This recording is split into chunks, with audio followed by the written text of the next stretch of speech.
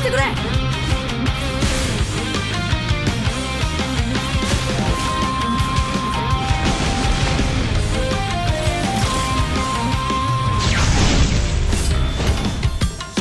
っしゃ、第7班ここに復活だってばよ。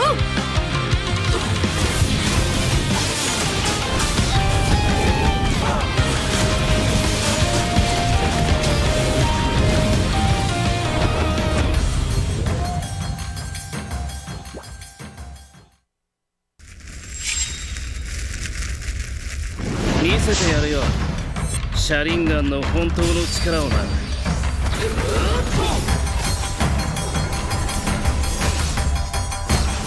力が湧いてくる。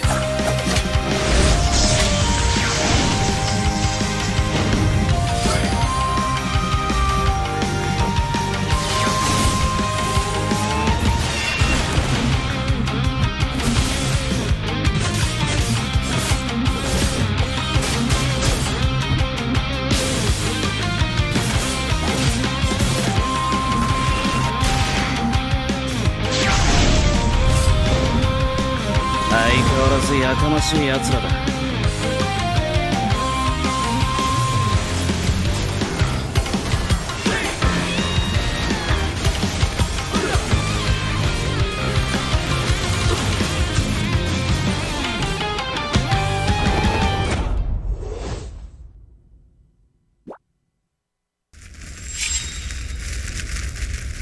みんなを守るために私はもっと強くなる。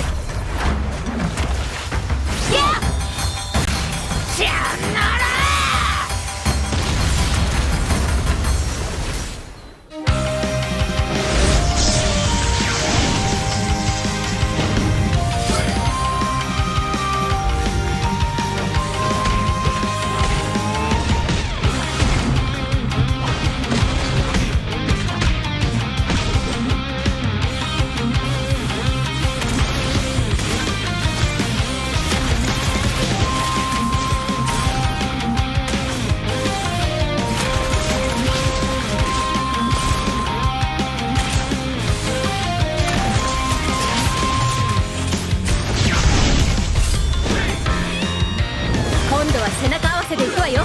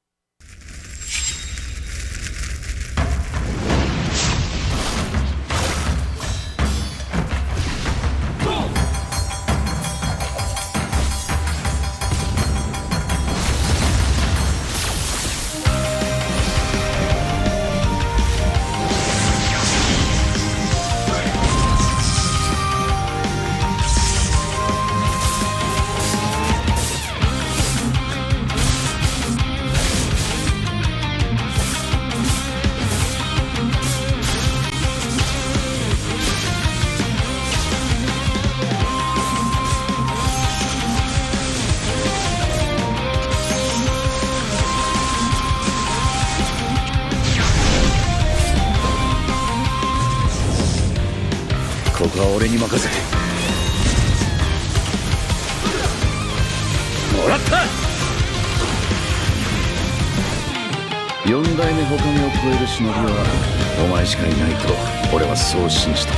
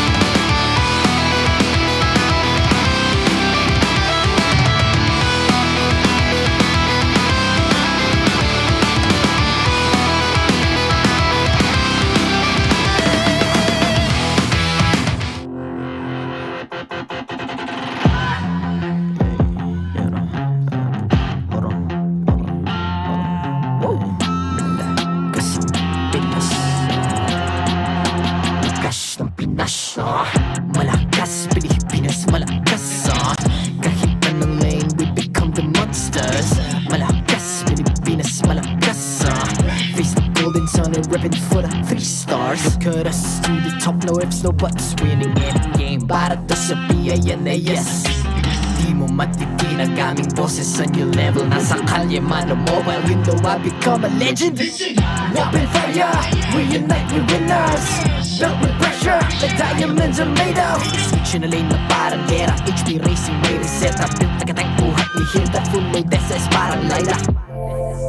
Susundan ko ang iyong bakas, kasama pataas, tagumpay natin to. Dahil tayo'y malakas, para sa Pinas. Nasa amin ang alas, hindi tuwa atras. Kinikilala sa taas kasi kami ang malakas, para sa Pinas. Nasa amin ang alas, hindi tuwa atras. Kinikilala sa taas, ganito kami sa Pinas. Wow! Hold on. Yeah, malakas ang Pinas. We are laging every beat, no surrender, no retreat. Pag nagsama-sama, just imagine what we can achieve. Lacking every beat, no surrender, no retreat. Giving 100 all my all, cause we just cannot be defeated. We are unstoppable, immune and invulnerable. Ready ang equipment, lahat frozen, malang crowd control. Pakita ko na jab like beast of the southeast. So without proud and loud, cause every enemy we devour. Susundan ko ang iyong bakas, kasama pataas, tagumpay natin to. Dahil tayo'y malakas, para sa Pinas. Nasa amin ang alas, hindi tuwa atras. Kinikilala sa taas kasi kami ang malakas, para sa Pinas. Nasa amin ang alas, hindi tuwa atras. Kinikilala sa taas, ganito kami sa Pinas. Wow!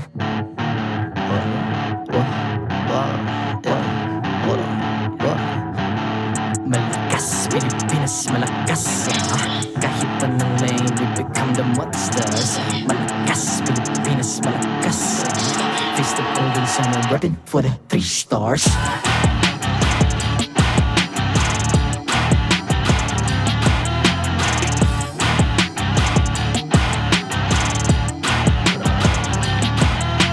Ang lakas ng Pinas, we unite, be the stars. Ang lakas ng Pinas, we unite, be the stars. Ang lakas ng Pinas, we unite, be the stars. Ang lakas ng Pinas, we the stars. Ang lakas ng Pinas, we unite, we the stars. Ang lakas ng Pinas, we unite, we the stars. Ang lakas ng Pinas, we unite, we the stars. Ang lakas ng Pinas, we the stars. The 15th season of MPL Philippines is brought to you by the following sponsors. Infinix, the MPL official tournament phone. Lakas sa laro with Infinix. Smart, the official telco partner of MPL Philippines. BPI, the official bank partner of MPL Philippines. Mas magandang bukas, buksan sa BPI. Our partner in esports, Time Zone. Join the fun at Time Zone. TT Racing, for those who dream, work, and play. TT Racing has your back. Don't miss any MPL action by following our official Facebook and subscribing to our YouTube channel. Follow MPL PH on TikTok for more content. Experience the Lakas ng Pinas of MPL PH Season 15 action live at Green Sun Hotel. Grab your tickets now via official MPL PH website. All the regular season tickets are now available at 200 pesos. MPL Philippines is monitored and supervised by the Games and Amusement Board.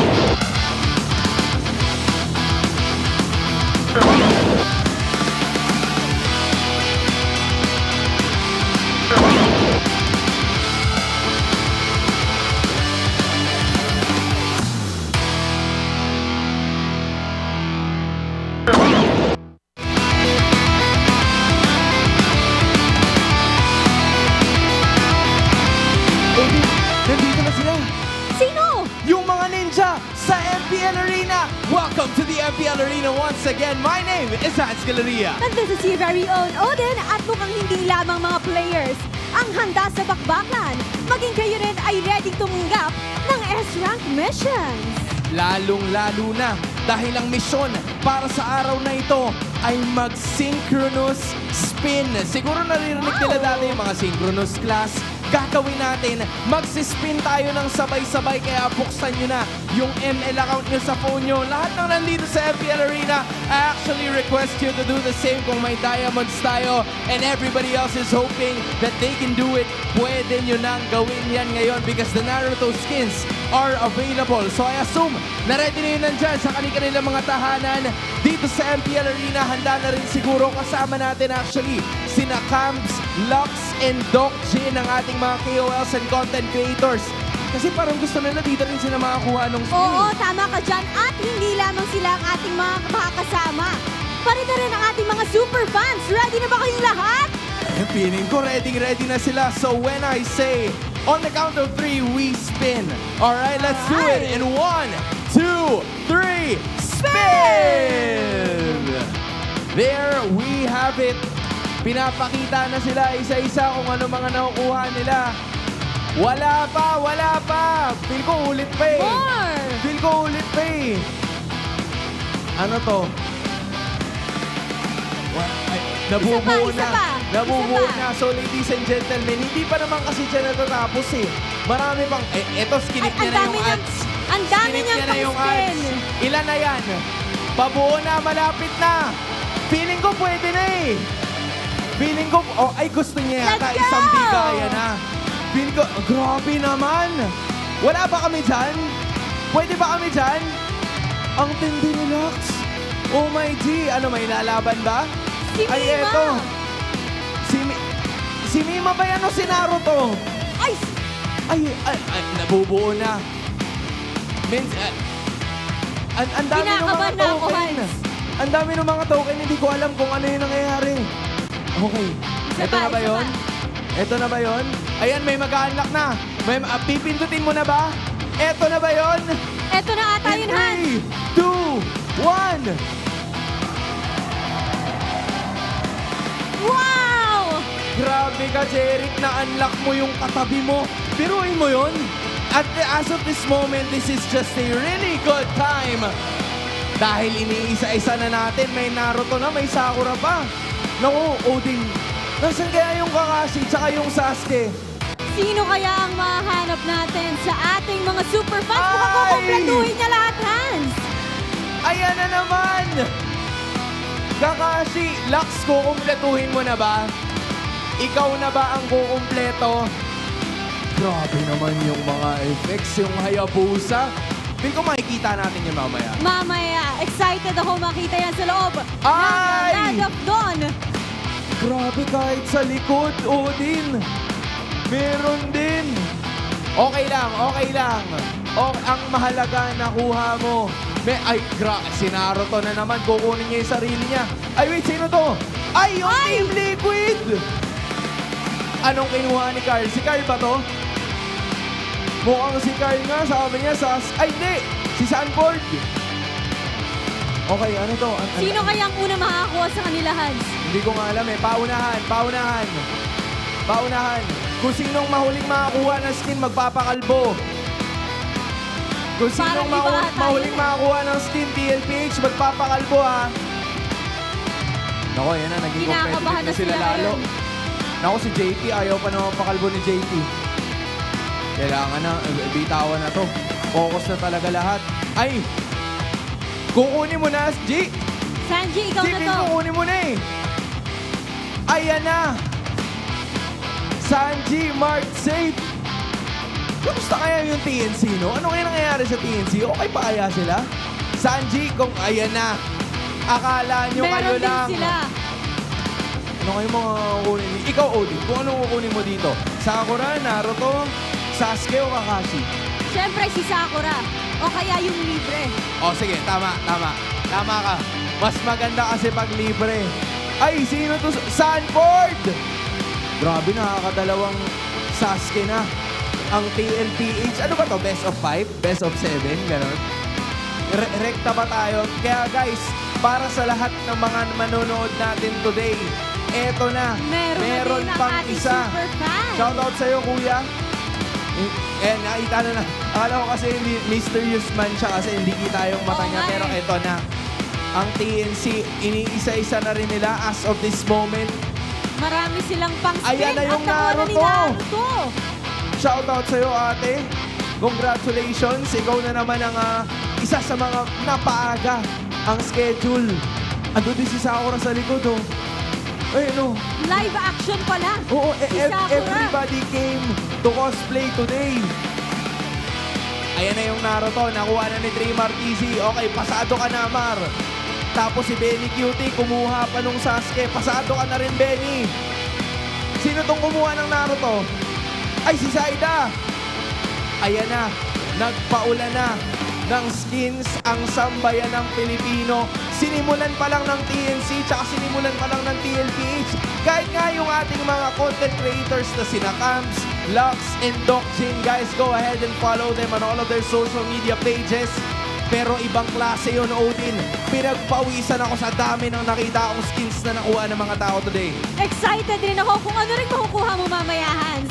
At maraming salamat sa ating mga content creators na sina Camps, Lux, and Docjin, maging sa ating mga super fans at mga players natin na nakiisa sa ating spin. At magsasaya tayo buong araw. Abangan lamang ang mga mangyayari ngayong Naruto Week dahil marami pa tayong mga kaganapan, Han. Pero wag din nating kakalimutan that aside from all of the skins na nakita natin sa araw na ito, ay meron ding pinaglalabanan ang lahat ng ating mga MPL teams. That is the final lap. It's the S-rank mission na kailangan nilang makuha. It's not just about the final upper bracket spots, but it's also about that last slot para makapasok sa ating playoffs. Yan ang hindi natin pwedeng kalimutan ngayong huling linggo na ng ating regular season. At tama ka dyan, Hans.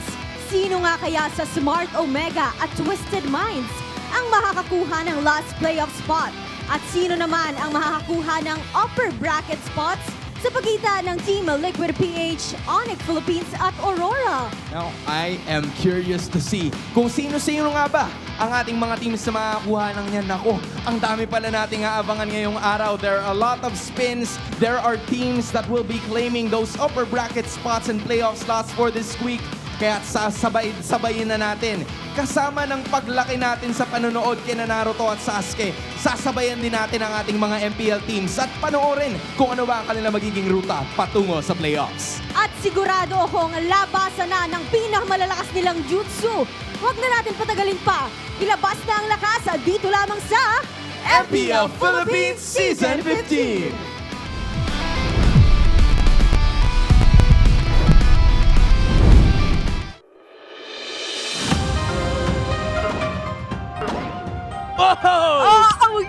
Konnichiwa, minasan! Leo Desu here with Brigida and Renmar. Shoutouts to all of the Genin, Chunin, Jonin, Sanin, and Hokages watching. Hey, even all of the Akatsuki, you're welcome here to MPL Philippines Season 15, Week 8, Day 1.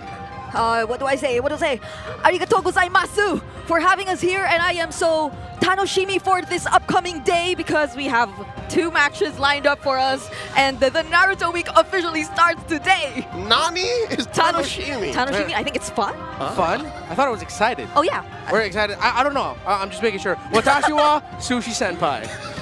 MPL Philippines official YouTube channel is back. That's right. Check out and subscribe to the channel to stay updated whenever we go live and never miss a beat. That's good news. We're starting off the week with amazing news. That's right, YT channel is up and running. You can still watch via the other channels because I know you may have found home in these other channels all around the net. But also, we're inviting you guys to play like a pro with Infinix GT20 Pro, the MPL tournament phone. Don't forget to grab yours now and use the voucher code INFIMPL to get up to 1,000 pesos off and exclusive freebies. GT20 Pro, sigurado ang hashtag lakas sa laro. It has been a jam-packed week of MLBB action all around the world. There have been a couple of major leagues sprouting in other sides of God's green earth. But just the same, we all come back home here to the home of champions, MPL Philippines. We'll get a recap on what exactly happened last week. But we have to remind y'all, especially the X fans, get ready to win with your own Infinix GT20 Pro by joining the hashtag Lakas sa Laro Challenge. You get to take home not just the GT20 Pro, but we'll also be announcing one lucky winner every Monday to take home Lakas sa Laro merchandise. Yeah, just make sure your posts are creative and always use the hashtags, hashtag Lakas sa Laro with Infinix and hashtag MPL Official. Tournament phone hashtags are on your screens right now. Don't forget to set your posts on public. The lucky winner of the brand new phone will be announced at the end of this month, May 31, 2025. That is smack dab right at the tail end of our playoffs, but that's about a month away from now. Here today, we are talking about MPL action, which would not be possible without our partners at BPI. Level up your savings for an epic tomorrow. Open a hashtag Save Up account today via the BPI app. One ID and just 5 minutes is all you need to have your very own account. Plus, when you do all that, you have a chance to win 1,250 diamonds. It's now easier to save, and your in-game experience will be even more epic. A more epic tomorrow. Open it with BPI. We had a mid-week holiday this week. How did you guys spend that? I think I've been mostly resting. Especially after, again, you've mentioned the MLBB tournaments being non-stop, happening all across the globe. And one of the most recent ones that is happening right now, I don't think the Philippines is part of it, but we still get to witness it, right? It's been very interesting, especially considering the teams that are being part of that tournament. It's the MLBB Super Cup Invitational, Super right? Cup Invitational. I have been losing my ranked games, losing a bunch of stars, regaining them back. I am officially stuck in 25 to 30 stars. I wish you luck. I may have been responsible for maybe one or two of those last week. But here, in Week 8 of MPL Philippines Season 15, we have our standings. Locked in for the playoffs are these top 5 teams, and we still don't know who's making it. Twisted Minds are OMG, and we wish well the young lads from AP Bren, as last week they have been officially eliminated from playoffs contention. Yeah. I feel like the road to the playoffs is much tougher here for Omega. For them, it's literally don't lose a series. You gotta win both of your series. For Twisted Minds, hope that Omega doesn't win. So if you hear that, who's it easier for? Definitely for Twisted Minds. So they're resting easy. They won't be resting though. They have a very important matchup against Onyx tomorrow. But yeah, they have the easier road. It's been really sad to witness AP Bren 2 get officially eliminated last week, just back in Sunday, but at least they have another shot today. That's right. They have a huge shot to actually change the playoffs picture and maybe block out Smart Omega from entering the playoffs. But that's neither here nor there. We're starting off with a long, drawn-out rivalry. Teams that have their DNA shared between them. It's the Cavalry versus the Phoenix Army. Team Liquid Philippines versus TNC. The last time we saw these two go up against each other, I feel like everyone was going crazy on the internet. Oh yeah. I was at home. I couldn't hide my excitement as well. I've been screaming, and there have been so many sentiments all over the internet. Yeah, you need one statement to remember what happened in Team Liquid Philippines versus TNC round 1. Why didn't TNC go for the Lord instead? That tells a big story of their best of 3 series the last time we saw them. Yep, woulda, coulda, shoulda. But now all regrets, all remorse is thrown out the window. Only action can solve what is at hand. They feel the echoes of judgment, retribution, vengeance at hand, at the horizon, and it comes down to these two teams, the Cavalry and the Phoenix Army. With the Cavalry, again, they don't have as much of a ghost haunting them that we should have pushed, They won the damn series. It's just that, hey, this is maybe one way that they can lock in the ever-magical top 2. Yeah, and I think that series, it was a tough one. I mean, Team Liquid Philippines, they themselves clearly have admitted that it's been a very close series, especially with Benny Cutie being Benny Cutie debut series, but still bringing it to a solid game number 3. Yeah, he got a Game 2 MVP, while OHEB got a Game 1 MVP in their last round. And again, the story goes back to what happened in game number 3, wherein Heroics from Carl TZ and Hoheb secured their victory to punish TNC's decision to not go for the Lord and to try and end instead. But now in this round 2, I feel like TNC, they're definitely hungry to make up for their loss from round 1, and Liquid has to watch out for very aggressive play, because very aggressive play is what brought TNC and Liquid to game number 3. To put things into perspective, again, for those of y'all naysayers to thinking, hey, this is a top 1 and 2 team versus a top 5 team, look at these stats, folks. Even as early as Benny Cutie's re-debut in Season 15, I knew he was magical. I knew he was a force of nature. Sure, Oheb has found a new fire underneath the banner of the cavalry, but look at Benny Cutie, man. Benny Cutie beats him on a majority of those head-to-head stats, and he is number 2.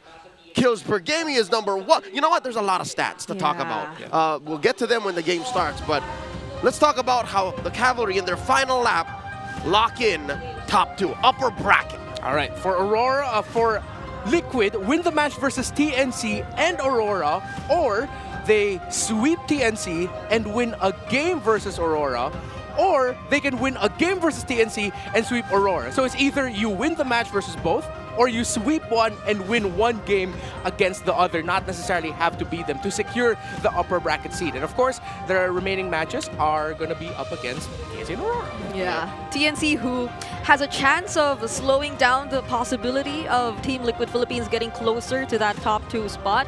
Because I believe the conditions aren't that I'd say challenging. No, they're relatively simple compared to like Smart Omega, which we will also be discussing later on. But TNC, with the performance that they've been showing us, with the way they really have been trying to take down a top 4 team, they might actually do it this time. Yeah, but that's the thing. TNC Pro Team has had that shadow, that ghost hanging over them, wherein they cannot defeat a top 4 team in a series. That's why it's hashtag TNC and 5 all season long. It's not a matter of when, but if. We're still asking, and there's just one last match. This is TNC's last chance to break through that glass ceiling and say, hey, we can beat these top teams in MPL Philippines. We have a question for you guys watching at home.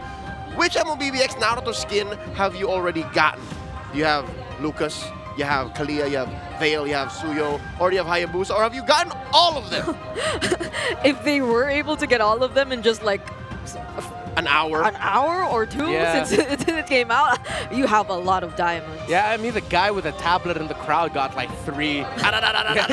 He went non-stop. I rolled for Sakura earlier. Like, Brigid has a video for it. I got Sakura already, so it's all good. He skipped the animation because he had that much diamonds. I wish I had the same problem. I saved up. I could have sworn homie was just posting pictures. I could have sworn he just like took pictures and just kept going back and forth, No, he really did draw. Brigid, which one do you want?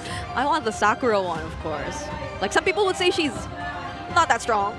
I tried to paraphrase what I was going to say, but she's so cute. And Kalea right now in MLBB is meta. I have a change of heart to talk about later on. But right now, battle modes are up for sale starting April 5th all the way until who knows when. It's on sale for 108 diamonds. Yep, there are a lot of available emotes right there. You can see some of them down below. If you haven't gotten them yet, Onyx, Omega, and TNC's battle remotes also return right now. Yeah, show your support for your favorite MPL team and buy them now at the in-game shop. Talking about showing support, which of these 2 teams are we looking at to take home the series? Again, it's your reputation, your prowess in the season, breaking through limits versus locking in upper bracket. Who you think? Okay. I'm gonna go for Team Liquid Philippines since I'm a Liquid girly.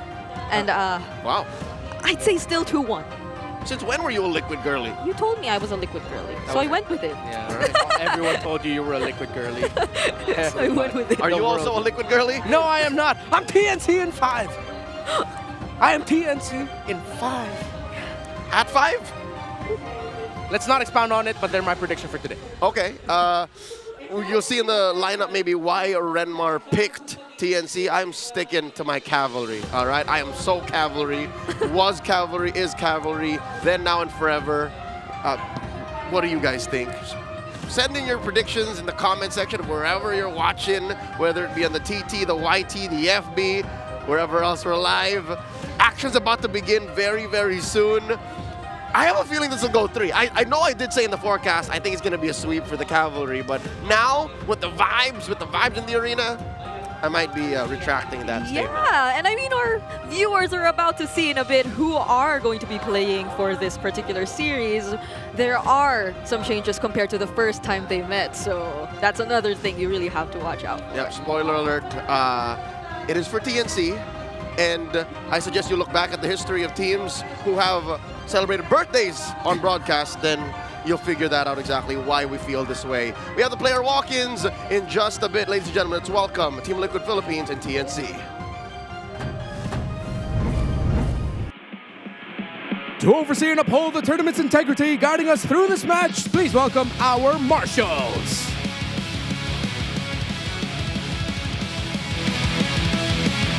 The Shinobi from the Cavalry, here are Team Liquid Philippines. In the EXP lane, Sanford. The jungler, Carl Tizay. The mid laner, Sanji. In the roam, Daddy JP. And in the gold lane, Ohead. Looking like $1 million. And their opponents. Facing off against them today, it is the Phoenix Army's finest ninjas, TNC Pro Team.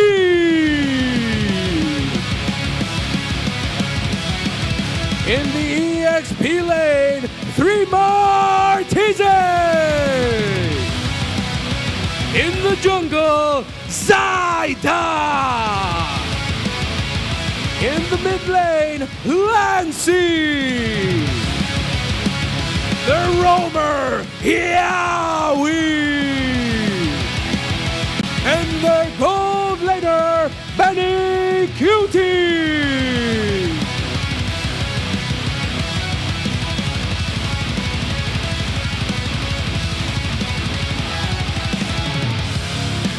Please welcome their coaches, Coach RC and Coach Imba DJ. Now this right here is going to be a matchup between the roamers. JP, Yaoi, step forward.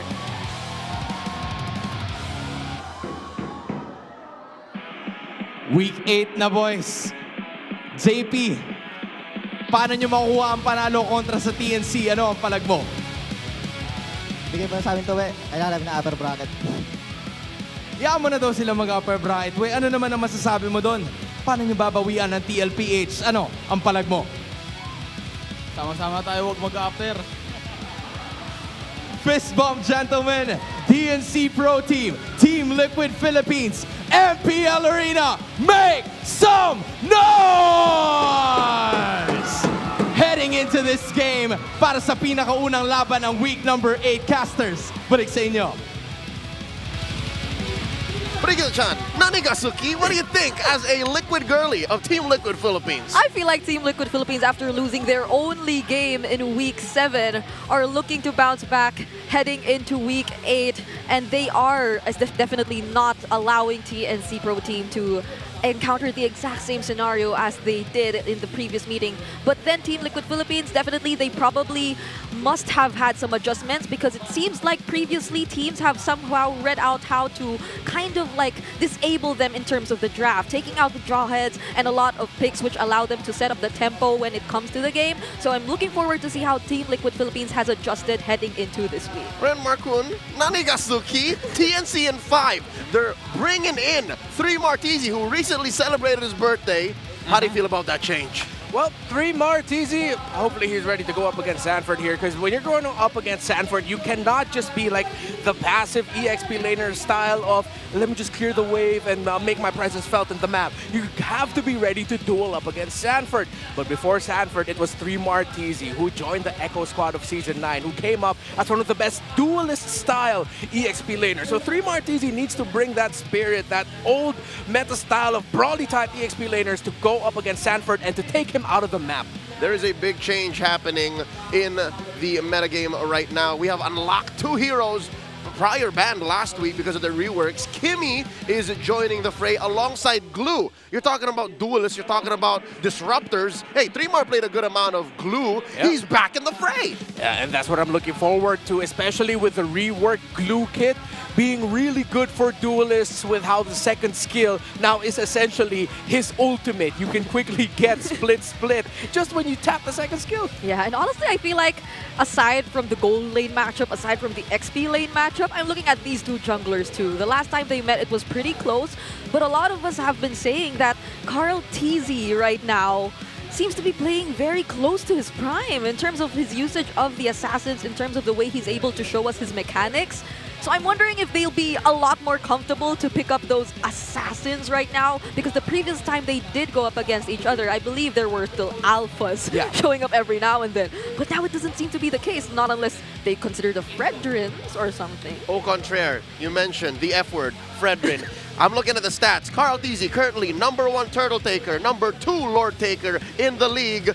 If you're talking about Carl Teasy Prime, you're looking at M4 Carl Teasy, wherein he was a utility god. I think that's the Carl Teasy we're seeing now, and if they want to make it to the upper bracket, that's the Carl they need to channel. Yeah, but there's another F word that I'm thinking about. Fanny! Carl Teasy, even Zyda in their previous series showed up just how good he is with this hero, while we see Carl Teasy's Fanny show up from time to time, but it seems to be here and there in terms of the results. So if that's the case, does that mean will we get to see an entire draft with Fanny taken out? What does that open? You got Lucas, Kalea still up there. Chip is definitely going to be in the running for a most contested hero between the 2 roamers, and most importantly, the Jawhead and the Cho between JP and Yawi. Yeah, I somewhat feel like we're more likely to see the Kakashis and the Narutos instead of the Sasukes today. I think we said goodbye to the Sasukes a couple of days ago, but maybe, I mean, who knows? Like what his family tells him every weekend. Hey, if Aurora was in action, then maybe we would see Sasuke Uchiha, but not here, not tonight. Tomorrow we will. Let's check out the smart ping test before the action begins. Been a long time. 3 Martisi versus his master, Carl Teasy. 3 Martisi, the long lost battle. Eto na! Old Echo versus current Echo. Kaya pa bang subal ng mga old sa mga current? Zyda versus Carl Teasy. Ito na yun, ang pinakahihintay ng lahat. JP versus Yawi. Mukhang natagalan yata ang pagdating mo, Sasuke. Yun ba yun? Yun ba yun? Tama, di ba? Natagalan ka ata ng dating, Sasuke. Yun! Nakaroto naman, oh. Ikaw nabida sa ano, gusto mo ikaw mabida sa laro. Okay rin, ha? Dapat na gano'n tayo, pero yung Naruto dito. Tara, gano'n tayo. That's a smart ping test, bringing you low latency gaming with smart, solid promos. Subscribe to Unli 5G with non-stop data for non-stop gaming on your favorite loading platforms or at the smart booth right outside our MPL venue. Straight from the horse's mouth, in this case, the stallion's mouth, the phoenix's mouth. Like, they know what's at stake. Yeah. I like how both of them put a lot of importance with just how much people are looking forward to this, with the links between them, the history shared between the players and the organizations. The old and the current, they say. Echo, the old Echo and the new Echo. Yeah. Oh, there's so much to look forward to in this match. Renmar, talk to us about the keys to victory. All right, so for Team Liquid, put out the fire of TNC Pro Team. That fire is aggression.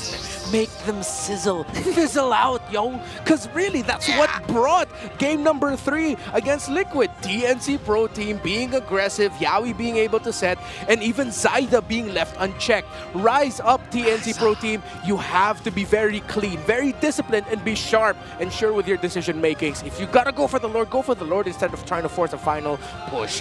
Final lap, full throttle. The best things that we see from these two teams are speed and aggression. So show speed and aggression. Don't let up. Because when the games get long between these two, it gets quite messy, which is fun for us, but not good for what they want to achieve. You know what? You're right. I would love to see Liquid go up against TNC with the same gusto they did against the world champions Onyx. Remember last week, it was a 3-game series wherein every single game went just at about 13 minutes. Yeah, it did. And it was a very unfortunate way to lose the series because a lot of us also thought that it was already in Team Liquid Philippines' hands. And it kind of reminds me of how TNC nearly also had the series, right? The last time they went against each other. So there's this kind of history haunting them that they do not want to encounter again heading into this match. There is a word that we did not mention pre-game before the draft began, and that is the V word, the Valier. The reason why Liquid lost very specifically in Game 3 against Onyx. Now, will they watch out for that? Will they be on the lookout? Let's see as the draft continues. Team Liquid taking out the Phoveus, the Fanny, and the that's actually Hayabusa there with the skin on Kakashi. But while TNC, they take out the Loyi and the Chip.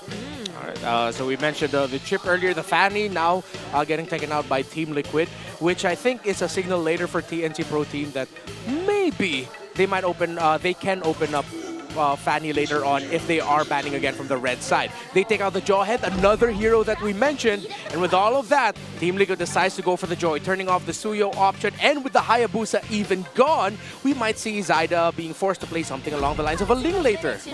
Oh, there goes Sakura! And it seems like they won't be prioritizing the Benecutie hero either. See, there are a lot of possible picks that Benecutie might opt to go for. There's still the Harith and the Moskov that's available anyways. But Team Liquid Philippines, at this point, they might want to get one of those to actually, well, maybe not the Harith though, since again, there's already a Joy. Yeah.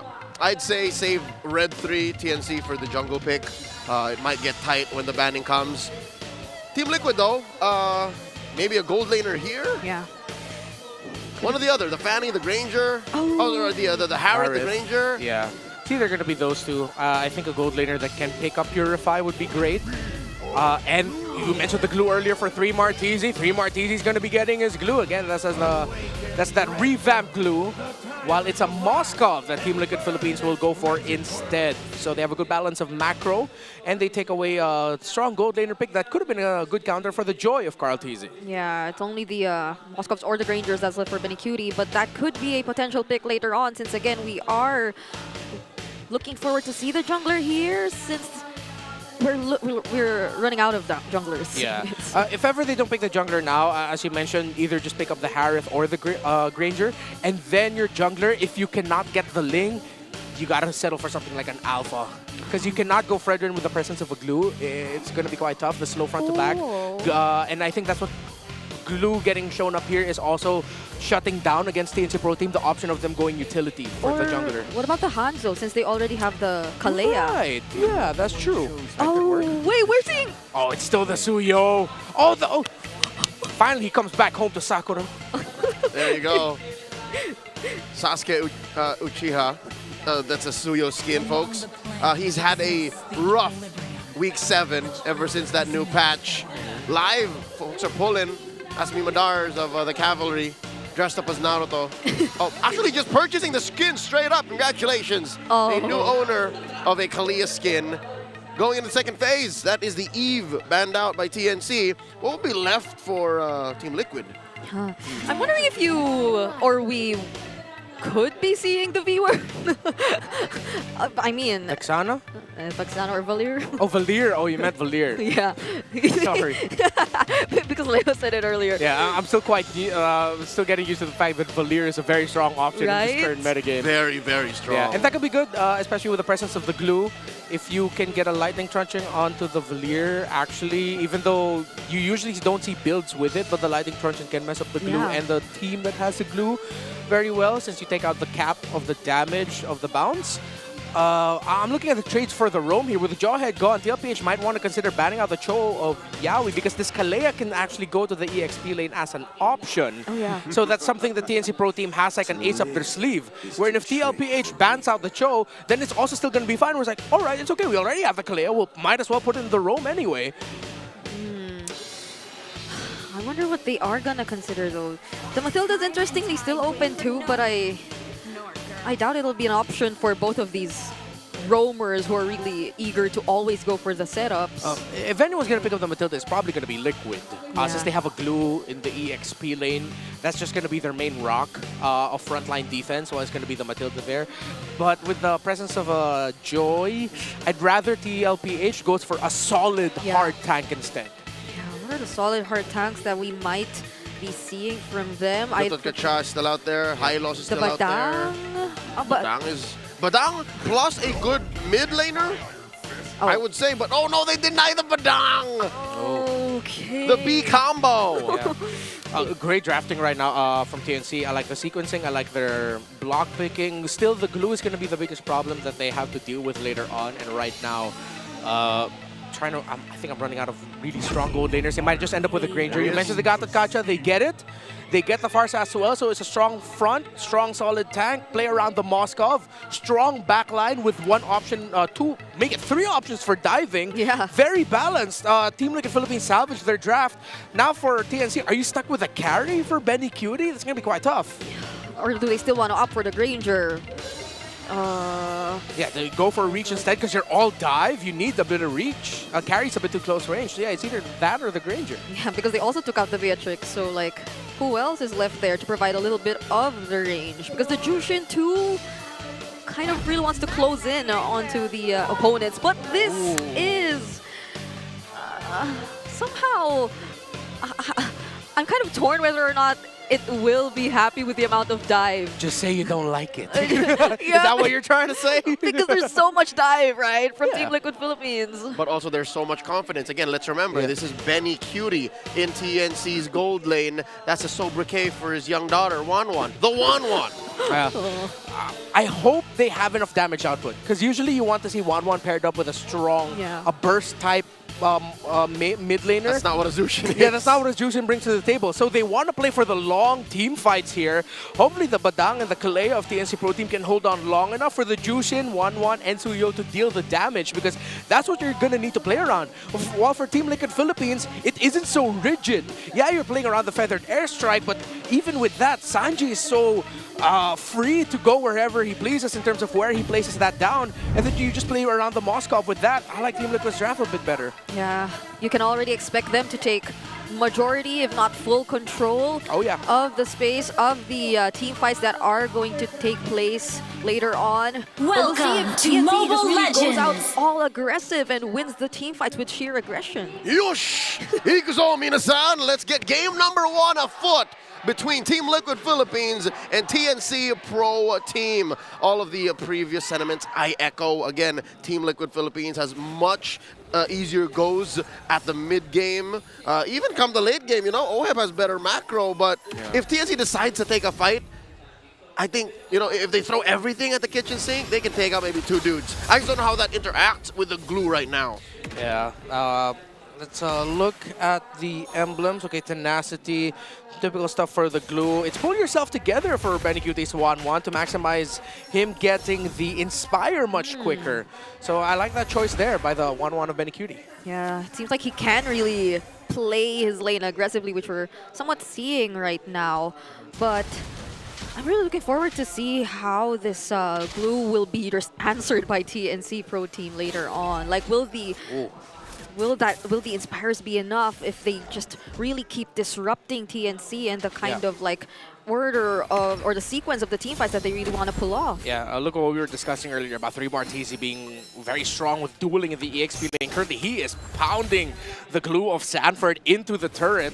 Even though Sanford can get a few hits here and there, so far it's 3 Martisi controlling the tempo of the battle in the EXP lane right now. You can almost hear Sanford squishing and squashing, trying to just sustain the damage output that 3 Martisi is letting out. First turtle spawning, upper quarter of the map. TNC has a clear advantage in positioning. 3 members already circling the turtle. JP looking at dance. No, he's not on level 4, but Carl TZ goes in, forces out the Crimson Beacon from Lancy. JP trying to zone out 3 members of TNC though, and Yowie's the only one left here in the turtle, trying to disrupt Carl TZ from getting the turtle, but he successfully will, and now they proceed with the fight. Sanford gets first blood onto Yowie, but look at that fist break, fist crack coming in from 3mar. They get to somehow trade a 1-for-1 between the roamers. Renmar, you know what? I love it when we're right. Yep. It's the damage output that TNC's struggling with. They had great control, but when TLPH said, you know what, it's go time, they go like, ah!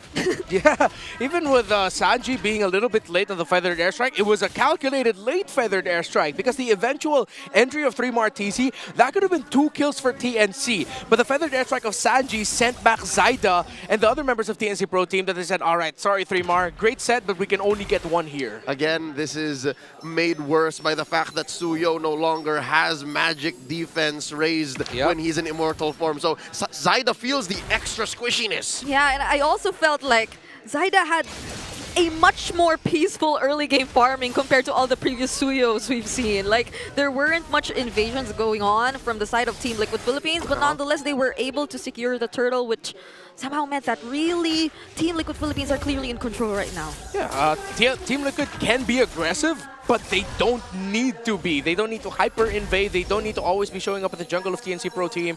Play for the invasions after you get the major objective. So far, that's what it looks like Team Liquid Philippines is doing. Slight adjustment by Liquid, though, as JP is now showing himself up in the jungle of TNC just a little bit more to get a bit more info as the 2 junglers see each other up top. That covers any potential entry into the gold lane, as Oheb already got the info, was able to dash away from Yowie just in time. Pre-fire by Sanji, letting out that feathered airstrike.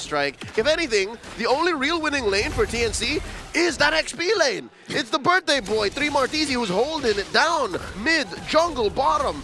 The Phoenix Army is struggling.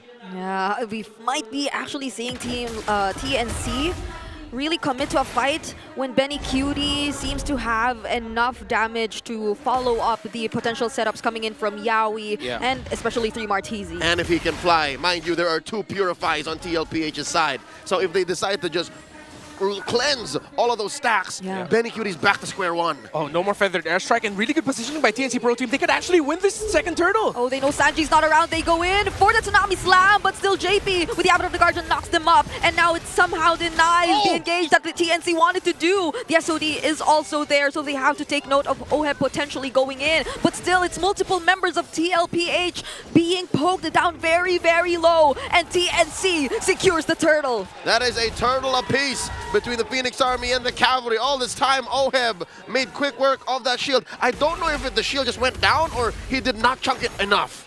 Yeah, I think he was able to get the most of it, but then eventually it just went past 5 minutes and the shielding disappeared. However, Team Liquid, they gotta really watch out for their... Wait! Oh no, the stacks? Oh, there's just 1 left. Yeah, couldn't get it up. All right, so... one of the reasons why TNC Pro Team won that last one is they had much better positioning around the middle shrub. They cleared up the mid wave quicker, and they were able to force the feathered airstrike out of Sanji. Yowie goes in! Tsunami Slam, but Sanford is there to save Carl TZ.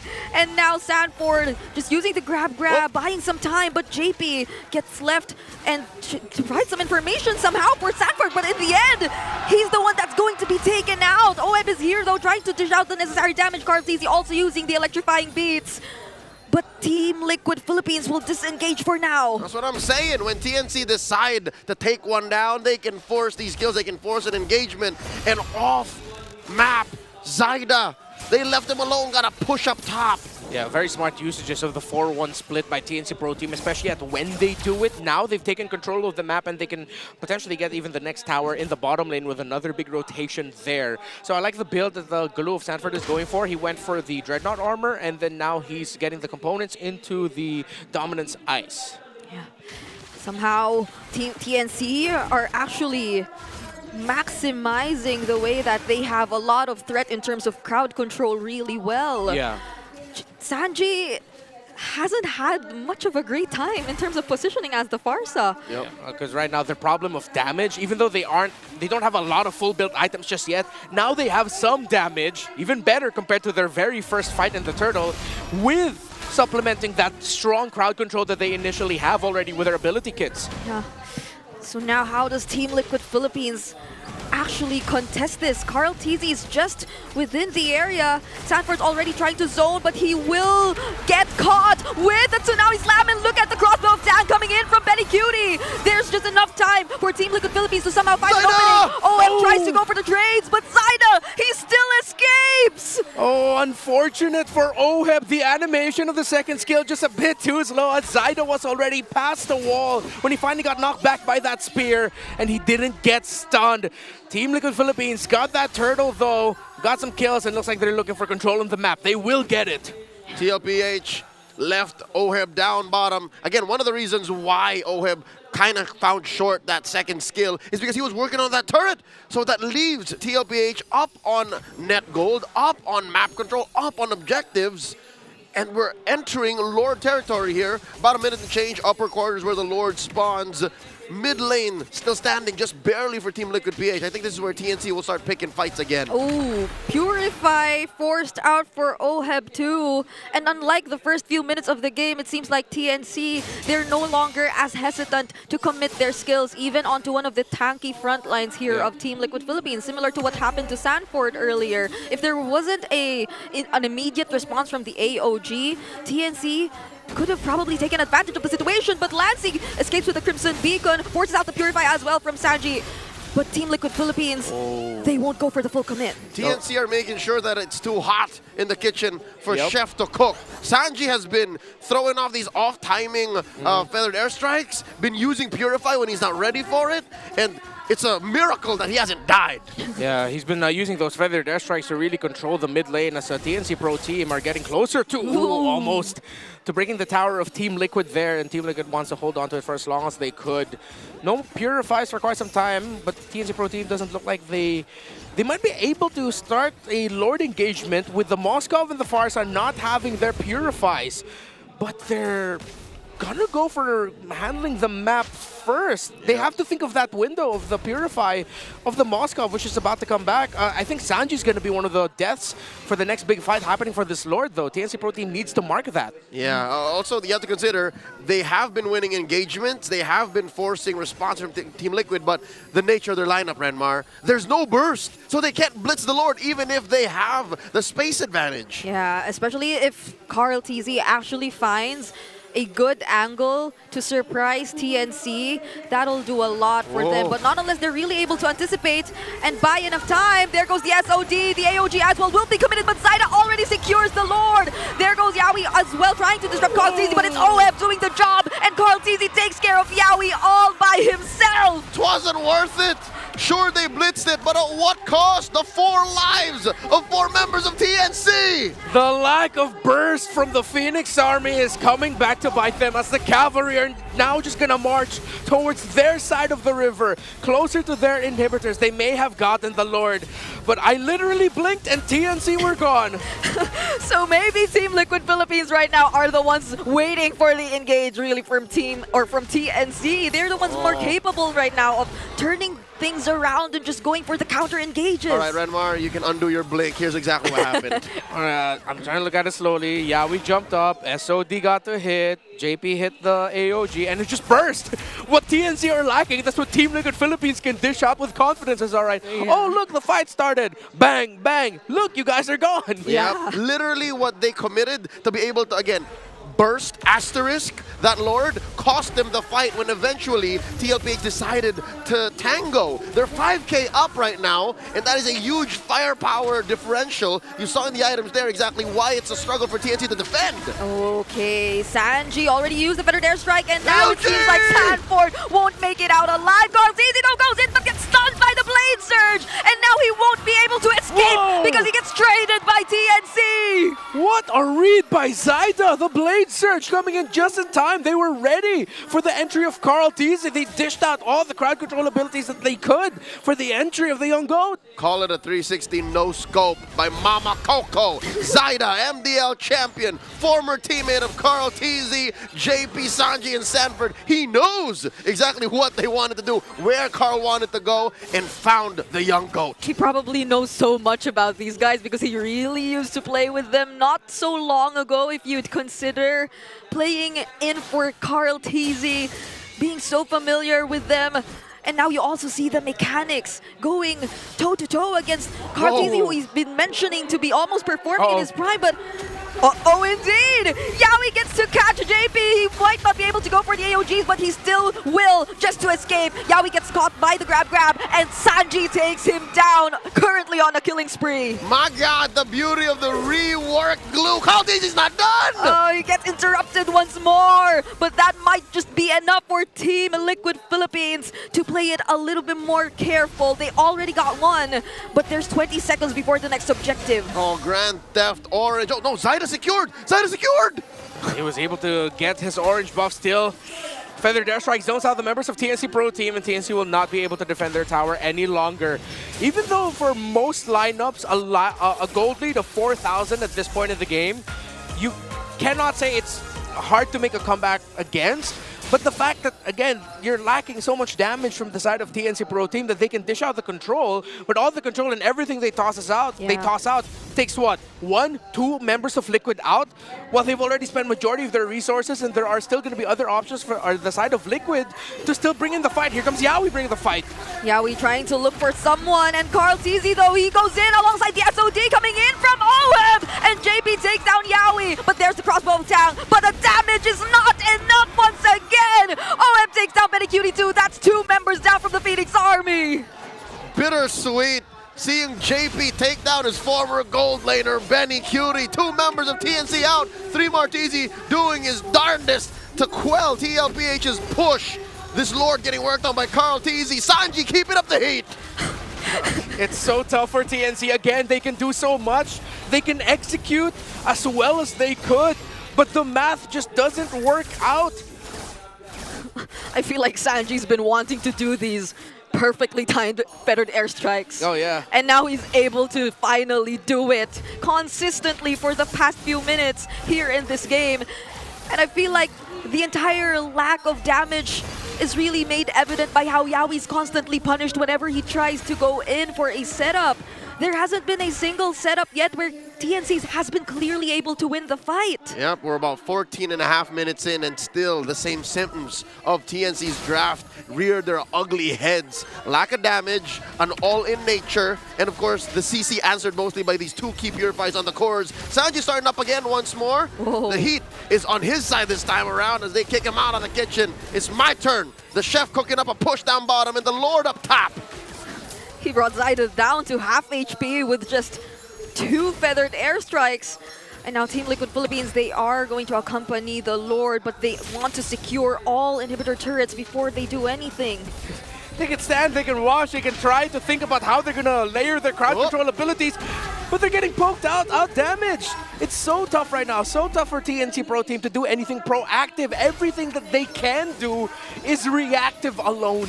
And that is one word that we forgot to mention post-draft. It rhymes with orange. Range. TNC is lacking in range. Look at this lineup. It's all at mid, at best. And TLPH are playing with the Farsa. Maybe that's why it was okay for Sanji to, you know, take the heat in the early to mid. For even Oheb, he can literally play map to map. Yeah, that's why we were also kind of...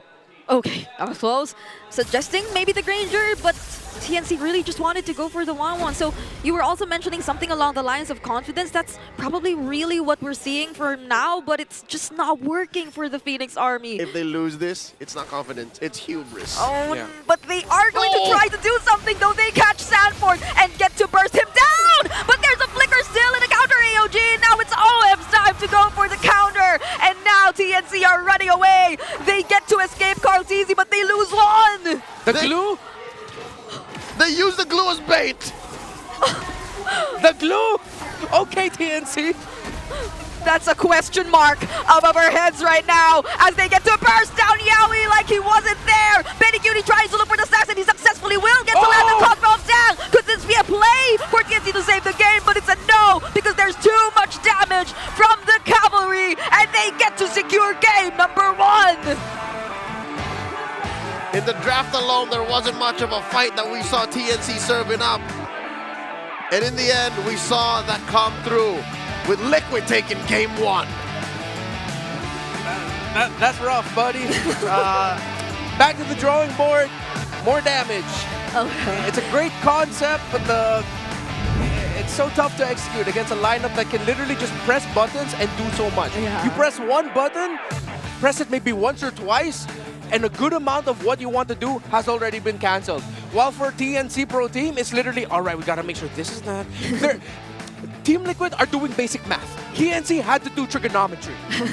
And on top of that, there was a questionable call during the last few All seconds. right. You know what?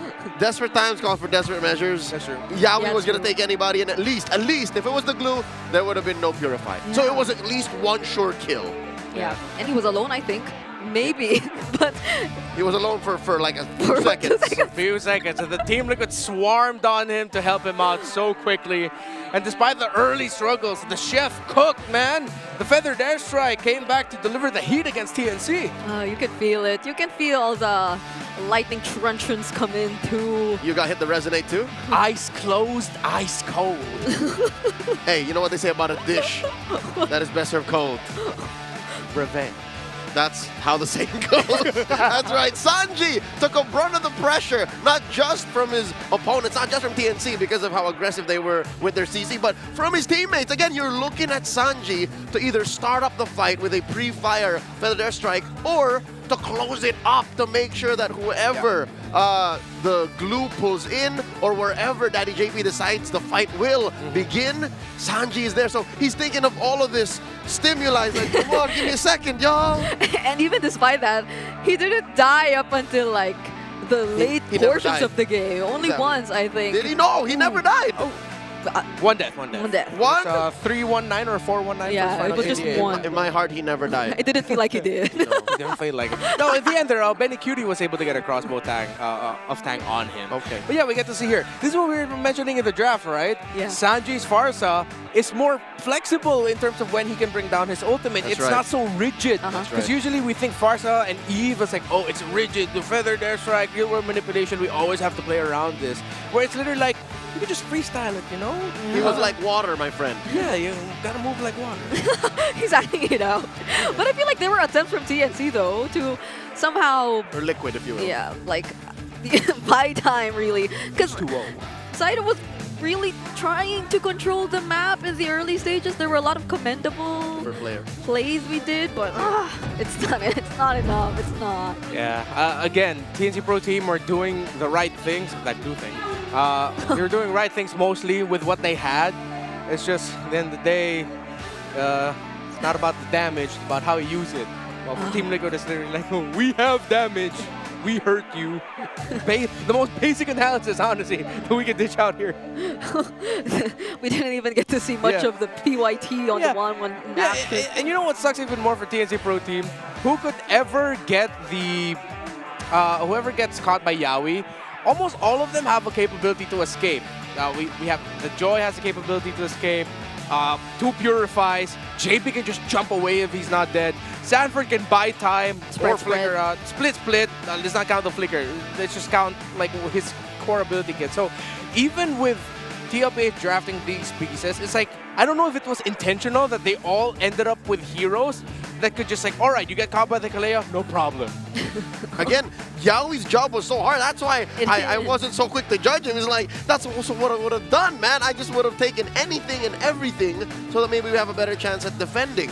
But, you know, TLPH had their finger on the trigger, just wanted to end the game right then and there. Wasn't going to let that they should have pushed in. That kind of situation happened. Like, they would not let that sit and, you know, be a what if. They were going to end then and there and ended at 1636. Talking about the damage taken, this is exactly what I expected. It was 40. 40 took the most damage. 126. So glue still does glue things. Even better, maybe. Oh, it's the glue comeback after being gone for a week. And you see this exact same threat it brings to the game. Yeah. Except now it's been like mostly the perfect answer to TNC's lack of damage, so there wasn't really anyone there to take care of him, and so everyone in Team Liquid Philippines, I believe, were just really able to perform very consistently in this entire game. Aside from the fact that their conditions or the nature of their lineup was really just at an advantage up against TNC. I know it's a 5-man game, but I think this already shows really just well how Team Liquid Philippines got through with it, with the sandbag and the wingman, of course with the glue, the damage dished out by Sanji, and of course, all of that leading to Carl TZ have the easiest farm in the world in this game, 803 GPM, even though Zyda had the better early game farm. All throughout, Carl TZ was just like, that pose that he's showing right now, that's it. All right, cool, thank you for the free jungle farm. Trick or treat, TNC, thank you. Literally moving from camp to camp, objective to objective. This just shows that TNC's arsenal, TNC's depth in the roster is so much more than we expected, especially from the early weeks of Season 15. No longer is it just baby cakes doing work. This could also be Sansan Duo and the Young Goat going to town. Yeah, we're finally seeing the Sansan Duo synergy again, as you've mentioned. I missed it. It's not the Lapu Lapu era anymore, but it kind of is still the same right now that they're able to just really perform. Yeah, and one of the things that I think people don't talk about enough about the glue changes, other than his kit like being improved overall, it's just the flow of being able to use glue more. The animation flow feels so good. It's like water.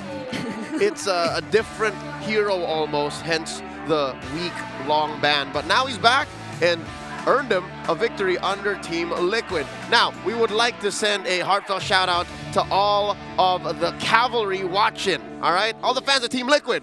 There is a watch party happening at Nona Manis Coffee, Axel Coffee, and Rosella Coffee in Indonesia. Whoa, that's international. But now we also have some guys to shout out there locally from the SK Hall, Barangay Rizal, Science City of Muñoz, Nueva Ecija, and Barangay Mambugan, Antipolo. So we have a couple of watch parties around the world for the cavalry out there. That's right. Terima kasih dan maraming salamat to all of the Indonesian and Filipino fans watching.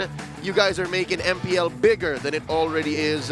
And continue. Keep going. You are setting a good example to all the other fan bases. Like, who's going to do the watch party next? And now the glue man. The glue man? The glue guy. The glue guy? This is a smart power pose. We're looking for fans in the arena who's willing to do the power pose that is on display. This is Sanford doing the two fingers. Right hand. What do we call this? This is the camo. Come on? Camo, yes. Could this be what he was saying when he was on the glue? You guys don't need to do any extra rizzing or whatnot.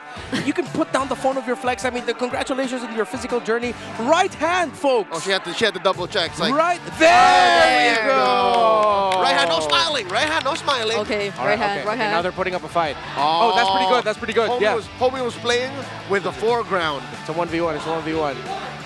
All right. Oh! Okay. She won. She got It's the sass. I think it's the sass. Yeah. It's the sass. Congratulations. There are, I think I know her name. You think? She's Ate Mirzi. Yep. She's a member of the world-renowned group, the Tubbies. Yeah. So shout-outs to Ate Mirzi, who is seated at the cavalry area? Yes. The fan group of elder sister Chantel. Right? That's right.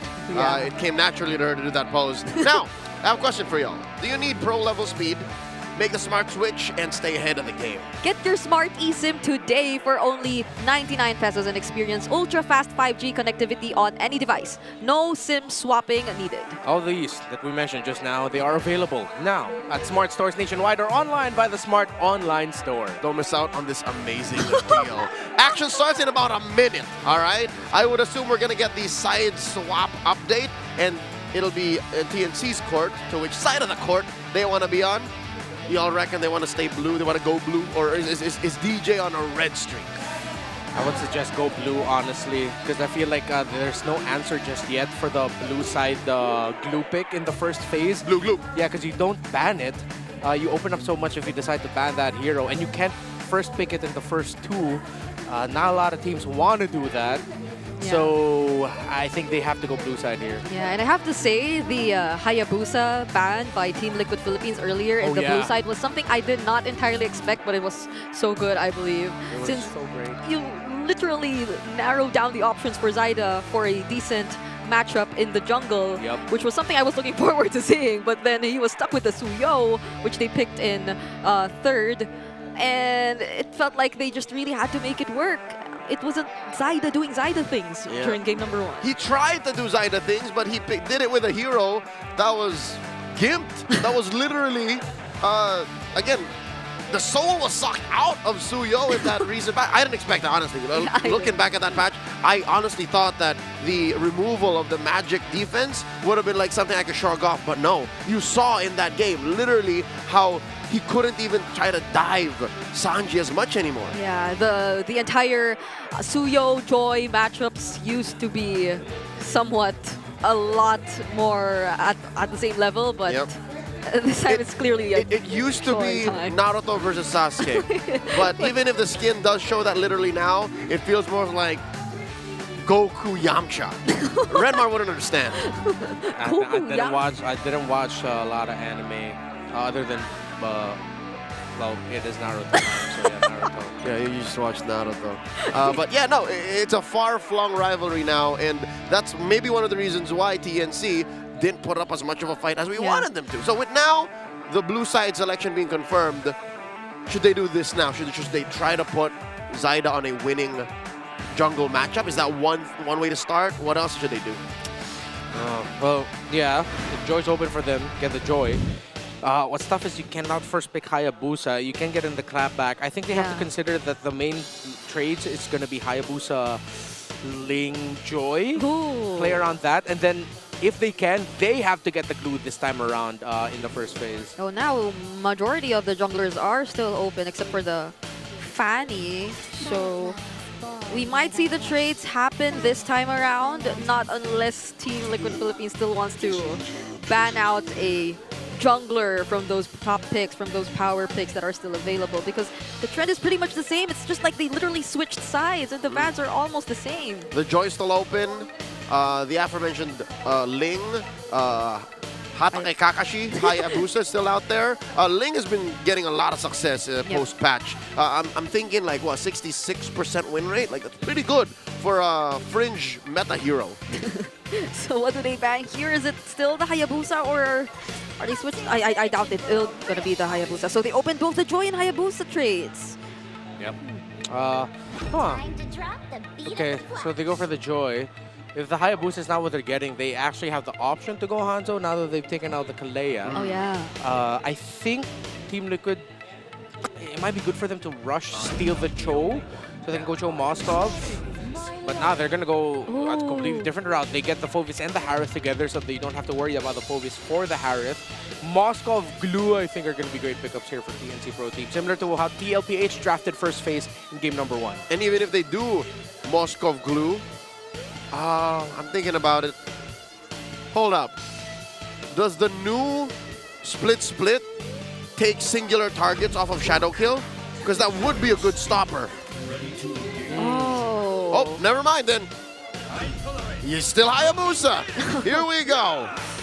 Okay, so probably a safer route here for TNC. I mean, what we've been mentioning earlier was the fact that it took so much to pull off their lineup, and now it seems like a relatively simpler approach with the first 3 picks that they've shown us so far. Yeah. I'm honestly quite surprised here. But then again, with after what happened in game number 1, where you ended up with a lineup that wants to do a lot of things right at the right time, maybe simpler was what they decided to be like, you know what, we got to go for something more easy to pull off, not so demanding, which is not bad. I still think Cho is going to make an appearance at one point in the draft here. Mathilda's been overlooked, but even though Mathilda gets to the second phase open, there's a chance that she might not show up here anymore. I think they park this high loss in the EXP lane. Then you play around mobile, fast-moving roamers for both of these two teams. Cho, Khalid, the likes of those. Cho, Khalid, since the Badown's already taken out too. Also lacking a mid laner. Yeah. Both sides. What's still out there? Farsa, Eve, still open? Unless, is TNC Pro Team brave enough to go Franco? Yaoi has had some success with Franco. Oh, there's a Sicilian too, if they want to be really safe in their lineup. Oh. Good ban. Yeah. If Liquid wants to block pick, I think they go Sicilian 4. Mm. That'd be a really good block pick against TNC Pro Team. Yeah. Either Sicilian or the Farsa. Actually, no, you have the Hayabusa. You don't have to worry about the Farsa. Eve is still on the table. Excuse me, right?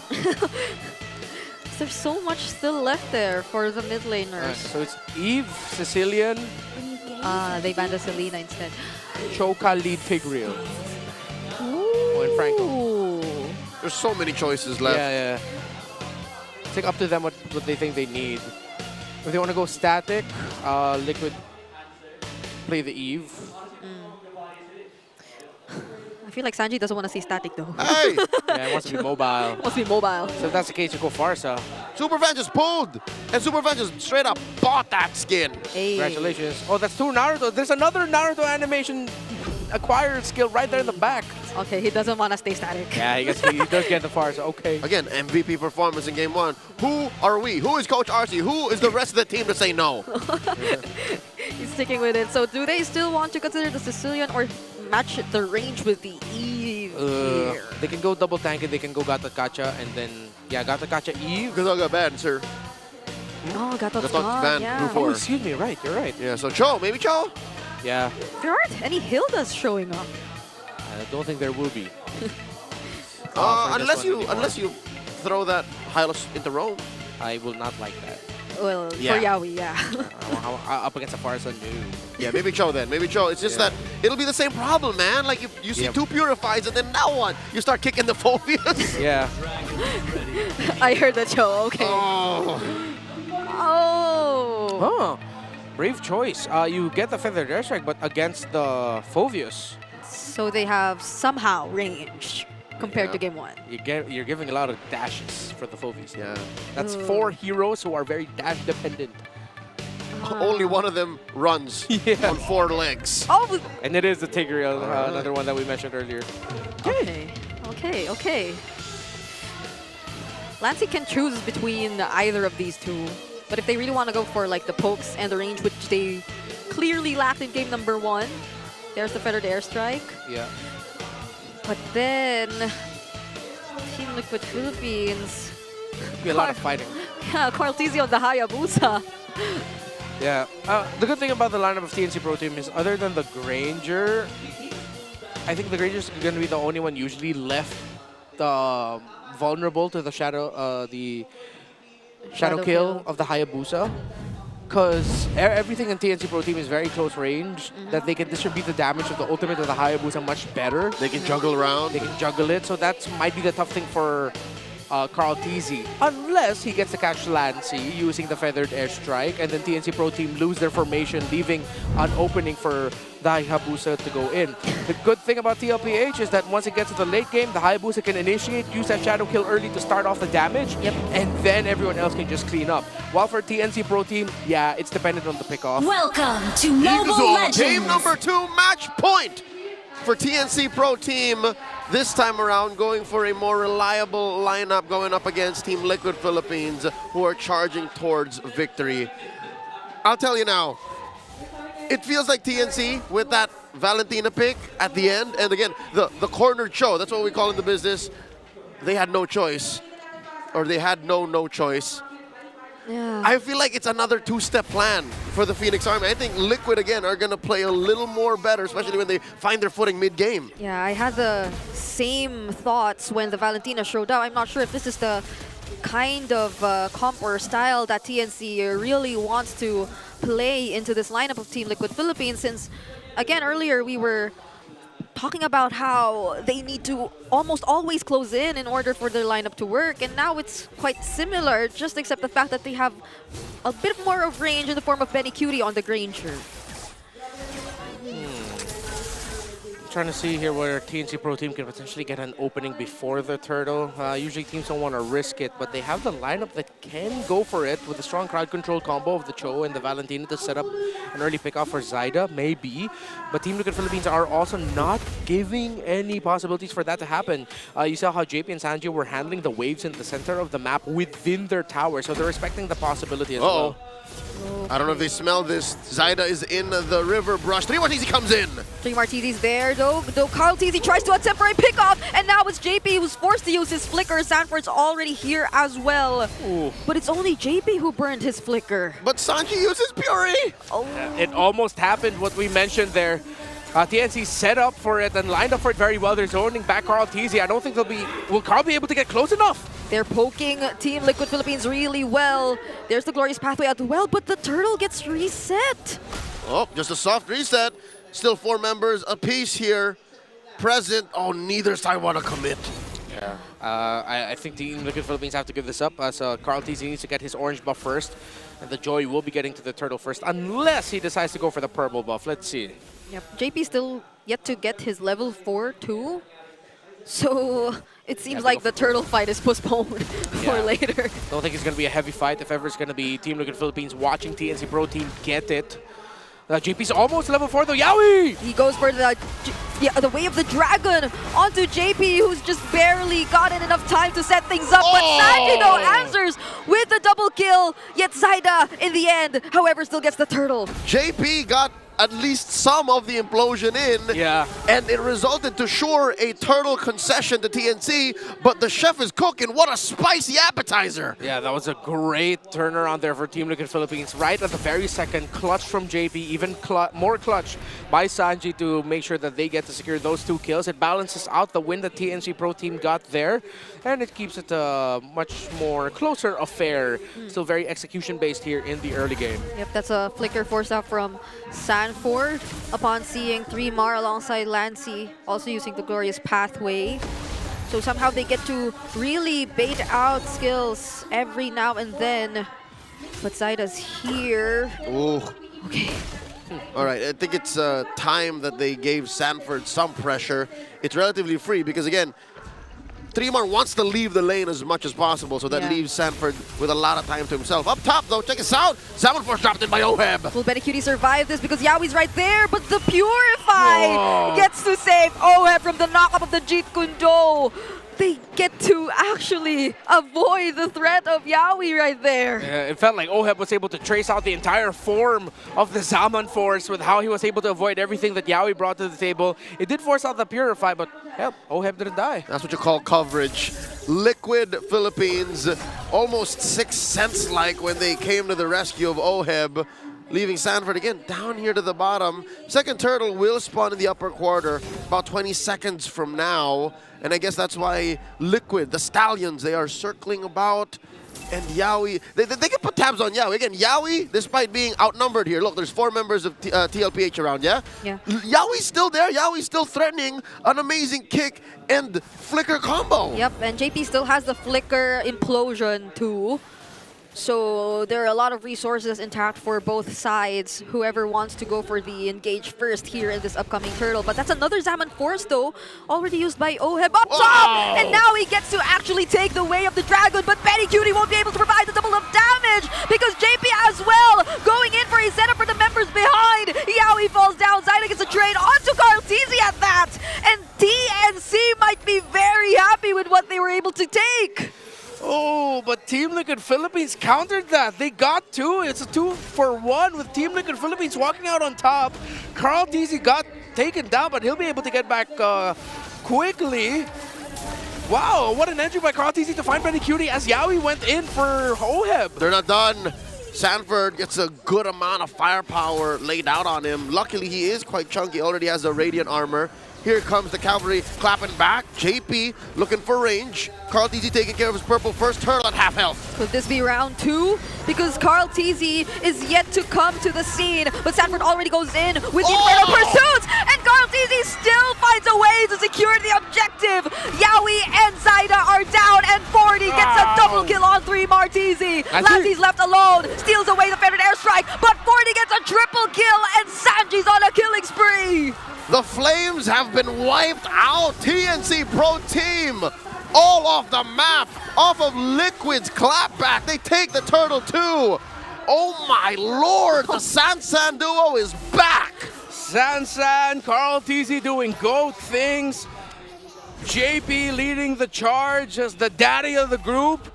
And Oheb being able to freely do damage. He's racked up a lot of assists, but he's been able to deal damage to bring TNC down. And again, all of the dashes on the side of TNC Pro Team help Sanford's cause, help Sanford to live long enough to deal damage, to be a nuisance for TNC Pro Team. And Sanford walking away with a triple kill there, yeah, that was the biggest sign of it. Yeah, I don't wanna doubt Carl TZ making it to the fight anymore. Oh, he was able to clutch steal away the. Wait, what? Sanji? Sanji. Deep. He's going up against 3, but he flies through all of them. There's a knock from Yaoi, but there's a purify to keep him safe.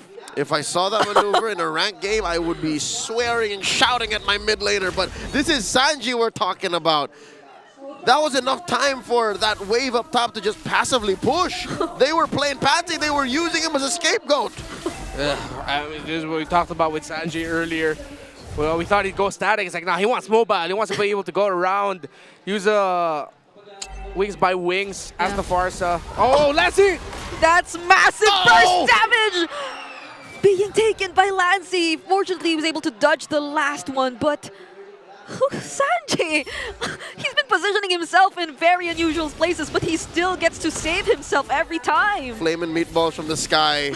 Chef Sanji, what do you have cooking up next? Attempting a Grand Theft Purple, Team Liquid Philippines. Able to commit to this, giving it over to, what is that? Did it go to Oheb? Looks like it did. Just a bit. Yeah. Yeah, it did. A purple buff around the feet of the Harith, it looks like. And Liquid will be able to get this Lord without a problem as TNC Pro Team again now. Drafted in the corner on the roam pickup. 2 games now that they've played a pick-off style roam, and it just didn't work out well for them. Again, that's all they had. And guess who's benefiting from all that? It's Sanford. You could have had a chunkier roam, right? But no, even Yaoi, you could hear him shout alongside Lancey, especially when they got wiped out earlier. No. Sanford's Phobius just stomped on him. And as early as the laning phase, we weren't able to see 3-Mar TZ with the usual expectations of really dominating the mechanics in the lane. Being on the high loss though, so now it's clearly TNC having to defend this 8K gold lead in Team Liquid Philippines' hands. Oh, surgical. Liquid Philippines escorted those waves, even got rid of those holy defenses in mid and top. That's an extra 2 minutes that they could have had for a free clear, but no, Liquid took that away too. It might be overly aggro, but it looks endable here for Team Liquid Philippines. They have holy shields though, TNC Pro Team, in the bot. That's it. Will JP go for a setup, or will they prioritize to take down the turrets first? There's the conceal coming in from JP, gets denied by the Glorious Pathway. And still, they're able to get some space. However, the Martini gets bursted down by Oheb and Sanji. We're counting endless duels and synergies now for Team Liquid Philippines, given their performance. And they still don't get rid of the Purify. They look busted. Team Liquid Philippines looks busted, and the base might just get busted by Team Liquid. And they still have a potential setup coming through. But Yaoi comes first. JP tries to block out everyone, and he gets to catch 2 members from the Phoenix Army. Now it's almost a wipeout, and it's only 3-Mar TZ left to defend. Only spamming the recalls alongside the cavalry, because they will be going for the 2-0 sweep. But they still don't want to end the game, and now it finally does. Like a Raikiri straight to the heart. Team Liquid Philippines scores a sweep, 2-0. Well, this is what we talked about. That was the condition. Full throttle. It's the final lap. TNC Pro Team looked like they had to play for changing tires. They had to box twice. While Team Liquid Philippines just had DRS up and went for the checkered flag. Man, I love track and field. It seems like your 2-0 prediction's right after all. Yep, again, it was a lot of intangibles that TNC was playing with, and fundamentally, theoretically, the science of MLBB did not side with them today, so that's why they had to take their bow, take the L, and reconsider this being their final match in the regular season of MPL Philippines Season 15. GG, well played, TNC, but the day belongs to the cavalry. At the end of the day, they already know that they have secured the top 5 spot. TNC 5. TNC 5. As you may say, but now Team Liquid, they're one step closer to actually sealing in their upper bracket slot. Now all they need is one more game win. Not match win, game win. Let's see how they feel about this victory. Let's go on stage with Team Liquid Philippines. Ladies and gentlemen, here are your winners, Team Liquid Philippines! Boys, congratulations. Papalapit na kayo doon sa upper bracket spot na gusto nyong makuha. Carl TZ, gusto ko lang malaman, ano bang meron sa TLPH ngayon? Kasi parang ang bilis. Nung nakita nating mga laban, may iba ba? Nagkaroon ba kayo ng full-on adjustment during the week break na nakuha natin? Or ano bang bago sa TLPH ngayon? Tingin ko po sobrang laking bagay po nung Sibol Combine. Kasi halos lahat ng magagaling na junglers, parang nakita ko anong ginagawa nila. So parang ginagaya ko ganun. Sa amin lahat. Actually, gusto namin malaman yun. Kamusta ba yung naging combine? Kasi nakikita lang namin sa stories, nag-enjoy kayo, and I can say na lahat naman sila nag-enjoy. Pero ikaw personally, Carl TZ, gaano ba kalaking tulong yung nagkakasama-sama kayong lahat all throughout na nagpa-practice kayo kahit iba-iba kayong pinanggalingan ng team? Siyempre po, nakakalaban namin yung isa't isa, sabay nakikita namin yung mga weakness namin, tapos parang sinasabi namin kung ano yung mga mali, ganun. Tapos, siyempre, ginagaya na rin namin yung mga feeling namin mas makasama, ganun. Mukhang nakadagdag nga yung combine nila dun sa experience nila ngayon. At Carl TZ, gusto ko naman matanong kasi kanina, nung pinapanood namin yung palaga ni JP and Yawi kanina, hindi masyadong mainit eh. Oo, hindi. Oo, pero Hindi. ngayon, gusto kong malaman, Tumatawa ka na naman, wala pa nga eh. Wala pa, ba? From 1 to 100, Carl TZ, gaano naman kayo ka-confident na makakapasok kayo sa Grand Finals? Oo, finals agad. Finals agad. Wala muna, ayaw muna ni Sandro. Ayaw po muna. Ayaw mo muna, ayaw. Ayaw muna niya magbigay. Humble TLPH na napapanood natin. Ayaw muna niya magbigay ng porsyento. Actually, Eto ito, muna. sigurado ako, magbibigay ng porsyento to, Oheb. From 1 to 100, ilang percent ba ang tsansa ng TLPH na makapag-finals? Kami kasi di namin iniisip yun eh. Parang one step at a time lang. Parang hindi ikaw yan. Oo nga, Hindi ikaw yan, At ito na lang, baka may iisipin sige. siya para bukas. Okay. Kasi bukas, makakatapat niyo ang Aurora. Oo nga. Kung matatandaan natin nung first round, ano yung sabi ni Oheb? Naalala ko yun. Oo, naaalala Confident natin. daw sila dati, 100% metal nila kami. Tignan na lang natin. Ayan. Yung sabi mo. Anong masasabi mo ngayon? Kela Demon kahit at saka kay Domeng kahit na nanonood ngayon. Good luck. Galingan natin Oo. bukas. Galingan natin bukas. Oo, may sinasabi kasi si Coach humble yan. Parang ibang Oheb na napapanood natin ngayon Actually, Oo. oo nga. Pero tanong ko kay Oheb, paano kayo makakasigurado na makakabawi ang Baby Cakes duo sa Kite Brothers bukas? Oo nga, ano bang iba sa meta ngayon na sa tingin nyo sobrang nag-benefit yung entirety ng TLPH? Tingin ko sa, sa patch, parang nakapag-adjust na rin kami agad. Tulong nga nung Sibol Combine kasi lahat pati yung mga ibang parang mga ginagamit ng ibang teams nakita namin dun eh. Kumbaga yung mga di pa nila nalalabas ganun. Nakita rin namin yung mga iba't ibang hero na pwedeng gamitin ngayong patch sa Combine. Pero eto nga, hindi nyo nakasama yung Aurora doon. So, hindi nyo pa alam kung ano yung posible nilang ipapamalas. Sa tingin mo ba, with the condition or status na meron ngayon ng TLPH, masisindak ba kayo ng Aurora or are you fully prepared for it? Di yata kami masisintak nun. Hindi talaga. Yun si Oy. Oo. Yun ang na-miss ko eh. Alam mo kung saan siya nasisindak? Saan? Parang kay Coach RC kasi naririnig ko bumubulong si Coach. Sabi niya, Tol, makuha ka sa tingin. Oo nga, Coach. Ikaw matanong ka nga namin, Ikaw Coach. na lang, Coach. Ikaw na lang. Coach, ano bang favorite experience mo or favorite skin mo sa lahat ng mga Naruto skins na lumabas lately? Ayun kay Naruto talaga. Kay Naruto talaga? Subukan niyo na ba yun, Coach? Feeling ko sample eh. Pero hindi, Coach. I think I can also ask you the same thing kasi you had a chance to go with these boys and actually compete with the best of the best sa Pilipinas. How was it on the coach's perspective naman, being part of that combine? Yun, marami din talaga kami natutunan, especially ako kasi kagaya ng sinabi ko noon, hindi ko talaga tinitignan yung sarili ko na mas angat sa kanila. Tinitignan ko yung sarili ko as newbie. So, bawat coaches na nakikita ko or nakakalabang ko, tinitake yun as lesson, win or learn lang talaga. And this was a lesson na naipakita nila para makuha ang panalong ito. Once again, your winners, Team Liquid Philippines! Gentlemen, you may now take your walk of victory.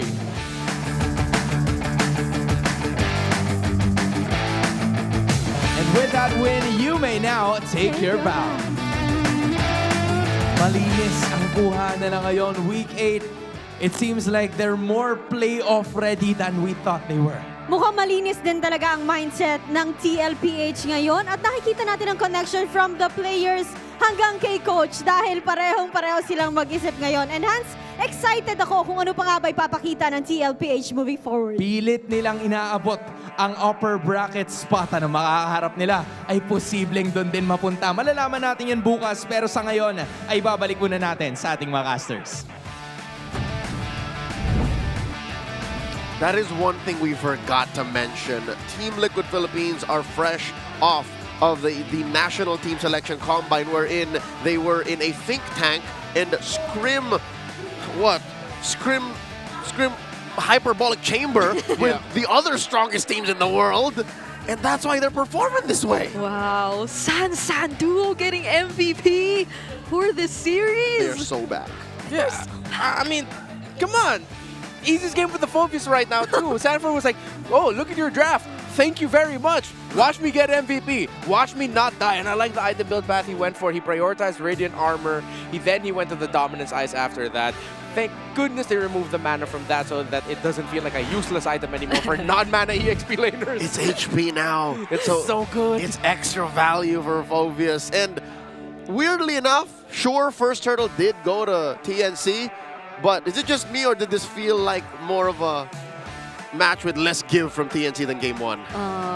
It did, and there were a lot of plays which weren't as connected, I'd say. Yeah. We used to expect TNC to be so in sync in terms of their aggression, but this time it felt like, okay, Yaoi does try to go for the aggressive plays, but the others feel a bit more hesitant. That's why. It was the early wipeout that made me go like, oh, this is... Yeah, I felt like what we were seeing here were some of the sicknesses of it. And excuse me for calling back to the past, but I mean, we gotta do what we gotta do. It felt like the beginning of the downfall of Echo before they became Liquid. During that time in their history as a franchise, wherein we said the same things.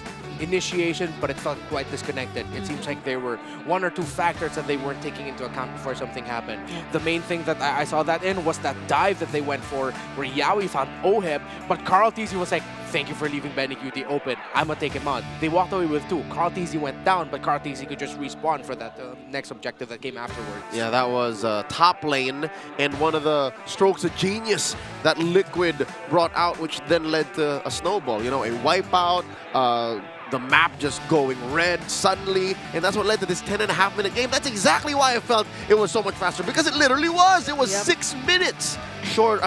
Literally 6 minutes shorter than Game 1. Team Liquid Philippines, they were so good at splitting up the fights and winning every single one of them. It was a stampede. It was the Liquid Stampede in action that we've seen from Team Liquid Philippines. Only giving away 2 deaths to TNC, which made things all the more difficult for them. So there were a couple of questions we did have when it came to the draft again. But I feel like what we've seen from TNC now goes way beyond the draft, actually. So hopefully these are things that they do get to address later on, because they have multiple lineups that they can possibly field out. Which brings us to the question, right? What are we seeing in the playoffs? Who? I feel like TNC Pro Team really needs to do a lot of recalibration in terms of what they think is the best optimal lineup. Because again, I like how Team Liquid Philippines, especially Cartesi, brought up a lot of the fact that being in the national team selection combine literally changed them. Carl TZ, the young goat, even said, oh, I saw things that the other junglers in the combine were doing. I learned from them, and I'm just applying them here today. So it's like, wow, the fact that you could do that means that they're already in that level of refinement and improvement for the playoffs or for TNC Pro Team during the break. Unfortunate that they couldn't get a good win or at least even a very close competitive matchup in their final match of the regular season. That's going to take some wind off their sails heading into the playoffs, but it's a 3-week break. But they're going to have to really recalibrate. Yeah. Yep. There's only lessons, not losers, especially since TNC will be confirmed for the playoffs. We'll find out which lineup they do decide to field for a majority of the run there. Let's look at our big four. The rich guy, of course. Life mimics reality here. Our BBI rich guy is none other than Oheb. Again, about to break through the 900 gold per minute barrier. He was, seen stealing buffs away from Zyda in the late game. Yeah, it feels like he just really wanted to keep fighting, not even probably taking into account the timings of the availability of his Zaman Force every now and then, because he was just clearly in the lead. They were just ahead of TNC. So even right before or prior Turtles, you just see him use the Zaman Force and it's okay because like the rest of his team can handle the fights that'll happen anyway. So he was just really free to do his thing in the gold lane. Yeah, and I think that's one of the best things that we could point out for Team Liquid Philippines in this series, not just in game number 2, is their pacing. Their pacing felt right, their flow felt really good when and how they were executing things, at which point in the map, it felt clean. It wasn't perfect, it was just clean. Very liquid. Very liquid. Flow, like say of that what you will. If you're not a fan of Team Liquid Philippines just yet, maybe that performance will prove you one to be soon. But for now, let's go ahead and check out the Infinix mic check and take a peek behind the curtain, see exactly what was going on in those moments. Nice dot! Buo ko may play ka. Buwelo. Kunin mo nga Jilly to. Kaya mo si Benny. Nice, Carl. Papunta ako. Mangalaw. Nice, boy. Kuha ko. Mamatay yung spray. Right side. Pilitable, wala silang pera. Pilitable nga. Tingin sa akin,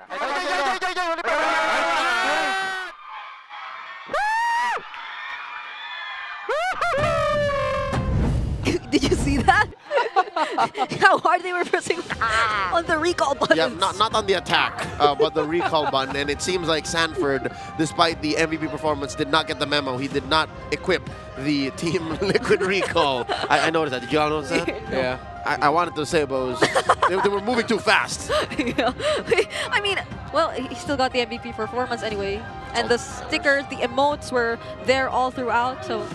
He was on point. It was still. He was on point. Ladies and gentlemen, that is Team Liquid Philippines for ya. Just one game win away from securing at least top 2 going into the playoffs. Ladies and gentlemen, the MLBBX Naruto collaboration is here. It's beginning today, May 2.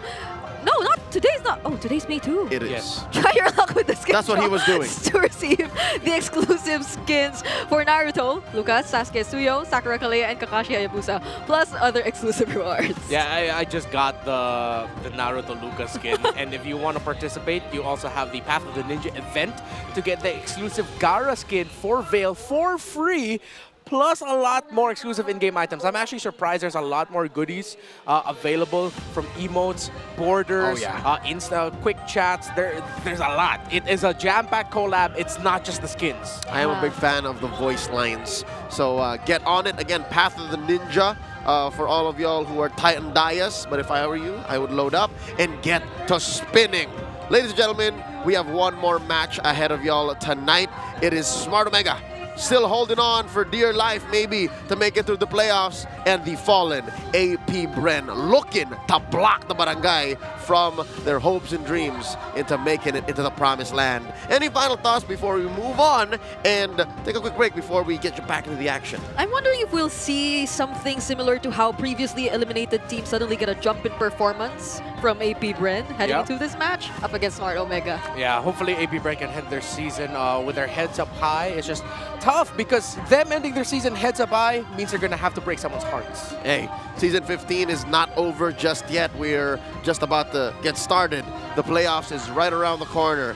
As for now, it has been an honor. Thank you so much. My Genins, Renmar Kun, Brigida Chan, Leo here at your service. We'll be right back. You're watching MPL Philippines Season 15.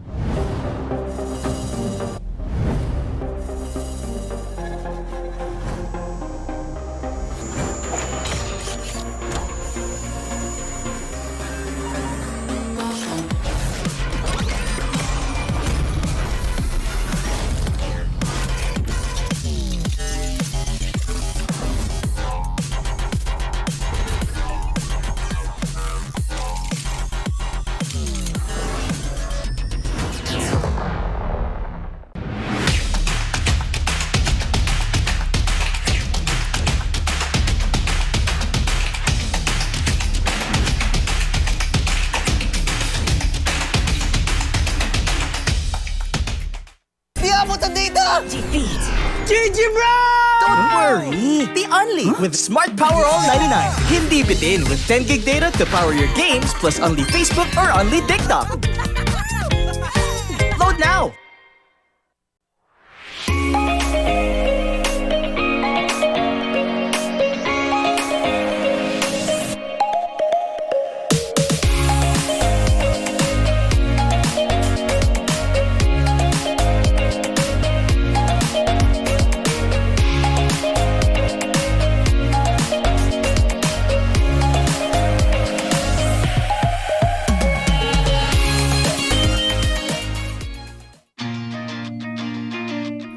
To go to a concert when you can own that stage with your friends. Enjoy a night of impromptu bowling tournament.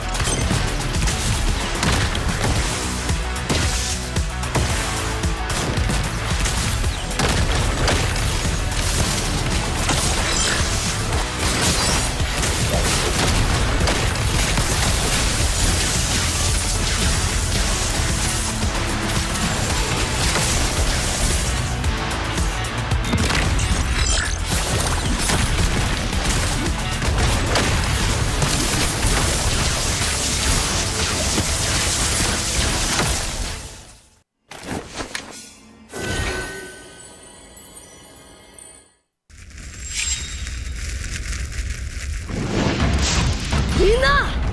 渦巻きナルトが帰ってきたぞ!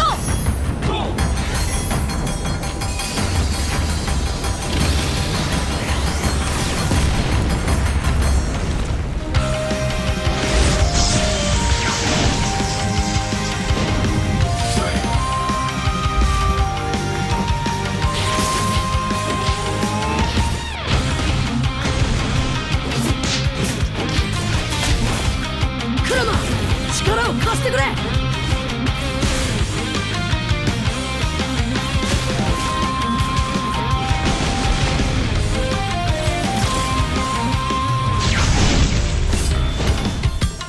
Yosha! 第7班ここに復活だってばよ!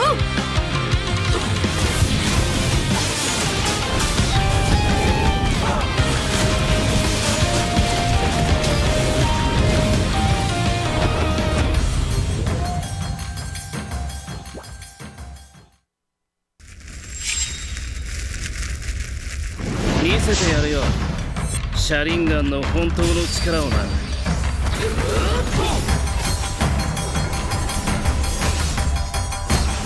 力が湧いてくる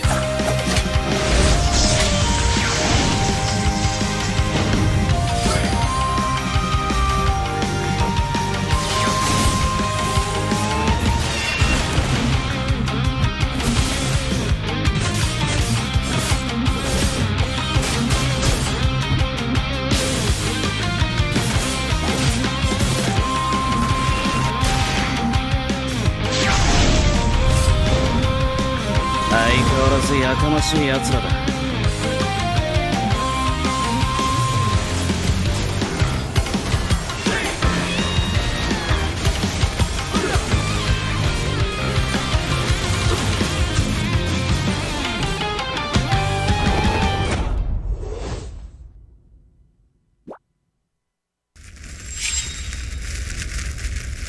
みんなを守るために私はもっと強くなる。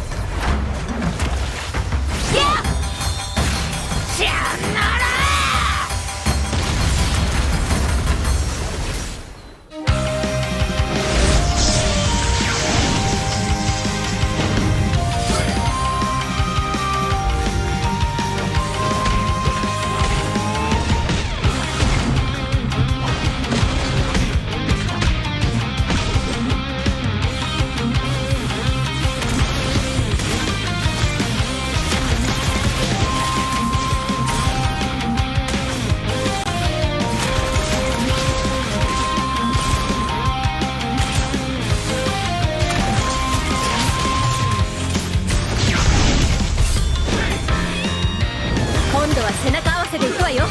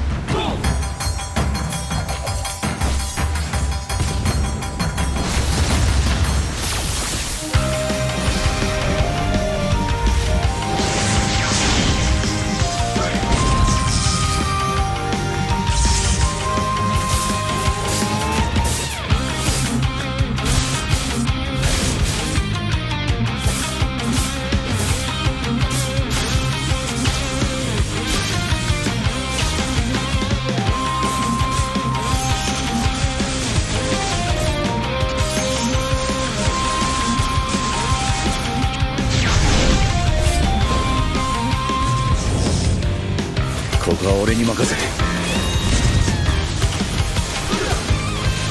もらった。4代目火影を超える忍びはお前しかいないと俺はそう信じた。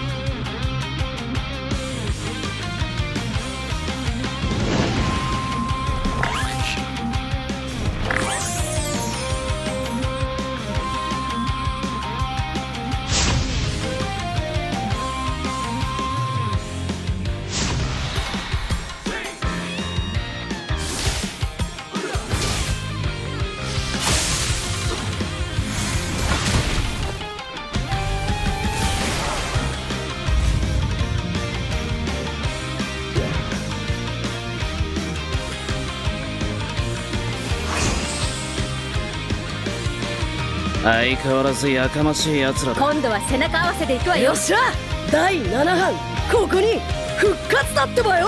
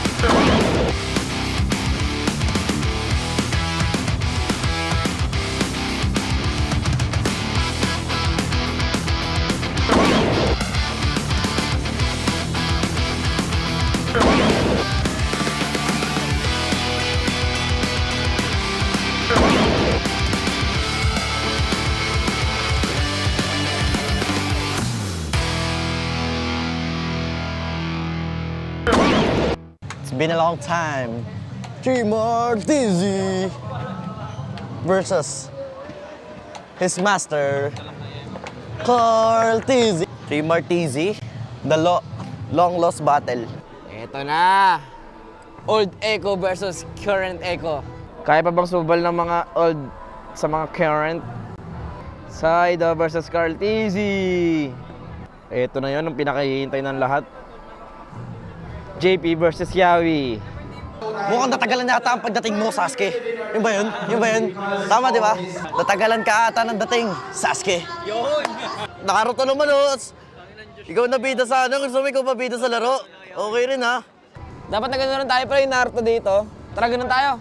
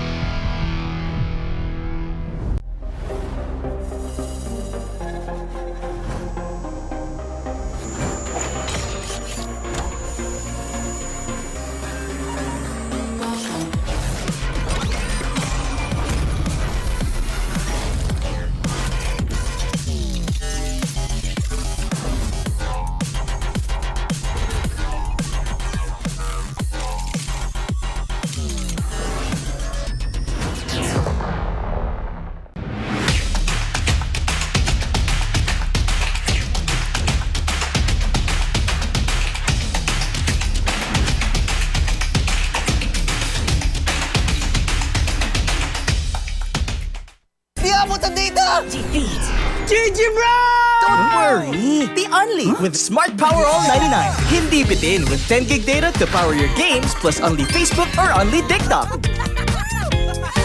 Load now!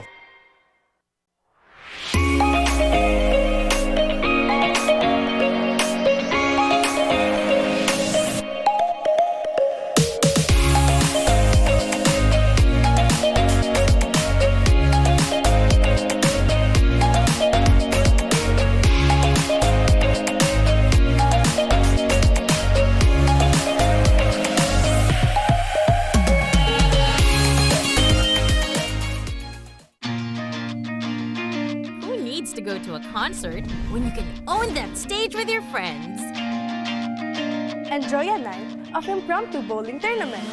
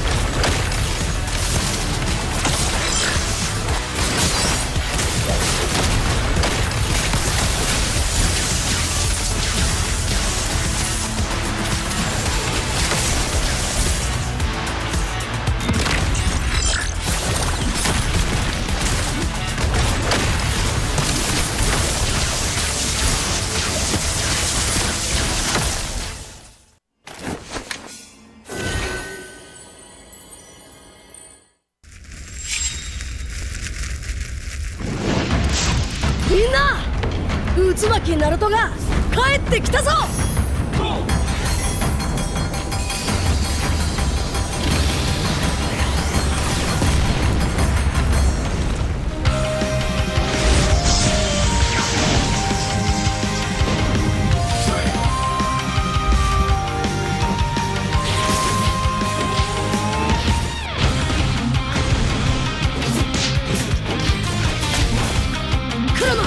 力を貸してくれ。よ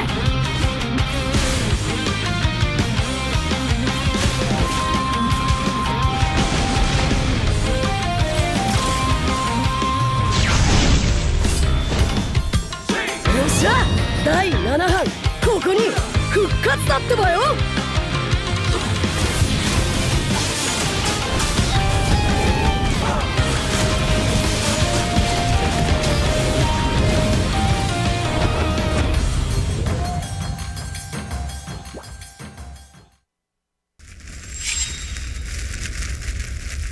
見せてやるよ、シャリンガンの本当の力をな。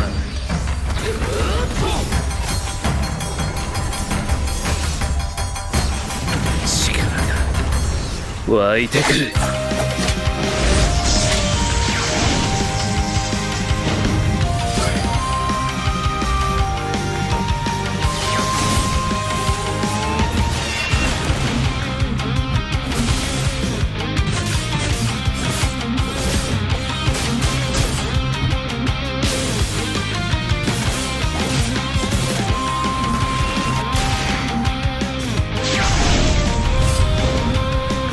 相変わらずやかましいやつらだ。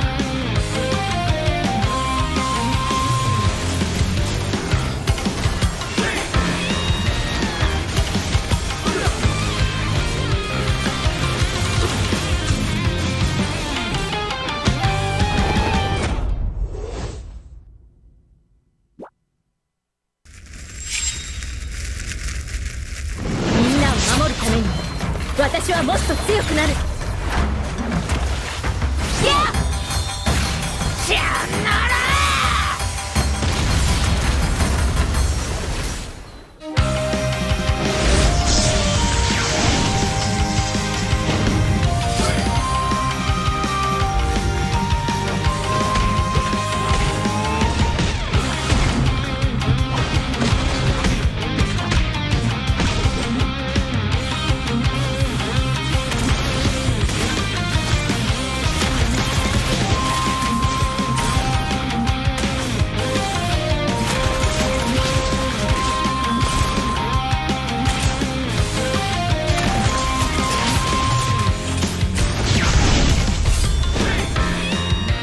今度は背中合わせでいくわよ。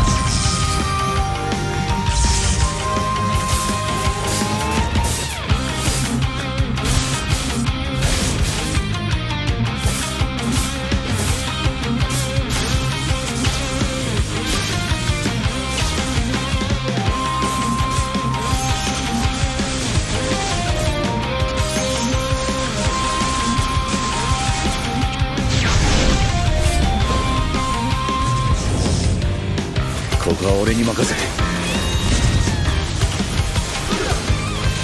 もらった。4代目他目を超える忍びはお前しかいないと俺はそう信じた。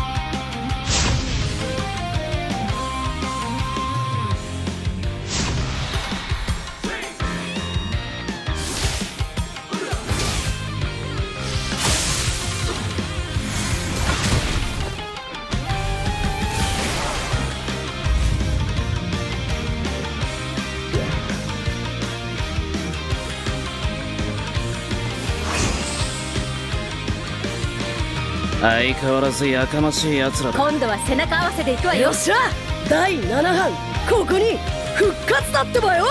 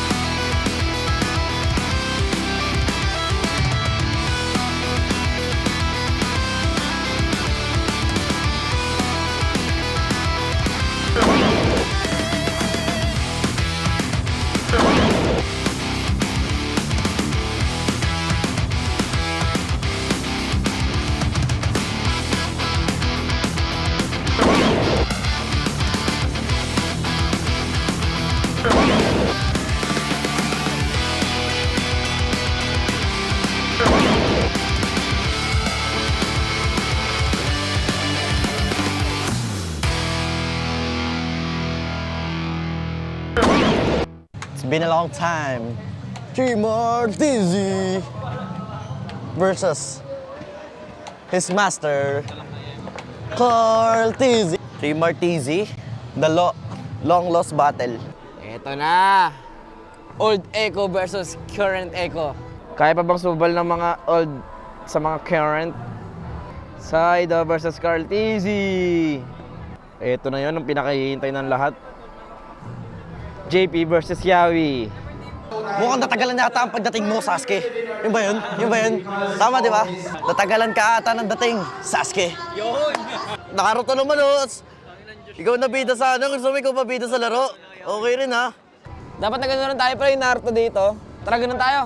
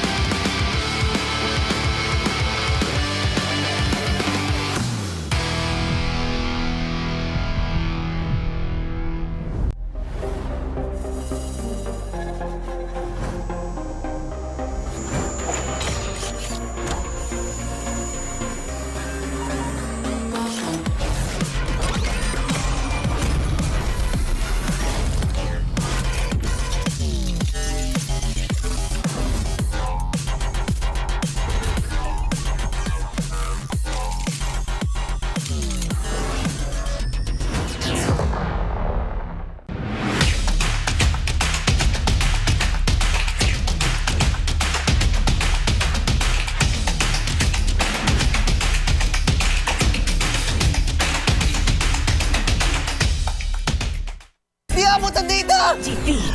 GG bro! Don't worry. Be only with Smart Power All 99. Hindi bitin with 10 gig data to power your games plus only Facebook or only TikTok. Load now.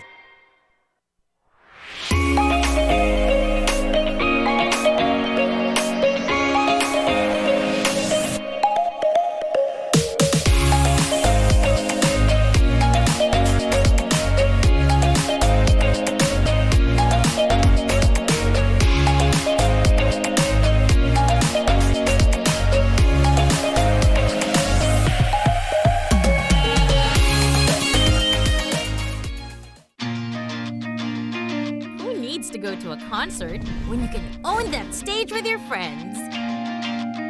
Enjoy a night of impromptu bowling tournament.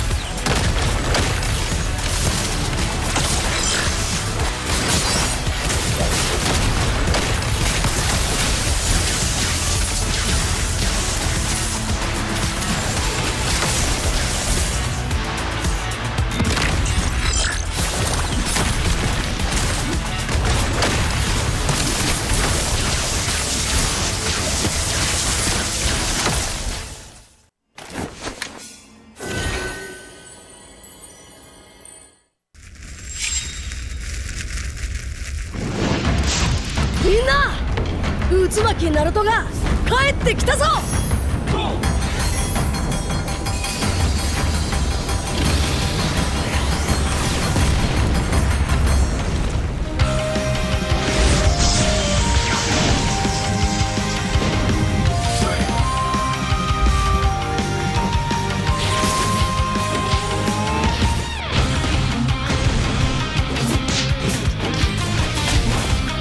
クラマ、力を貸してくれ。よ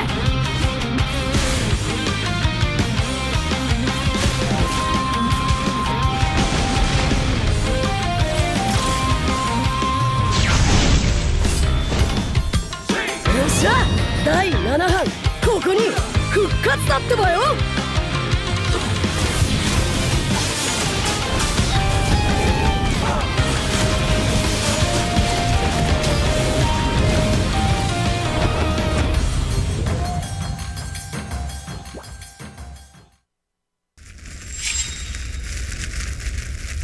見せてやるよ、シャリンガンの本当の力をな。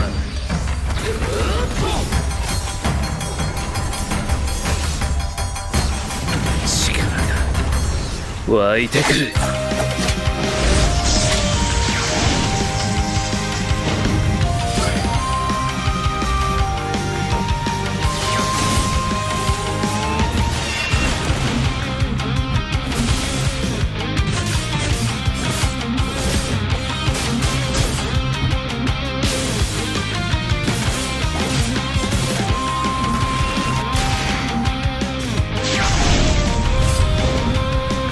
相変わらずやかましいやつらだ。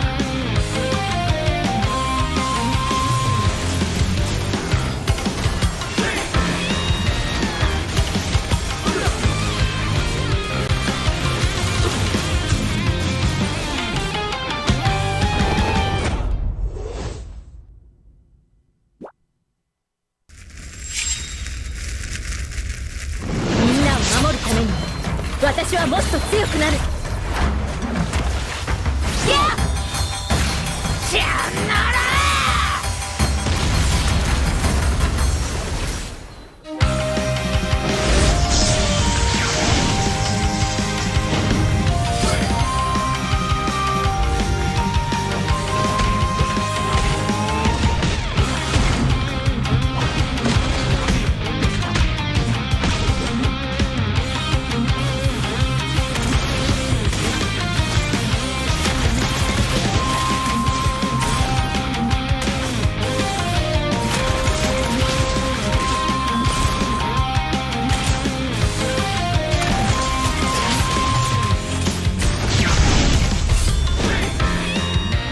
今度は背中合わせでいくわよ。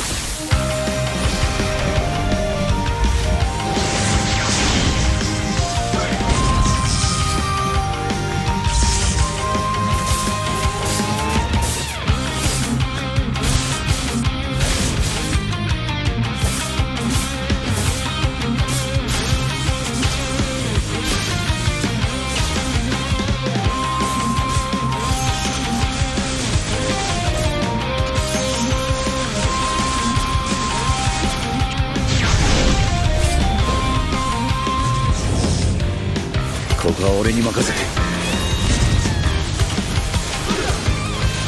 もらった。4代目ほかげを超える忍びはお前しかいないと俺はそう信じた。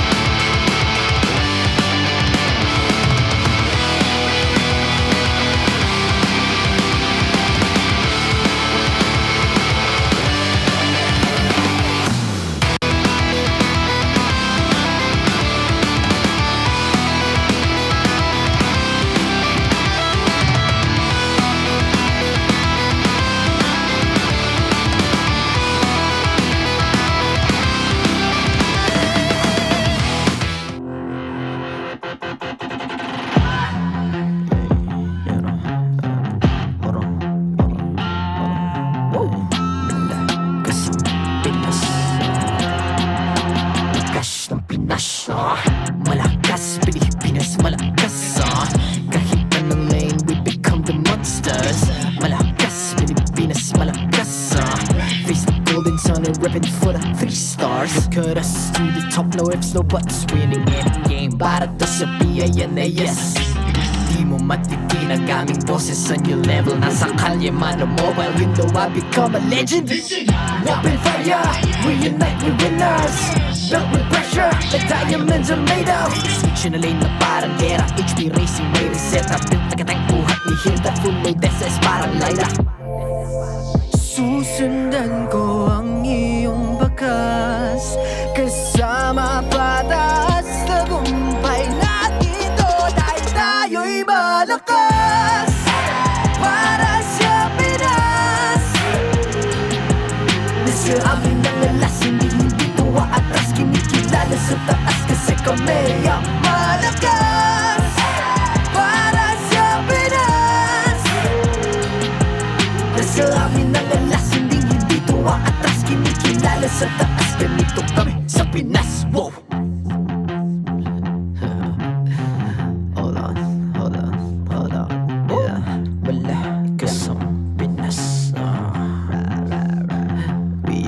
Laging every beat, no surrender, no retreat. Pag nagsama-sama, just imagine what we can achieve.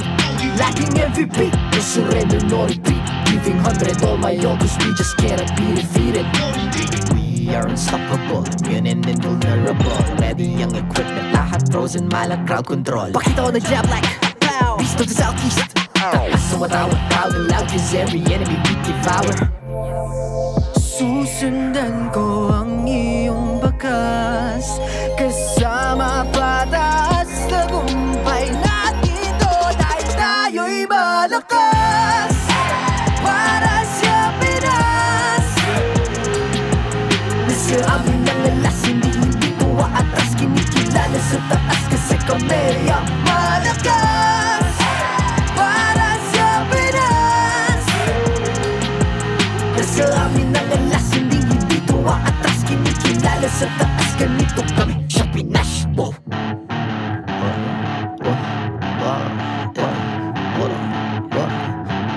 Malakas, Pilipinas, malakas kahit anong lane, we become the monsters. Malakas, Pilipinas, malakas face the golden sun and reppin' for the 3 stars.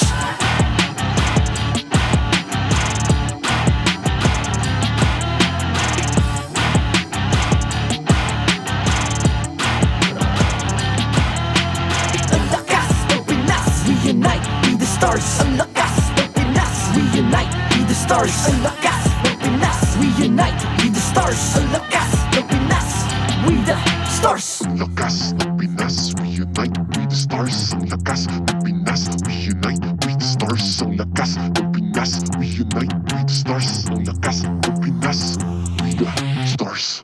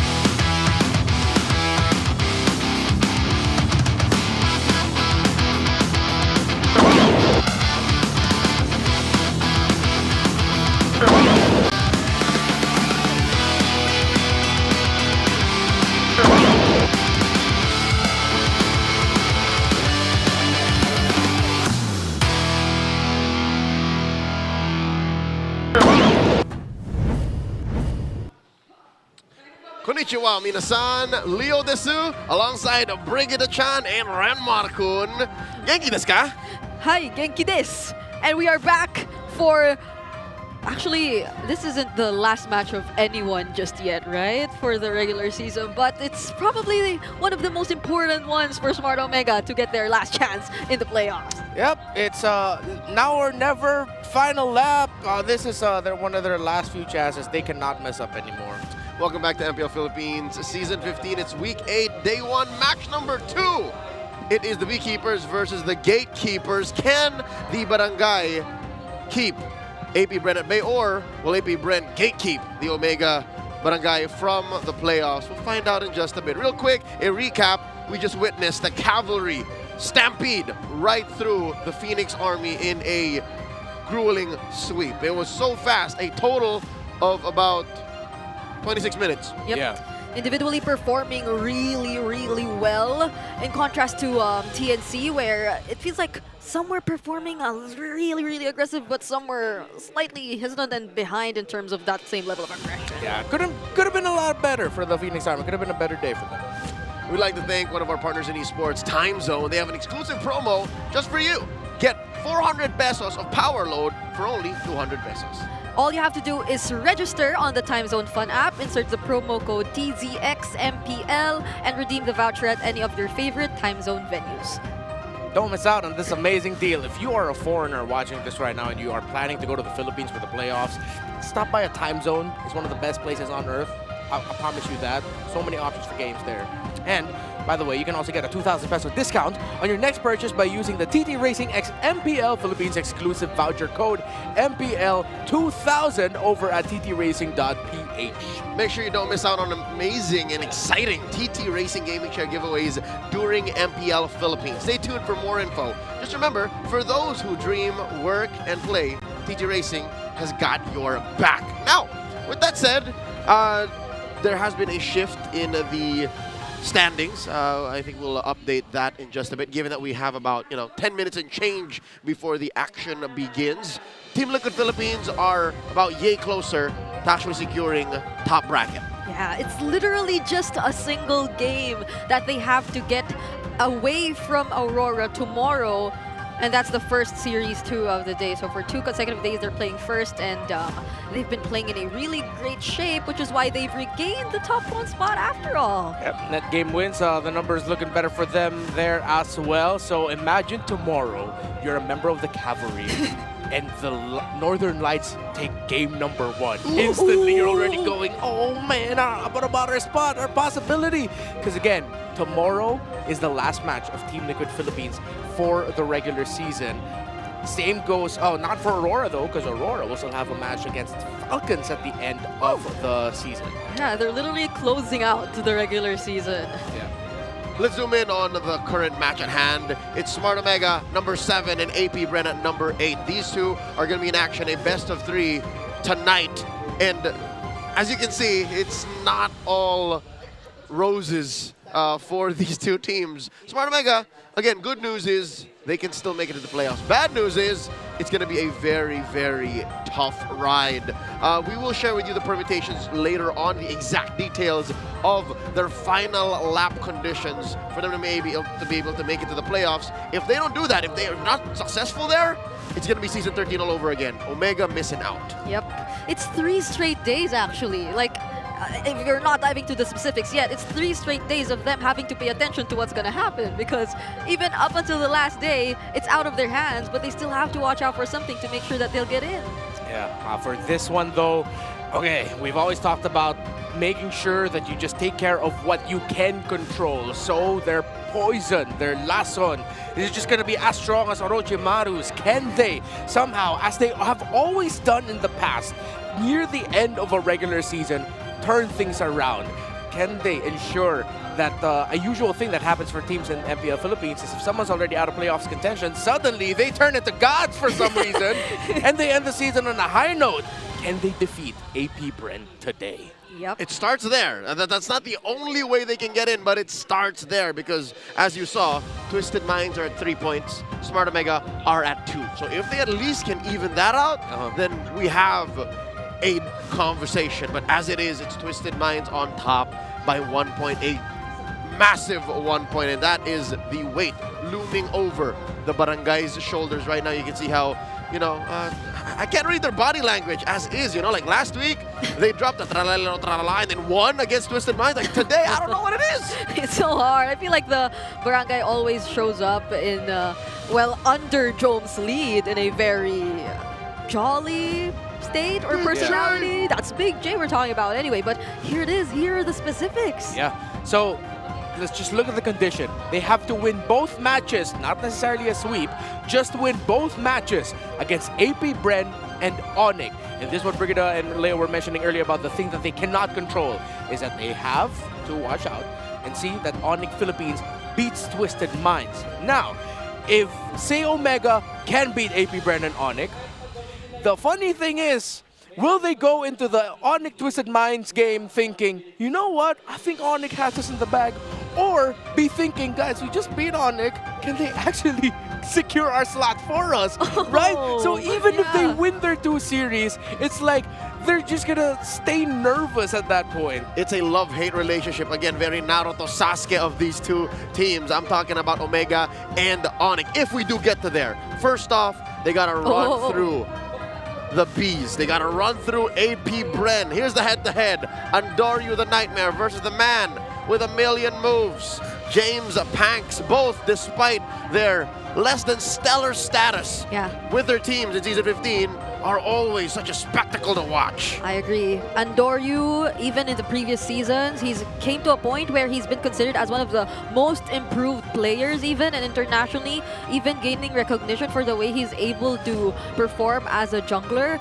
But a lot of us have been looking for that exact performance in this season's Smart Omega. They've been through a lot of changes here and there, but we're yet to see Andoryu get back to the Andoryu we know, whereas for James Panks, he's been consistent if it's in terms of performance. Yeah, you know what, James Panks is my most improved player for the season, because we've seen this growth here in MPL Philippines, and I see the comment section, I see what a lot of people, not just here locally, but across the world, are saying about James Panks, where they're all saying, keep the guy. If AP Bren are looking to revamp, you revamp around James Panks. Yep. I don't know if it's something either between trust the process, because I personally would think I'd like to trust the process with these guys, but keeping James Panks is also one of the givens of like what you need to do moving forward with AP Bren. But here's the thing, if you're talking about Lason, the Venom that could cross you over, I think Andoryu's got it in the bag. He is the Nightmare. I'm asking you guys, whose Lason is stronger? Who has the most potent Venom? Is it Orochimaru, the villain of Naruto's very first arc in the anime? Is it Sasori? Who's Sasori? The puppet guy. Oh, I don't think they have much of a poison. Or Kabuto, the second man, the lieutenant to Orochimaru's villain arc. Or is it Smart Omega? we suddenly find themselves in the Naruto. There's a correct answer, by the way. Yeah, I think it's Orochimaru. What? Like the man is still relevant in the science division of the Konohamaru Konohagakure village, and he's still there. They've forgotten that he tried to ruin them, yet now they accept him, and his kid is running around hanging out with the kids of Naruto and everyone else. Does he still have long hair? Sure he does. That's part of his character design. Yeah, it's part of his snake-like form. Back into the action here. Let's talk about our predictions. Who do y'all think is going to win this best of 3? You can use your MPL emotes to convey your answer, and here's mine. Wait, that's the right one. There you go. I think Barangay Smart Mega's taking this. I want the MPL universe to be on the ride with us and see if they're gonna make it. I'm with you on that one, you know. Okay. I'm with you there, Leo. I'm an Omega girly here. Are you an Omega girly? Okay, Omega man. I'm Omega man. Here's the thing. There's part of me who also wants Rockman in Japan. Us to not know what will happen up until the very last day. But there's a part of me which wants to see these MDL graduates actually gain a win before they... Oh, there you go. There is my prediction. I'd actually want to see them see the silver lining in their current situation and perform all out and take a win before they exit the season. Of course, as a back-to-back MDL Best Talent winner, you want to see these, you know, league-grown talents also find their win. Yeah, I get it. You know, I don't take it against you, Bree. The first and only 2-time Best MDL Talent has spoken. She is her. Ladies and gentlemen, I've gotten word that the teams are ready to walk on the stage, so let's welcome Smart Omega and AP Bren, ready for action. To oversee and uphold the tournament's integrity, guiding us through this match, please welcome our marshals, David, JJ, Juven, and Patrick. The Omega Timers take on what jutsu will Smart Omega unleash?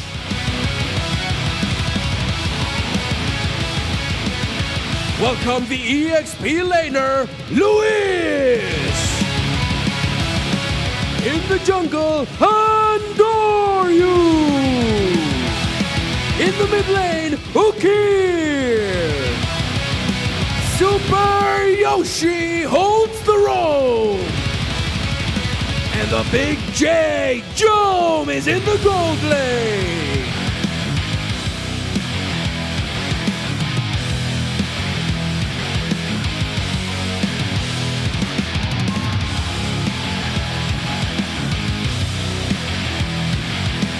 Their fighting spirit remains strong. Dati bayo! Cheer your loudest for AP Bren!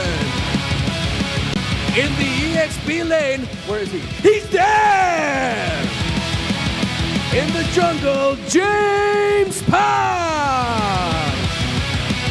In the mid lane, welcome back to the MPL, Sindel! In the roam, it's Kekadon!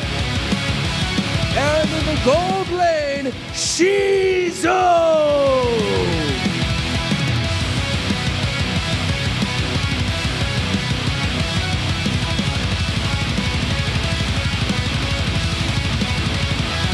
Welcome their coaches, Coach Lembot and Coach CJ.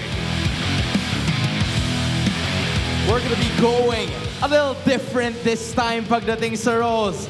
Andoryu, and making his debut, Sindel, step forward.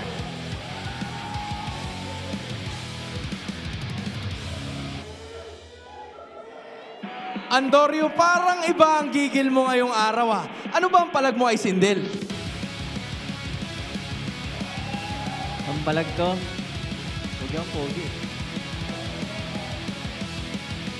Mukhang tumumpak, Sindel. Welcome back to the MPL and you're playing. Pero paano ka mag-iiwan ng panalo para sa AP Bren? Ano ang palag mo? Good luck. Isasama namin kayo sa bakasyon. Sama-sama tayo papunta sa La Union. Fist bump. Gentlemen, AP Bren, Smart Omega, do your thing as well. La Union, Boracay, kayo nang bahala dyan sa comment section. Casters, balik sa inyo. Before they move on and get out of town, they gotta get into the land of Dawn. What does Smart Omega bring into this match? Well, Omega brings what I would like to call and what everyone has called their blason. Yes, there's always the thing about teams who are already eliminated being strong, but Omega always has that for them. And let's look at more tangible things. Super Yoshi and Ukir have proven that if they are on their A game for a day, Andoryu just tears everything up in front of him. So let's stick with that. Super Yoshi, Ukir, make things a little bit easier for your captain Jome. Let him focus in the gold lane. Make sure you guys dictate the tempo so that Jome is a little bit happier and has an easier time farming while Andoryu just tearing everyone up. That's a plan I can get behind because I understand it. Now what AP Bren is doing, I don't clearly understand. They're bringing in an MPL veteran into their lineup. He was not originally part of the main five when they won the MPL, but Brigida, Sindel is now playing!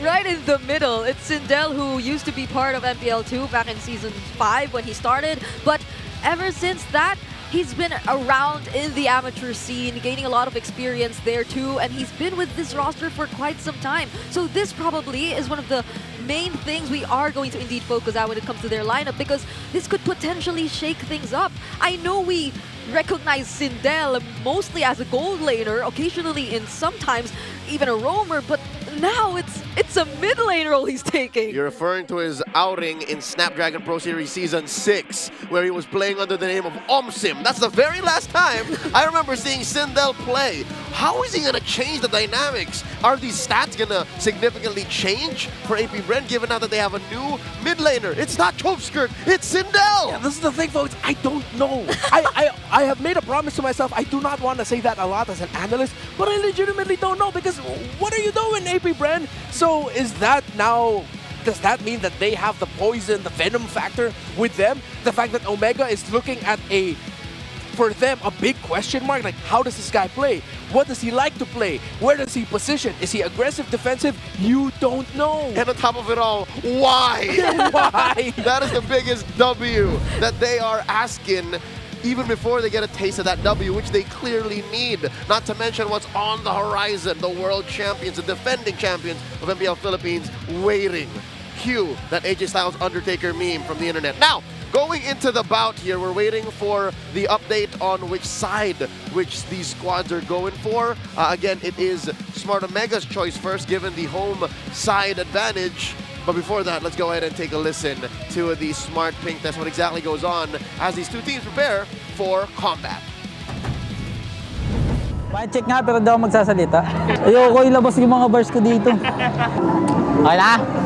Okay na? Okay, first match. First game and last game. Huwag mo na isipin yung past, tol. Huwag mo na isipin yung past. James Punks, the future. Nagsalita na ako, wala na. Bili na kayo Naruto guys, nandun si Sasuke, si Kakashi, tsaka si Naruto, tsaka si Sasuke, tsaka si Gaara, naglalaban, tsaka si Boruto. Wala pa pala nun. Bibigyan ko kayong mindsetting. Di mahalaga manalo o matalo, mahalaga na perform mo yung best mo. Isipin mo, lahat na nangyayaring to, may purpose ni God para sa'yo. That's our Smart Pink test, bringing you low latency gaming with smart, sulit promos. Subscribe to Only 5G with non-stop data for non-stop gaming on your favorite loading platforms or at the Smart booth right outside our MPL venue. A lot like our good friend Carl Rockharto, I did not know that Ukir got into dishing out life motivation quotes. Yep. So let's look at the Infinix keys to victory. Here's something motivating for Joe. Be the leader your team needs. When your team dares, you be the one to do. All right? So, what does that mean for Joe? Well, we've always had this thing about him as the captain wherein it's kind of tough. Can he actually balance winning in the gold lane with shot calling? Because recently he's been dipping in his performance in the gold lane duels. So, what does that mean for you to be the leader that your team needs? Let's see if you can actually balance your life. It's like a double life for him. Leave a statement, Sindel. We don't know you. We don't know what you bring to the table as a mid laner specifically. So please enlighten us. You said first game, last game. Make a big enough statement that this might just be the beginning of more games for you, maybe for next season. And for both, flex your poison. Yep. Sindel's already one of them. I really like the last one though, since Sindel really makes you wonder. Because if it's Chop Skirt, you already have quite an idea that it's mostly the Farsas, it's mostly the ranged artillery mages. But if it's Sindel, like, could there be a possibility of them bringing in something unique to the mid lane? Kimmy? Kimmy? I'm thinking Kimmy. I mean, he has in the past for sure played Kimmy in gold, but not in mid. And that adds to the mystery, that adds to the unknown. The confusion that could be among the ranks of the barangay, but looking at the body language of Coach Snap, Coach Lembot, the rest of the players, like, it's not even a problem. They go ahead and make a decision to go blue side, which again, is still the proactive side. It is where you get to win the draft a little more, to get to control it more, especially with the power picks, the openers. Yeah. I wonder what the priority is going to be for Smart Omega here, though. I feel like we have seen some times or some certain weeks wherein there have been really great performances, specifically from Super Yoshi. But why does it happen that every now and then it suddenly dips, similar to what Renmars mentioned about Jome? I think it's not just Jome. So it feels like it's been a struggle for Smart Omega to stay consistent in terms of their performance. But let's see now that they're up against AP Bren, and most of the junglers are actually still open. Okay. Ooh, Moskov ban. They really don't want to give the Moskov. So are they signaling for a rush priority in the first phase for their gold laner right away? That's that makes Joy readily available for them, meaning AP Bren are going to be thinking about banning it out. With Matilda taken out, Chip gone as well. I think Joy goes in here, and then you just go either Granger. You go Granger. You're not going to go Harith with the Joy unless you feel so loco tonight. Oh, they go Kalea instead. That's what I'm thinking. Is the reason why they don't go Joy first is Haya's still out there. And you want to give Andorio at least a Joy or a Haya, one or the other. Maybe even a Ling. So they're not worried about that. Yeah, so James Panks also, or for AP Bren, the tendency really is usually to pick up James Panks' hero right now. So, but this is something new. Or maybe because they aren't necessarily in blue side, but despite all that's open, none of our teams are rushing the jungler just yet. Yeah, they'd rather go for priority in the EXP lane and mid lane protection priority. My money's still on Kimmy, I'm not gonna lie. You might see a Kimmy. Yeah. Folks, like this is why it's unique here. Look at Shizo and Sindel on the draft. Yeah. They're both registered as gold laners for the season. So then you're putting a gold laner, registered gold laner, in the mid. Come on. It's either a Kimmy or a Nathan. No, honestly, even in ranked games, I feel like Kimmy mid shows up more often than Kimmy gold. So, I That's don't her know. proper spot. As a mid laner who's played Kimmy, I love her in the mid lane. Yeah, right? She's a setter. But, okay, they pick up Joy, Kalea. In terms of the meta standard, I love this draft already from Omega. Yeah. Nothing too crazy. They're covered damage-wise. They're just hoping that AP Bren doesn't end up with pieces that rushes priority for the Purify, as we saw earlier when Yawi was playing the Kalea up against Team Liquid. So far, because of the ordering of it, how it makes sense to most of the trends, I prefer Omega. Yeah. Also, because the CC was picked at a very odd spot. It's easier to get out one or the other because now they're forced to go, do we Harith or do we Haya? And then you have to lose the other two on the way out. Oh, they might go. Are they thinking of going Harith mid? Oh. That's a little loco, sir. That's a little loco, sir. That's an RG strat. That is just because Sindel is playing? I don't think so. I think Sindel has some modicum of a normal mid hero pool. Yeah, and there's a Joy too on Smart Omega's side. So I'm not entirely sure if they'd be confident enough to really play it in the mid lane, given the current situation. This is literally wearing a bedazzled singlet during your final lap. This is the final lap, so they're trying something out. Yeah. AP Bren, for something more normal, take out the Phobius. You already have the Harith CC with you. You wouldn't want to go up against a Phobius on the other side.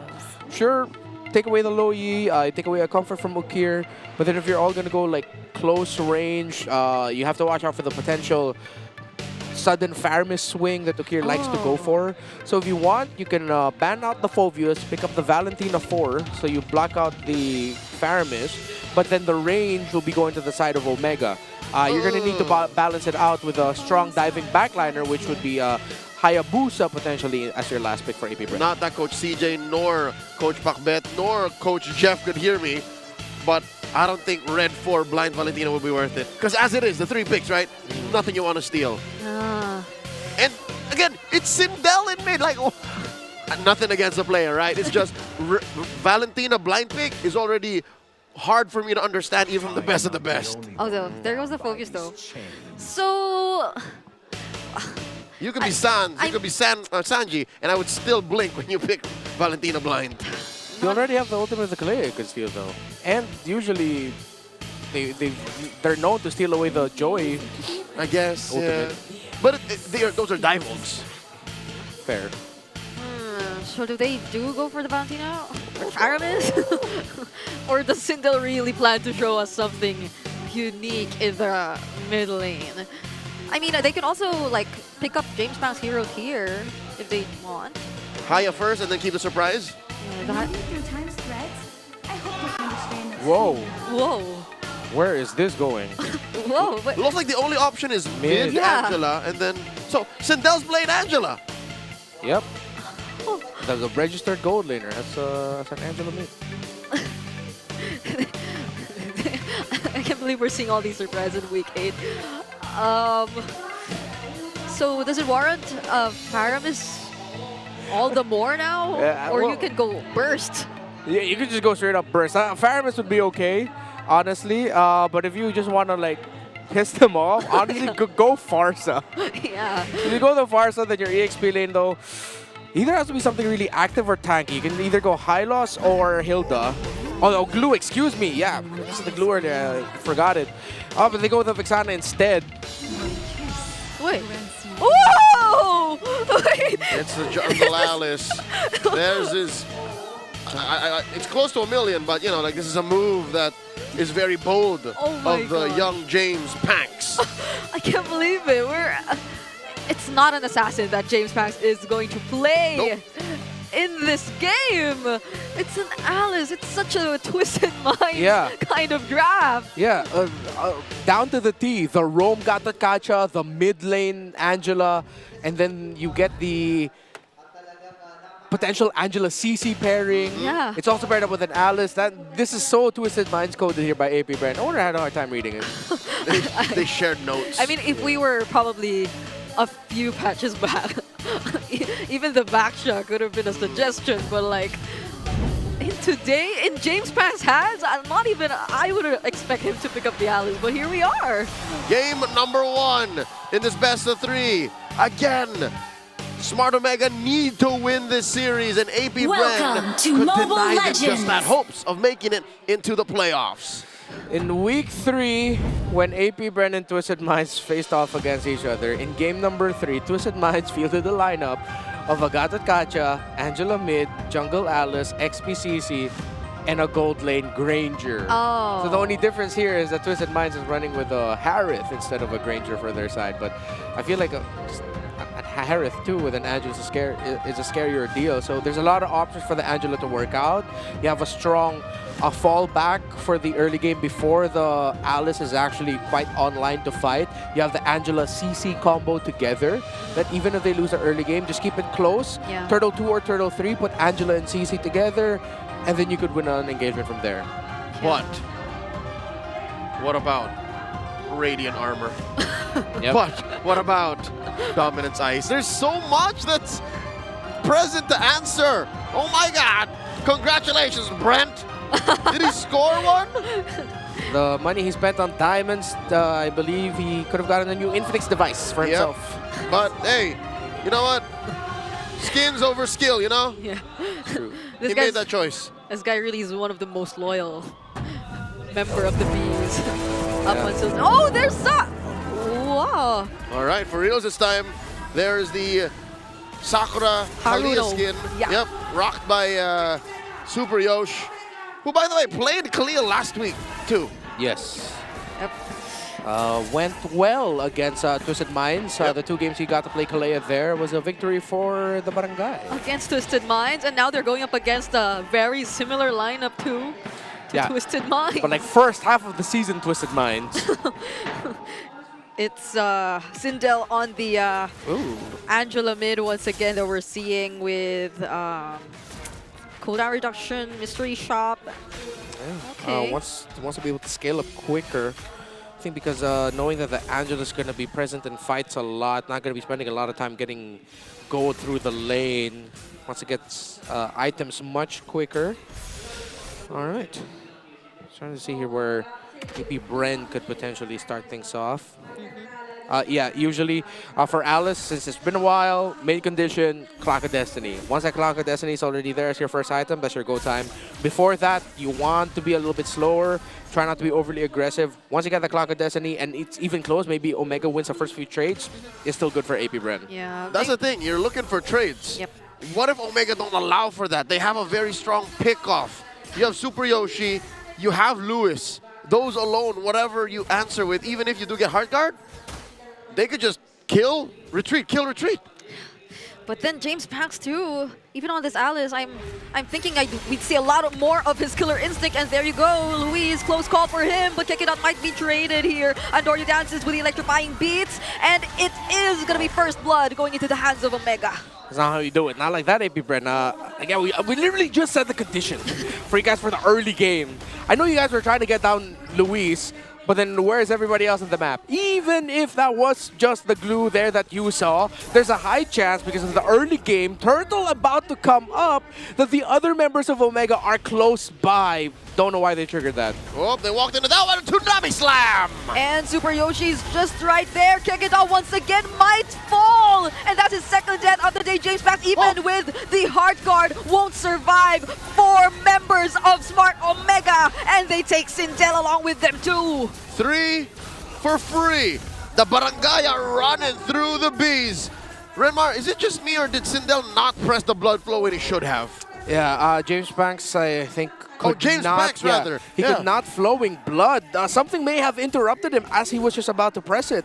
Usually that's the case for Alice's. He already threw it out, so he already had the mindset of, okay, I want to get out of here. But something might have micro-stunned him just for, enough for him to not press it. Kept him in place. That is tragic for AP Bren, who are down now about 2,000 gold. And that reflects all across the map. If anything, it's just Der who's flourishing in the aggression that Omega are putting out. That delays AP Bren's timers a lot more. Since earlier it was just Kekidot being the one who's constantly eliminated by Smart Omega, but even James Pax getting caught in and getting delayed in terms of his farming, that's not a good sign for AP Bren at this point. Yeah. Oh.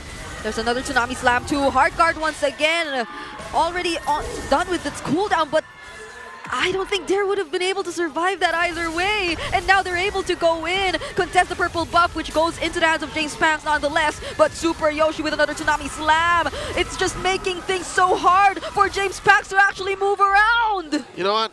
I think it's a happy accident that Sindel's ult did not go all the way to Dare. Yeah. That would have been a double. Absolutely disastrous start here for AP Bren.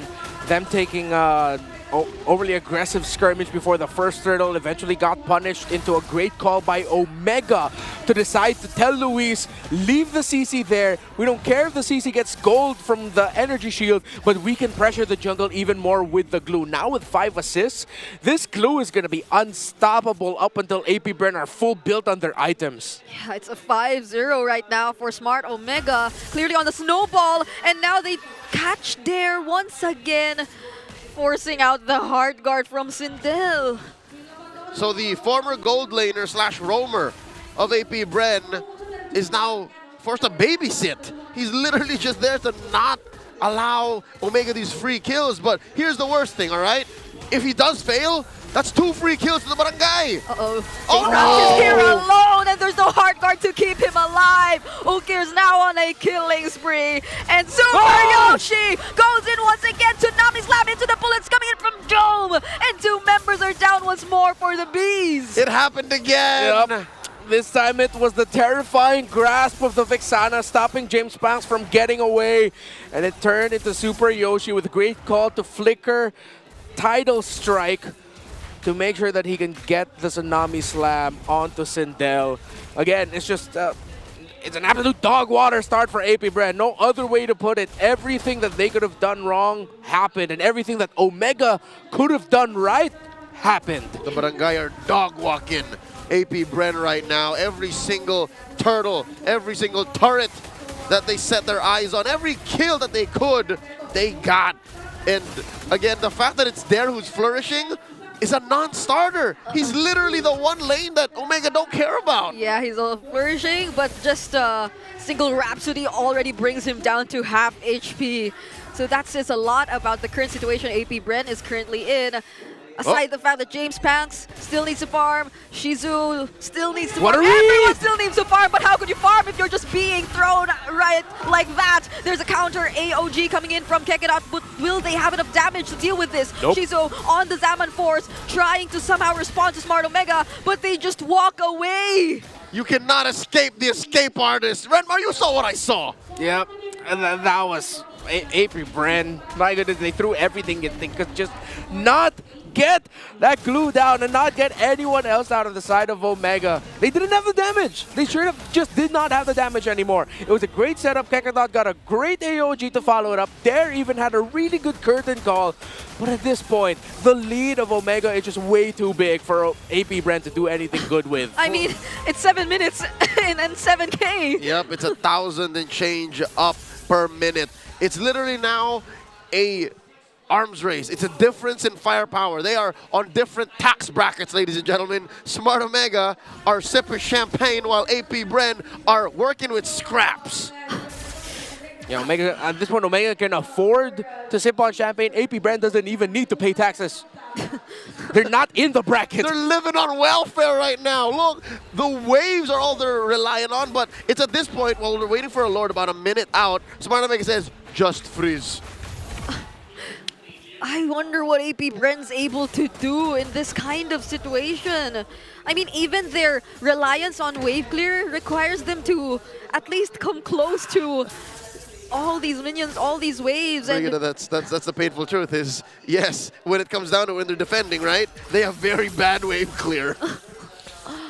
I'm gonna say now, if somehow, look, Omega doesn't even have radiant armors, man. That's how much no damage AP Bren has.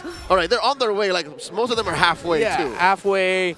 There's an Oracle on there, but the main thing that you could give AP Bren a lot of problems item-wise, wait. Oh, there's a curtain call that was used on the two members, though. This might be actually his timing for AP Bren. They go in with his Amon Force as well, but James Pax gets taken out, and they're trying to work on the backlines. Might successfully take out Ukir, and there you go. They actually take out two in exchange of 3 members of the Beast, but Andoryu still chasing after there. Oh, can he get away? No, he can't. Godlike for the nightmare. Redmar, you were saying? Now that's it, AP Bren, like, I mean, there isn't even radiant armors on the side of Omega. Still! And they're still struggling, and they're already struggling like this. And Omega almost dropped the ball, like they almost took a fight that had everything going right for AP Bren. Yeah. The AOG, the Zaman Force, the Kern Call, but still, the firepower difference, the 8K gold between them. Ukir's ultimate drops have been on point. The Eternal Guardian of the Vexana have been really, really good. That engagement by AP Bren, that was a 3-man knockup that Ukir got. Yeah. And we've been seeing that all throughout this game. So the combination of the Super Yoshi and Ukir bring to the table exactly what we talked about. For them to set the tempo, if they're playing their A game, it makes the life of Andoryu easy, it makes the life of Jome easy. Again, struggling to get a good KDA record, but he hasn't struggled farming. That's a good thing going for Omega. Yeah, and Andorju's 7-0-4, so you know he's had a really good time. Exactly what we said earlier too during the lineups. His run here is a dream come true. The Nightmare is living a dream come true. Almost perfect joy game. And he's just waiting for the rest of Omega to say, all right, go ahead, power push that bottom lane. We're breaking into the base. Good news for AP Bren is they still at least have a Holy Shield in mid. Just in mid. And now they don't. Now they don't. It's gone even right before the Lord actually makes its way towards their base. And Omega, in just 10 minutes, they've already exposed so much for AP Bren. This is going to be very difficult for them. An Oracle already picked up here by James Pax too, right after the Clock of Destiny. Okay. There's so little that you can rely on in terms of damage. I'll tell you now, this is worse. It's an Athena's shield, Redmar, not even Radiant. Yeah, that's going to hurt more. It's a hard stop. That shuts down the main magic damage dealer, which is the Harith, too. So let's see if AP Bren can somehow pull this off. It's going to be a defense of a lifetime, a punish of a lifetime if they get this right. Oh, Tidal Strike didn't connect there, and the flicker was forced from Super Yoshi. Omega, your minion waves. All right. There's a lot of focus in the bot lane for a tower. If they don't get a tower with the next minion wave push, kind of overkill for what they did just trying to get that bottom lane inhibitor, which they did. Yeah, and again, the flicker was already burned for Super Yoshi, so that's a lot. Yoshi was overprotecting his deathless stat. I mean, you got to get it right. They almost lost that fight in the purple. Almost. Yeah. This could have not happened, I guess. Yeah.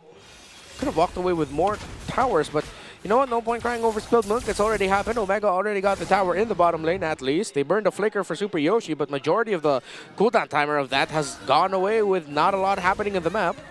So I'm pretty sure this is going to be back for the next major sequence, which will be a Lord take at 30 seconds and counting.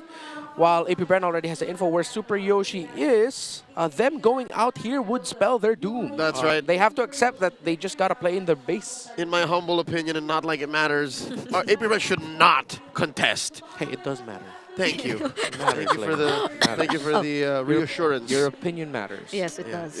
You cannot face the darkness alone. It gets lighter when you share it. That's true. Oh, but there Share your are- problems with the world. I just watched Thunderbolts. You'll get it. 9K ahead. Smart Omega start up the Lord. I reckon it should be a blitz. Like, oh my God, what's AP Bren doing? You're thinking about it. They are getting out of the base. They're thinking about it. They should be welcoming the waves. Well, Sindel's just waiting. Back off it. Maybe we There's a whisper it. conceal. Oh, there you go. There's the flicker into the Tsunami Slam, but there's a counter AOG coming in from Kekeda, but everyone's split up. Dare couldn't even find a target from behind, and Andoryu takes down Shizu before he gets to do anything. Now it's Sindel, and a flicker from Dome to seal the triple, and James Pax will be able to escape, but not for long, because there's Luis catching him with a grab, and Dome goes for the Maniac! Smart Omega marching straight for the base. This is game number 1, and the Barangay takes it to their hands. Well, should've listened to us, AP Bren. But Omega, let's focus on them instead. Ukir, Super Yoshi, in their A game, makes the life of Andoryu so easy, which makes captaining, shot calling for Jom so easy, to the point where he could just end it with a big J play, sealing it off with a Maniac. I'd rather look at what Omega did right here. It was clean MLBB, the right calls at the right time. And this whole time, I think Lewis was just waiting for the glue rework because he looked so comfortable. Yeah. There was literally 2 Tsunami Slams.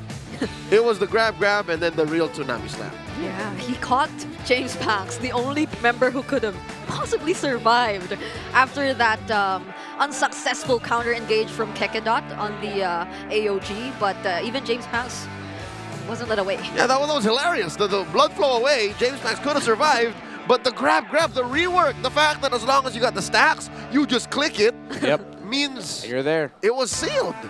Yeah, and the fact that he would also use the flicker aggressively to make sure that he gets his combo in as a glue at the right time as well. It was such a great game there by Luis as the glue. But of course, the MVP is going to be Andoryu, who had a perfect game as this Joy. Exactly what we talked about earlier. Have Ukir and have Super Yoshi. Do whatever they do cleanly, and Andoryu will serve. The curly-haired culprit. The main suspect in the murder of AP Bren's re-debut of Sindel. 808, 893. I can smell a BPI Rich performance already with an almost 100% KP. Every single member of AP Bren at that game couldn't actually find a way to escape the threat of Andoryu once he decides to go in. It all started with Kekedot, the early 2 kills, and then eventually he just had easy access to every other member of AP Bren. Not just to Sindel on the Angela mid, but literally every single other member. Even there, he could like take on Dare whenever he attempted to visit him in his lane. Because again, Smart Omega, Luis almost didn't care about his lane anymore. And you know what the nail is that broke the camel's back? I'm pretty sure the saying goes something like that. Is the fact that this Joy was a first pick Joy. Not a single hero from AP Bren could stop it. It looked like AP Bren went into this with a clear idea of no matter what we're up against, we pick these. We're picking Angela, Alice, CC, Gacha, and let's pair it up with a Harith too, you know? It's like, yeah, you got no stoppers there. Your main stopper, it's one dude. It is a Gacha that has to hope with all of the dashes that Joy brings to the table, with everything that the Gacha will inevitably receive every team fight, that his taunt will land on the Joy. Yeah. There are easier ways to lock down a Joy. It's just that, you know, logically, Kekedot was dealing with a lot. Kekedot had everything on his plate, and Smart Omega ate it up. This is Why do we sound so stressed? I mean, this is painful to see for a team. For her specifically. Yeah, who you want to see at least get a win before they end the season. But it seems like they do have other plans in mind. I just hope the next time they actually want to pull off something like this, they also take into consideration whether or not it's still feasible given the flow of the draft that's happening. Brigitte, I hope to high heaven that they do have something else in mind, because this is not it. It isn't being or working like round 1 Twisted Minds work in the past. Nope. Again, what happened, it perplexes me why they would force that catch, that fight onto the glue before the turtle. Twisted Minds, when they would play the Alice, wouldn't even contest for the first turtle. Nope. They give that up because they know that's not their power spike. They wouldn't even contest for the Lord. They wouldn't even contest for the Lord. And then they'll eventually let go in once they know, or everything is set. If AP Bren want to do things like this, just remember your conditions. They clearly forgot their main important condition, which was don't give an early lead, don't force any early fights, play for when the Alice, you start being aggressive when the Alice is close, very close, or already has the Clock of Destiny. That's it for the Alice, Angela. And it sounds like we are rounding out our keys to victory. Confirmed it is Andorio as the BPI rich guy. We did mention AP Bren. They need to leave a statement. This is not that statement. No. This isn't the kind of statement we were looking for them. But I believe like there must be, right? There must be, alongside their 4 coaches, something else that they could potentially show us. But now it's just really a smart Omega playing the game and clearly wanting to secure that one condition among their multiple conditions in order to make it into the playoffs. They're 1 game away. They're 1 game away. And with Andorio at the lead, who they've been given a more forward-facing role in the team. BPI Rich Guy for game number 1, hitting about 11,600 total gold, almost reaching the 900 GPM mark. I think he is the key. I'll tell you now, Big Joe, he's going to do his thing, you know, the way he has been for the better part of 18 months. But I think Andorio is key to unlocking the true potential of Smart Omega's Venom in Season 15. Yeah, Jome, I feel like Big J needs to evolve into Captain J, accept that captaincy role. Big J. That, okay, he's going to focus on his lane, not to win, but just get the gold. While he's already also looking at the map, trying to captain.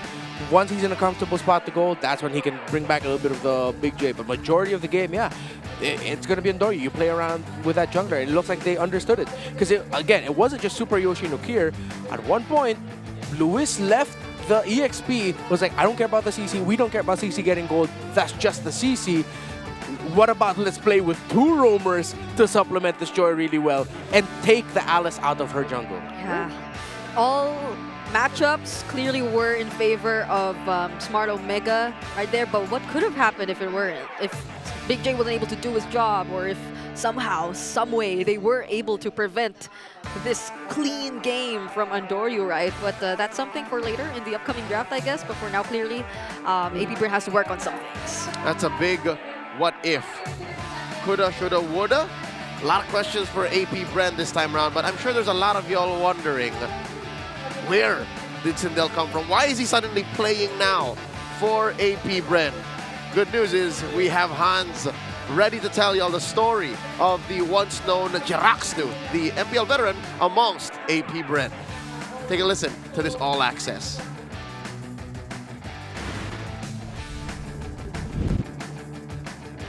Maraming salamat sa ating mga casters. And before we toss it over to game number 2, I am just right in front of the audience for AP Bren, hoping na maka-reverse sweep nila dito going up against Smart Omega na naghahabol pa rin para sa final playoff spot. One of the highlights that I actually want to take note of is a player making his debut para sa araw na ito. Walang iba kundi si Sindel. Probably talking more about his 7-year history playing MLBB as an amateur to a professional player. Si Sindel, dating kilala bilang Jiraxnu, is actually a returning MPL PH player. Yung pinakauna niyang season was in Season 5 under the banner of BSP. Probably the logo that you see on your screens right now. And after 1 season, he also dived into the amateur scene before finding his way into Echo Proud's MDL team in MDL Philippines Season 2. And eventually, napunta siya sa Lazy Esports, who in last season has gotten the victory in MDL Philippines Season 4. Since then, he was part of AP Bren at ngayon, he wants to be able to finish strong and contribute para maipanalo niya ang kanyang kupunan to go up against Smart Omega. Kung narinig nga natin kanina, it was Sindel formerly Jerax doon na sinabi na gusto niyang isama sa bakasyon ng Smart Omega, but it looks like in terms of the performance na nakita natin sa bagong barangay ay hindi nagbago or merong mga adjustments na talagang ginawa sila for them to be able to do something effectively. And natanong ko rin siya kanina if he's actually happy to come back here, and he was very happy to do that given that most of the roles that he was investing in the team is more on the analyst side. It is very understandable that AP Bren has a lot of coaches, very talented coaches, but it wouldn't really be bad kung sasama na rin siya in providing some analysis para sa kanyang kupunan. And there were also times na hindi siya nakakalaro, but it is also an added point for him para mas lalong maibigay ang kanyang best para sa laban na ito. That is it for Sindel as we head over into game number 2. Balik natin sa ating mga casters. Thanks, Hans. Again, that all access giving us a little bit of a peek into exactly where Sindel came from and how he ended up with AP Bren. Right back into the action. We are at game 2 of this best of 3 against Smart Omega at match point rather. And we have news that AP Bren are subbing out. Is this right? Yeah. The player we just took about 2 minutes to talk about clearly to just give y'all an insight. He was right. It was his first game and his last game in Season 15. Chovskirt is coming in. Yeah, prophetic statement there by Sindel. Because usually, again, the distinction is games and series. If he wanted to play the whole series, he should have said first and last series, not first game, last game. But he said game. And now we're seeing Chovskirt again, the exact same lineup of AP Bren throughout the entirety of the regular season. So, I don't know, like, honestly, now it makes me wonder a lot more. Like, was that just really the plan for them in game number 1? Bringing in Sindel and trying to pull off the Alice or the Alice Jella? Or all right. The only real logical reason this will make sense is if they really wanted to just let Sindel play. Because she was performing, man. Shizu is Shizu, the silent kid. So even when they were losing with that Harrod, like he had some semblance, right? He had some signs of life. But now with AP Bren going red, could this be them trying to pick a side that allows them to recover easier? The second time they're going in red. Yeah. I feel like I like this approach because I think I will subscribe to that thought that it really feels like, all right, we want to get Sindel at least one game in the MPL before the season ends. This isn't their last series, but they have another series later in the week. However, now you bring in Chovskirt. I like it because it goes to show, especially with them picking a red side, is that, you know what, we will just reiterate on our plan. We are not, hopefully, not going to go for the Alice Angela anymore. But them being on the red side shows that they clearly have a plan cooking up for them. Yeah. Because they chose it. We want to see Chovskirt on anything but an Angela. To me, it was less the Alice. We've seen Alice work here and there. It's just, yeah, you play with a player like Sindel, you play with a player like Chovskirt. Again, we were what? Basically screaming out the Kimmy. But now with Chovskirt back in, we want the more sound mage picks. We want a Farsa, we want an Eve. Maybe here we see the blind pick Valentina. I wouldn't like it, but it'll make more sense. They're literally one step away. Smart Omega is from getting one of their conditions and completing the sweep, the revenge that they won against AP Bren for previously beating them in the first half of the regular season. So AP Bren, they really have to show us something this time around. And they decide to ban 3 junglers in the red side. Whoa! So it's just, what's left there? It's just the Suyos. The Suyo, the Ling, the Nolan. Oh, but Ling, if it's Sandoryu and James Pax, yeah, maybe. Yeah, we might see a Ling third pick for AP Bren. But then Andor, you can just go ahead and rush it in the first place as well. They already have the Kaleo on their side. That's right. They get the Granger. Okay, a little bit of a better matchup here for Shizo. Good range. See them go for a flex. You don't need to rush a Suyo, but they just No, I want to see them go for the Ling instead. They get the Low Yi. Let's see. Low Yi in the past for AP Bren has been quite passive. We usually don't get to see a lot of aggressive Low Yi plays by AP Bren, usually because they're already struggling in the early to mid game execution-wise. But this is yeah, that's one thing. We really want to see the championship Low Yi that they previously had back in the day when they were still in MDL. But hopefully we see it here. But for Smart Omega, is it their time to take away that jungler? It looks like Coach Snap is really knee-deep in a conversation with Adori, who was about 2 inches away from him. Like, Coach, let me have it, Coach! I think there's a Hanzo too, but... Oh, yeah, that's right. Oh, it's still Sasuke! Look at the smile on his face. Like, Coach, you sure? Coach, are you sure? Just when everyone else wasn't there. It also kind of looked like that Coach... Oh! They're really just going the Twisted Minds route. This is Twisted. The only other team to make this work was Twisted Minds with MP the King playing Leomord. And for the Suyo, there's only really one player that makes it work here post-patch, and that's Demon Kite. Aurora's Demon Kite. Was it also against Omega that Twisted Minds brought that out? It was, right? Yes. Game 1 Leomord, yeah. Yep. Last weekend, Saturday. All right, so I don't know how to feel. But here's the thing. Good news for AP Bren. The damage profile makes sense. Yeah. For Oathkeeper. For Leomord's passive. Like, that's enough burst of both magic and physical variety for, you know, Leomord to do work. And they can really play around with the diversions. Not to mention that we don't actually know who their initiators are going to be just yet, who their frontliners are going to be just yet, but... Ooh. I want to see more magic damage on the side of AP Bren if they can still slot some in. Maybe the EXP late. If they can go Edith. You punish that Suyo. Yeah, I want to see more crowd control magic. Go for Edith. If they're gonna if they're gonna rely solely on the low E4 magic damage, I wouldn't be that big a fan of that. Yep, Suyo would dive into that, no problem. Yep, I would. But what does they... Okay, so they take out the Selena last. So no soft counters just yet for the Louis. All other global presence heroes mostly are out as well. Before they go Valdir Rome or something like that. Not gonna be a fan of it. That's a little Giler. Yeah, it will be. That's crazy for those non-Bahasa speakers. Yeah, just put a magic damage dealing EXP later. I'm thinking for Romer that Hylos though. Hylos! Hylos is there. Yeah. That would be terrifying. Like a bush that you did not expect to have 2 horses coming out of. Lots of slows. A lot of things to avoid. 2 big lines in the Glorious Pathway and the Phantom Steed. Oh, I like it. If I had 2 horses, those would be forces. They would be colliding. Wait, what's Irithel on? Oh, it's a lion. It's a giant tiger.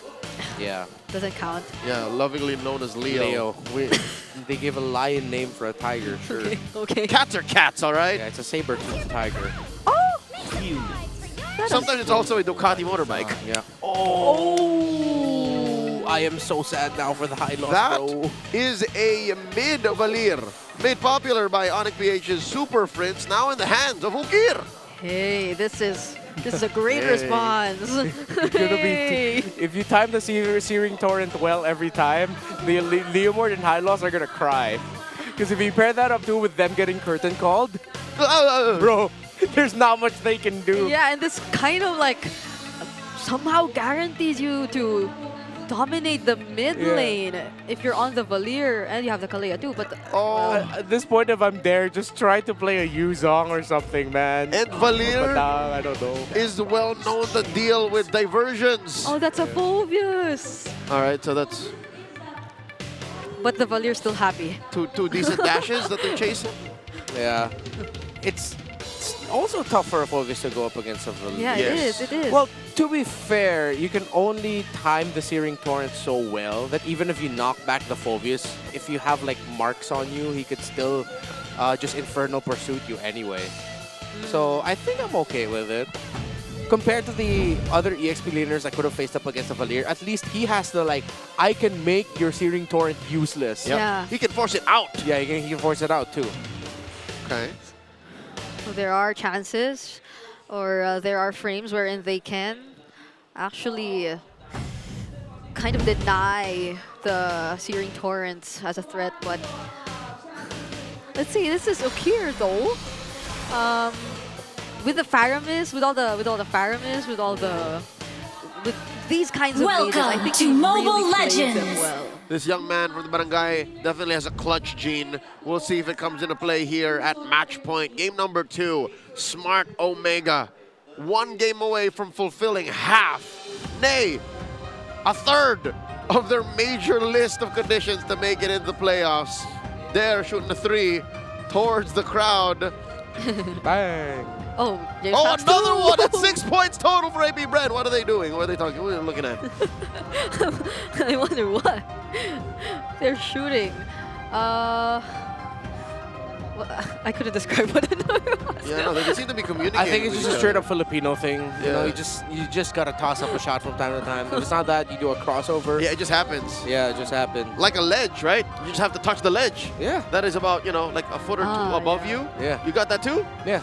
Growing up? I have to jump. Still today? Because I'm short. Still today? No, me too. Yeah, I have to jump. You've seen this phenomenon, right?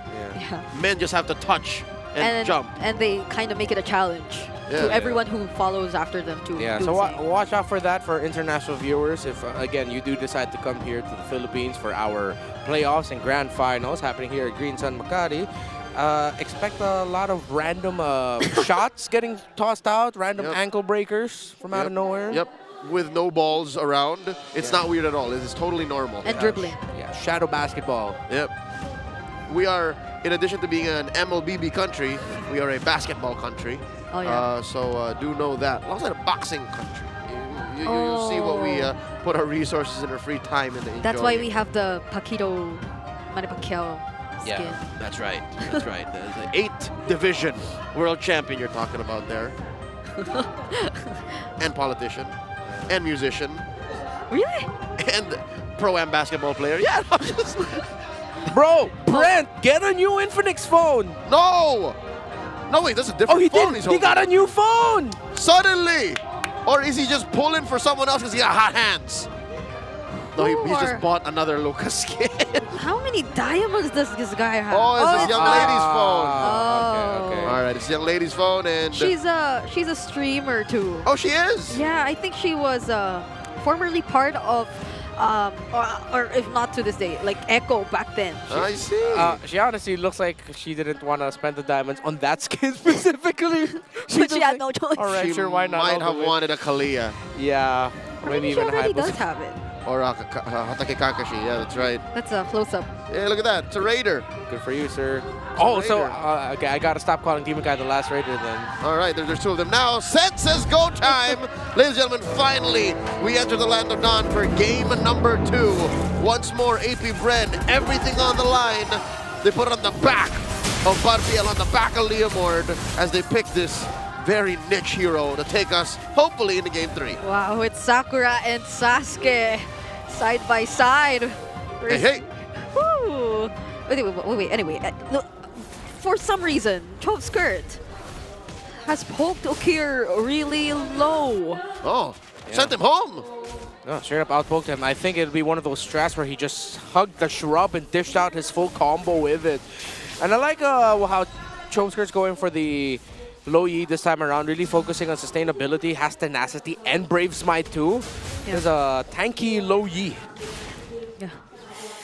Somehow they're managing the early game really well, the mid lane, even though I'm so used to seeing the Valiers really taking control of the mid lane whenever there's a chance. But now they somehow even things out, so it's probably going to be heavily based on what rotations are going to come out from both of these teams so far. Bring it on, just to remind everyone, game 3, Liquid versus Onyx. Onyx was on the back foot. Oh, yeah. So it's possible that, maybe Omega watched that game and said, you know what, it's okay. We can take it slow. We'll find a clap back. They can diversion into our purple side brush, and then we'll take it, like, very similar to that play. And it's not the AOG. Oh yeah, It it'll could be the title strike. It'll be a title strike into Tsunami Slam. Yeah, so I think Omega knows the limits of this hero in their lineup. Yeah, Lewis gonna hit level 4 before Dare. I think they could get one aggro play in here. Just curtain call dive right now onto the members of AP Bren. They don't have the EXP going well for them. But he already calls for Barbiel. There's the Phantom Steed forcing out the vengeance from Lewis. Was he still alive? And the first blood, it's Kekedot and no other. James Banks already done with his ultimate, and now it's Smart Omega in full control, but Dare still decides to jump in, but Andoryu somehow still gets his way to secure the objective, and now Chop Skirt looking for the trades. There goes the Dark Wave knocking up Luis, and he gets to close in onto Gear, but there's a flicker, and now Dare will fall in the hands of Andoryu. The rework on the passive of Suyo works so well for Andoryu. He is so self-aware, so alert as to how low his life is and how much damage is coming his way. He almost single-handedly made that all the more worth it for Omega. Could have been a big win for AP Bren, but Omega held on long enough. Even though they were the ones able to get the turtle, it looked like AP Bren could walk away with more kills, but they were backing off at exactly the right time. And with James Banks already having used his Phantom Steed, Dare, even though he flickered forward and was jumping on 2-3 members of Omega, it was too risky for the Leomord to back him up at that time. It feels like if Smart Omega actually get to prolong the fights a bit more, then you could feel the 10-second limit of the ultimate of the Phantom Steed right now. But speaking of, they try or they go for the surprise, and now Andoryu isn't able to extend that fight anymore. All right. That's one time that maybe Andoryu was not aware. Again, I don't think they made that call. Divergent, divergent, and he was walking up to them. Yeah, that was a great call. Again, we mentioned before that the low E for AP Bren doesn't always go so well, where it's rare for us to see aggressive, very proactive usages of the diversion from Chove Skirt's low E. But this time around, early on, before the 4-minute mark, we saw a very good play called there by Chove Skirt. Yep. Redmar, he said, not this time. 3.5 minutes, that's all it takes. 3-man diversion into a kill. Yeah, and that's aside the fact that they've managed the lane pretty well. So this is, or this might just be, alongside the Brave Smite, a much more aggressive form of Chove Skirt or approach in making use of the Lu Yi. He's a changed man. Maybe. 2 early kills, AP Bren up by about 500 gold. They are definitely in shape here to contest. And it looks like both junglers will take the closest buff first. Yeah. Orange for James, and then Andoryu for a purple, and then maybe it collapses into a straight-on conflict. Yeah, will we see a 5v5 because both gold laners are double laning right now in the mid lane. Are they going to go back to lane or fight? Jome is looking like he wants to go for a fight while Shizo's waiting for his time. Diversion! Oh, they go for a diversion. And right behind is James Banks, who goes in with the Phantom Steed once again. They gain the space, and now Smart Omega are running away, but Jome is waiting for the perfect time to go in. Heavy crossbow, and he slows down the members of AP Bren. And now Andoryu goes for the clapback. Jome chasing after every single member, and there's the flicker title strike coming in here from Super Yoshi as well, leading into a double kill for Andoryu. 3 for none. Omega does concede the turtle, but I'd say it's worth it. Super Yoshi still had the ultimate. He held on to it all up until that very last pickoff. I thought he'd use that at some point middle of the fight, but no, Super Yoshi was waiting for his time with a flicker ultimate combo. Great response as well by Omega. Despite losing the turtle, they were forced back. Their formation broken by James Banks and Chove Skirt, but then they held on. Jome could not be caught by AP Bren once he had the sprint and the heavy crossbow up. It was just him dealing all the damage and AP Bren struggling. You also see what a curtain call and Searing Torrent combination can do to the team fighting of AP Bren. Oh, but do they know that Jome is there? They just surprised them in the left mid bush. Super Yoshi trying to run away, but that's 5 members of AP Bren eager to take down the mid lane turret. Andoryu trying to defend, and they successfully will, but they get the pick off on Jome. Jome was defenseless. They folded that boy in half. He had no chance of surviving that diversion. And I was just about to say, Jome is behind about 1,000 gold from Shizo. Shizo's eating so much better. AP Bren read the map correctly. They saw it, they thought, you know what, I think they're all going to be here. And somehow they were. A fantastic map read by AP Bren, no other way to put it. And again, coming from an abysmal game number 1 here in this game number 2, I very much appreciate more now the form of AP Bren. Yeah, it seems like they're almost always prepared whenever they go for the diversions. James Banks is constantly part of, or if not the only one, to be sent out on the diversions. Okay, but now they're... Do they know? They're waiting? At least they'll see Shizo. They need someone to clear. Okay. The middle menu wave, they have Tabson where Luis, Ukir, and Doryu are. And I think they already... AP Bren should be calling that the other shrubs closer to the turtle near the purple buff are covered. Oh, Joe Skirt gets spotted, so he has to leave the position.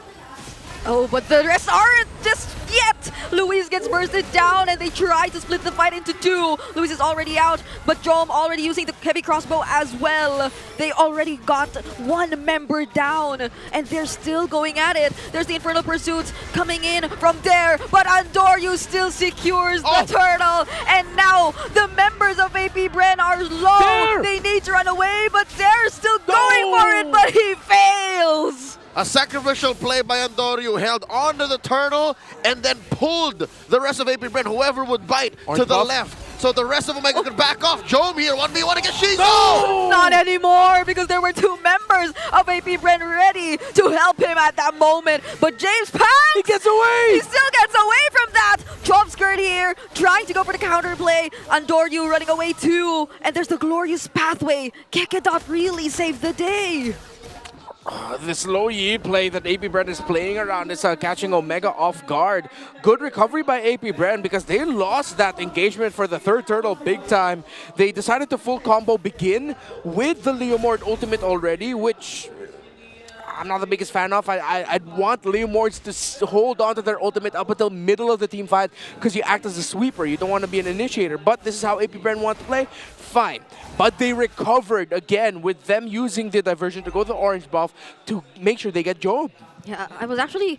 that is also probably one of my biggest observations so far, is that the fight breaks out and then just a few moments after, the Phantom Steed's already done. So, like, AP Bren will need to look at other ways to provide damage when the fight gets extended. Here's a beautiful thing about that right now, Brigida. After the patch, the cooldown and the duration of Phantom Steed got adjusted. Yeah, so you rarely feel that downtime, especially when Omega are on the back foot. Because when that happens, when you open Salvo with Phantom Steed and with the Glorious Pathway, Omega wants to back off. Yep. So after that, it's on cooldown. You can do it again. So you just need to not allow smart Omega, or you just need to find the time to recover immediately, because it's something that AP Bren can actually do, which is probably one of the things they've been attempting to since earlier. It's more like it's the Glorious Pathway that gets them out of trouble whenever they need time, instead of it being the first thing you see whenever there is a team fight. Yep, there's a chance that it even muddles each other. So Omega have to guess. Now, the Barangay starts the dance. The rest of AP Bren waiting, looking for the diversion play. There's a diversion in the mid-brush. Oh, God. And now they get spotted. So now Omega knows all 5 members of AP Bren are within the area. Yeah, they decided to go for the poke burst instead. They didn't want to hold it because there's a chance Omega would have checked that shrub anyway. Might as well that they get the first blast out. Well, AP Bren now have better positioning and hold into some key areas in this Lord. Middle shrubs held by them. Minion waves crashing in mid. 4 of them. I'd want to see them spread out their distribution a bit more. Maybe put the Phoveus or someone else in the pixel shrub. Ooh. James Banks not here. They need to back off just a little bit. Wait for the Leomord to get in the zone. Yeah. And the diversion's there. It's up again. So they can also make use of that if they want to surround Smart Omega. Because Smart Omega, they're all just in this particular area. They're in the orange buff. They're in the same spot. Go to the orange buff or the purple buff. One of those two. Ooh, they're sending 3. Oh, okay. They conceal. They look.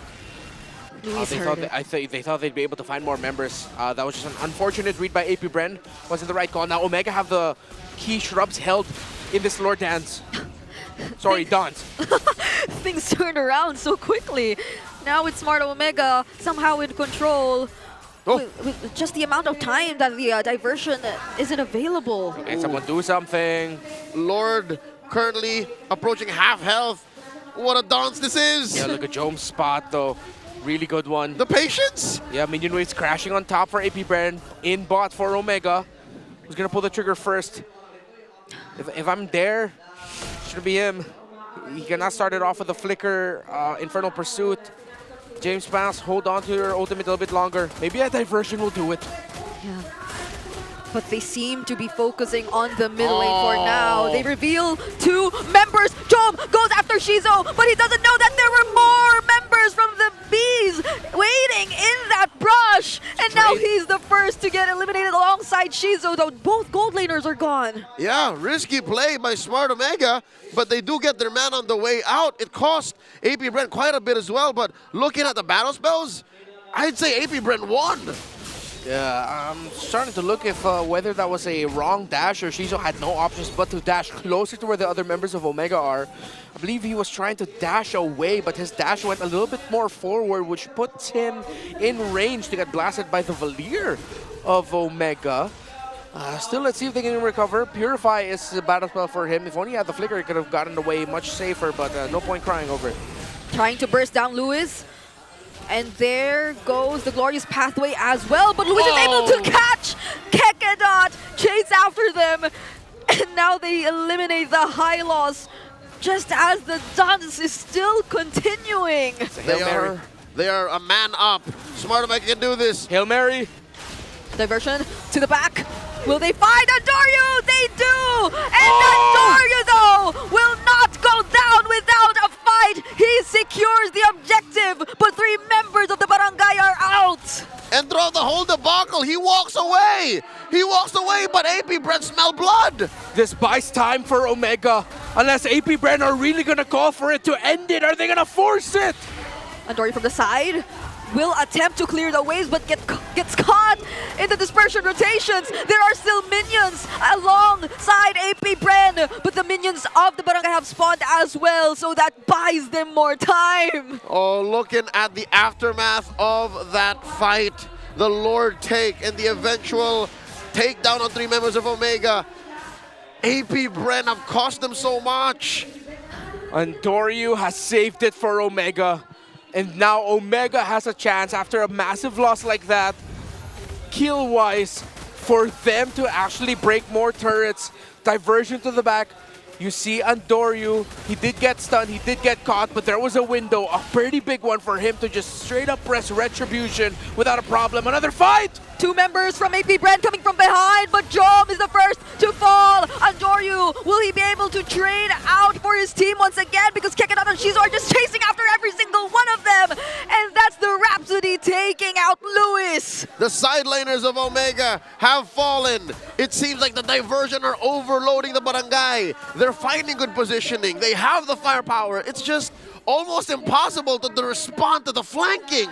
The duality vacuums of Choveskirt as well. We talked about the Searing Torrent of the Valier messing up the team fighting for AP Bren, but it seems like the sheer damage and crowd control output brought up by the low Yi's passive and skill 1, skill 2 combo is just too much right now for Omega. Every team fight that they're brought into.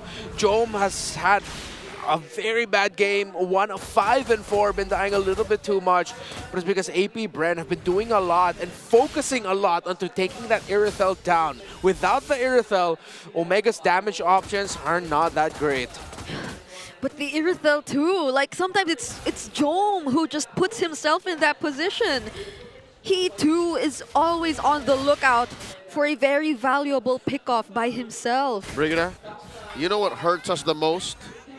What we don't understand, what we don't know, what we can't see. And that's the reason why I think Jom has died 5 times this game.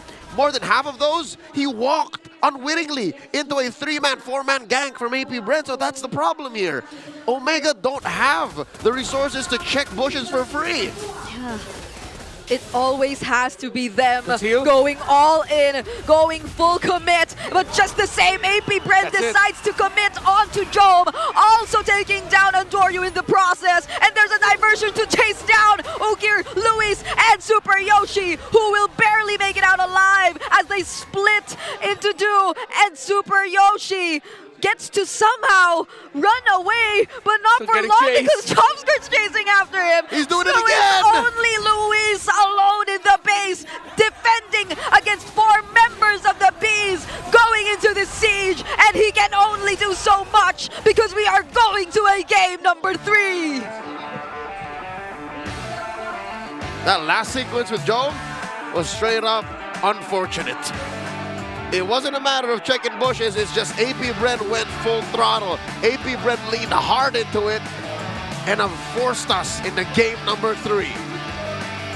That fight was stopped by a high loss. That conceal and pick play was stopped by a high loss just standing there saying, oh, hey, look, they're all here. Poke. And then everyone from AP Bren getting the sign, all right, you know what? We can initiate with a Leomord ult. Sure, why the hell not? Oh, look, we caught the Irithel. That's it. People seem to forget that Phantom Seed has some level of CC. Yeah. And that's what James Banks and the rest of AP Bren have been using it majority for. There's very good damage already from the rest of their lineup, and they just use that part of his ult as utility.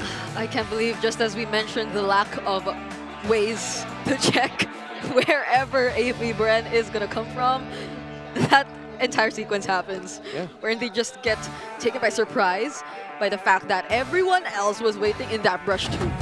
Yeah, again, I like how proactive AP Bren were this time around with Jove Skirt coming in for this game number 2 with a low E that has struggled throughout the season, but this time he made it work. He was diversioning at the right places with sending the right people over.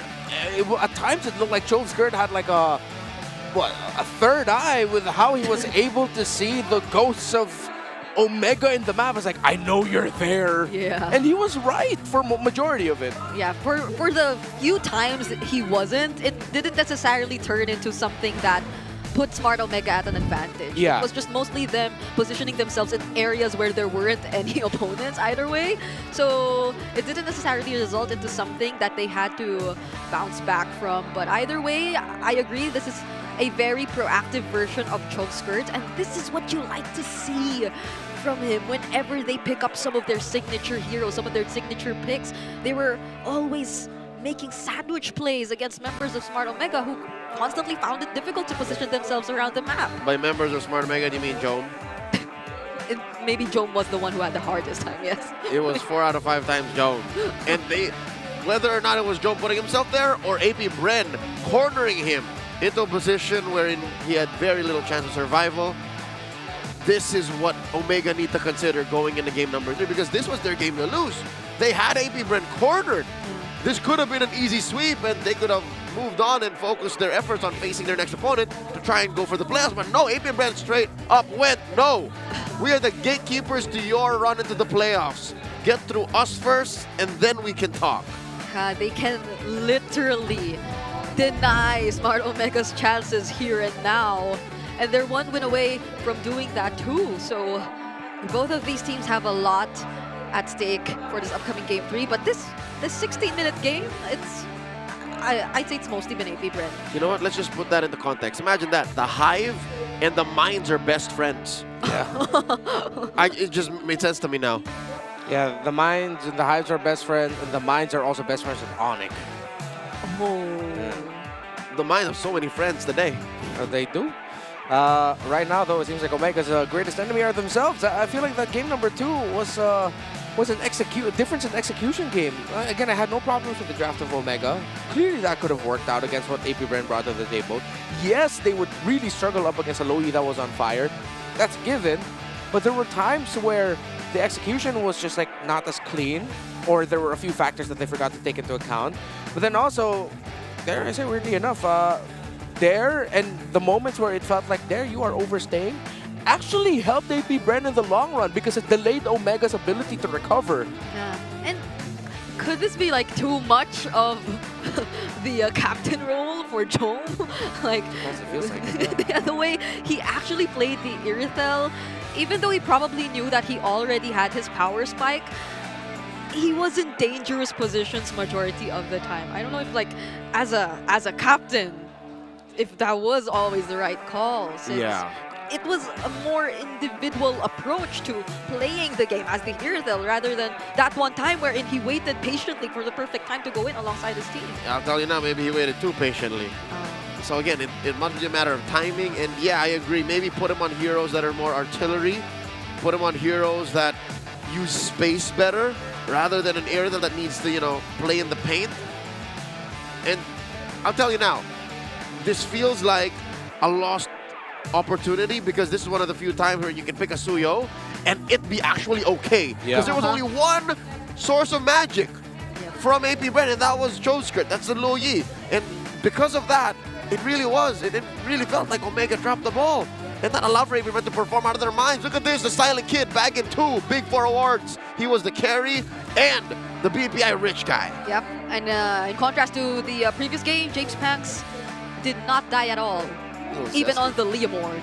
There were times he almost did, but he was able to find a way out, even without Barbiel anymore. Yep, and again, that makes sense. Giving him the best wingman is because he was using his kit as utility, as support. Yeah. And that allowed for the rest of AP Bren to perform this way and for she to smile at you like he knows something. It's like, I know your little secret. I have one too, but you don't know that. He's got that Anthony Mackie smile. Yeah. Again, I think my unsung hero here, of course, with Choker getting the MVP, would have to go back to that Phobius.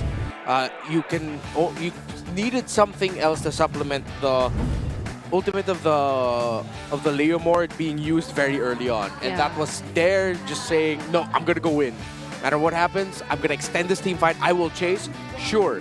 So instead of being just initiating Phobius, sweeper, Leomord, it was an initiator and sweeper Phobius that we got to see.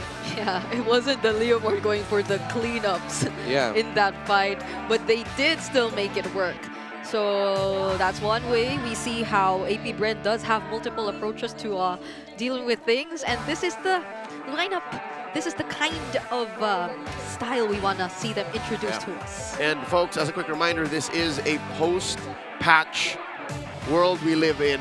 After patch 1.9.64.2, there was a sudden shift in Week 7. So these are the stats that show exactly how these heroes have changed, who your biggest winners are, your biggest losers, and heroes that consistently have a performance or, you know, some stake involved in the current metagame. Yeah, of course, the biggest number differences there you want is look at the Valir, the Moskov, the Lucas, the Suyo, most importantly, the big dip of Suyo of being picked significantly less. Fanny is still like the hero to contend for 100%. But of course, Chips being up in the rise as well because of the patch dropping in. So clearly, I saw how people in the community were already talking about the patch. The big dip of the Suyo priority changed things up a little bit. It's still the same heroes, but again, what we've made the point of is like the ordering has changed. Lucas has risen up in priority because of that. Heroes such as Valir then make a comeback. Clint made a comeback. Daddy Fred finally made the comeback as well. Yeah, here are he's one of the 4 heroes that made their debut in Week 7, but there are some of us still waiting for the others to show up. Not entirely sure if we will, though. Especially Kimmy. Again, Kimmy has turned into a Farsa that sets up more than you do deal damage. Farsa with DOT instead of burst. Yeah, DOT instead of burst and more crowd control. So imagine if your skill 2 and ultimate are both your bird stunning people. Yeah, that's essentially Kimmy. Kimmy's okay. We haven't seen it yet, but I really love playing Kimmy in the mid lane because of just how strong she is as an option, as an initiator and vision checker. Your bush checks are also initiations. You throw your ultimate in the right shrub to get vision, you're forcing dashes out of your opponent, or maybe even being able to crowd control them to set up for more damage. It won't hurt like crazy, but it sets up really good. It's icky, is what it feels like. Those little from Kimmy, I feel it. But I felt it more in gold. But we'll see if one of these two teams tonight will play the gambit of putting the Kimmy in mid, and we'll see where we go from there. But Glue, though, the other hero that was reworked in 1.9.64.2, has been seeing a lot of play. His stocks definitely have risen. Yep. It's been a good day for Glue, but there are interestingly some picks which I haven't been seeing much today. I just realized that there haven't been any Lucases just yet. Oh yeah, that's true. We haven't seen Naruto. We've seen Sasuke, Sakura, Kakashi. Where's Naruto? No one wants to pick Naruto. And at the beginning of this day, I said I will be likely leaning towards the idea that we'll see more Narutos instead of Sasuke's, but we saw more Sasuke's today. So I don't know if I jinxed it, but... We see 2 Sasuke's today? Yeah. Or just 1 Sasuke? too. See, so where is Naruto Uzumaki? Come on. Where is he? Because just right when I became a Lucas stan, he dropped in priority. What is this? We have to figure this out, folks. Valentina's not around anymore. What is it? Yeah. You used to be not a Valentina stan. It's no, not a Lucas stan. Yeah, but also Valentina, right? There was a time where I still don't like Valentina blind. Okay. Just as a blind pick. And I'm skeptic most times. But, you know, where is Lucas? Lucas is so gross in the jungle. And yes, I now like him more in the jungle than the EXP. Where is it? Maybe that's why, you know, Suyo's coming out and Suyo's... Again, maybe we are blinded by Andorio's performance. Maybe that really was just a miracle run for him. Maybe. Let's see if we'll actually get to have a Lucas played in this game number 3. Fanny Hayabusa taken out. Joy as well. Again, 3 jungler bans. We might see it this time around. We still go for the Kaleo, which is the right choice. And prior, this was not a Zushin, because the Zushin was banned out earlier. There's the Granger. Okay, Jushin Granger, good spread. Wonder if they're gonna get burst magic elsewhere. But the Joy's already gone. Oh, Ruby Lunox. Where's this coming from? Okay, is this a Rome Lunox, XP Kalea, then a Lunox mid? It looks like. Is this their answer to the full dive and poke of AP Bren? Or Renmar, what if? You know what kind of lineups have a gold lane Ruby? What? What do you see in the jungle? Ling. Oh, Ling. This could be a 1-3-1. Let's see. Gets banned out. Yeah, we'll see. Oh, there it is. See, I told you. Yeah. Okay, I think that was them reading into it. It's like, all right, no, let's take out the Ling instead. Yeah, we know. Yeah, but then now, Omega can just go Lucas if it doesn't get banned out. You don't have to worry about the Valentina. Yeah, and then throw the Ruby and Rome instead of the gold and then just repair from there. Yeah. Don't have the Ling anymore, I would say, yeah. If they ban the Lucas here, then it's a real what now Andoryu kind of situation. Yeah, he's going to be stuck with like an Alpha or a Lance. Those are like his last options. He wants to really hammer in the Assassin. Nolan. That's Hanzo. I wouldn't like the Nolan up against a Liam more than juice it together. Then they got a Lucas. Yeah. I mean, it's strong burst, and their lineup does have a strong burst. It would be very brave for him if he decides to go Nolan later on. How rude would it be if AP Bren picked the Lucas here? Threw it in the XP just to take it away from Andoryu. Very rude and very good. Although up against a Kalea, yeah, the Kalea will have a much better damage. Lucas will have a much better damage output, but it's alright. Then just go Lucas now. Come on. Just go Lucas and Harith. No, you already have the Lunox for your burst magic damage. Just go physical. And you're assuming the Ruby will be XP. Yeah. No. Yeah. No, XP Kalea Rome Ruby. Sure, yeah. One or the other. But yeah, so you need a gold laner and a jungler. Yeah. Go Lucas? Yeah, Lucas carry, Lucas Bea. What about Clint? Just kidding. we don't see that at all, but... Oh! That's a Yusen Shin debut! Oh. And of course, Glue. Yusen Shin. First time again showing up after the rework. Oh. The answer by AP Bren, the X-Borg. Oh man, Yusen Shin almost got a rework as good as Glue and Kimmy, by the way. Oh my goodness, AP Bren might actually run away with this one, man. Hey. The X-Borg pick was so good. Where's my sign? Smart Omega may have shut the door on themselves. Oh, that is heartbreaking. YSS, this is gonna be such a demanding game for him. Did we not shout out Lucas loud enough? Do they hate that matchup that bad? Is there something we don't know about Lucas right now and why people don't want to pick it just yet? What happened after the Zeeble Combine? What changed in the Zeeble Combine? Because the patch didn't touch Lucas? Yeah. The other junglers did not, push him out. We don't understand the ecosystem or the food chain just yet, but in this game we will understand exactly what happened to the Yusen Shin and why Coach Lembo and Coach Snap greenlit this pick. Welcome to game number 3, the rubber match in this best of 3. All or nothing. To Mobile Smart Legends. Omega, the dream stays alive, or they both get eliminated tonight. Gold lane, Ruby, mid lane, Lunox. Wait. Yeah, they went double fighter because they want to supplement the YSS farm. You're right. We got blinded by the user shin pick that we forgot to consider who's going where. This is the new mounted shocker we're about to see. It still does reveal the map, but the damage AoE is targeted. Yeah. It's a little bit more boring, not gonna lie.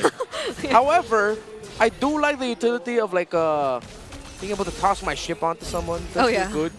And you being able to call for it whatever you want. Yeah. And you no longer have to go through the base. Yeah, that's true. It's targeted. So it feels good still.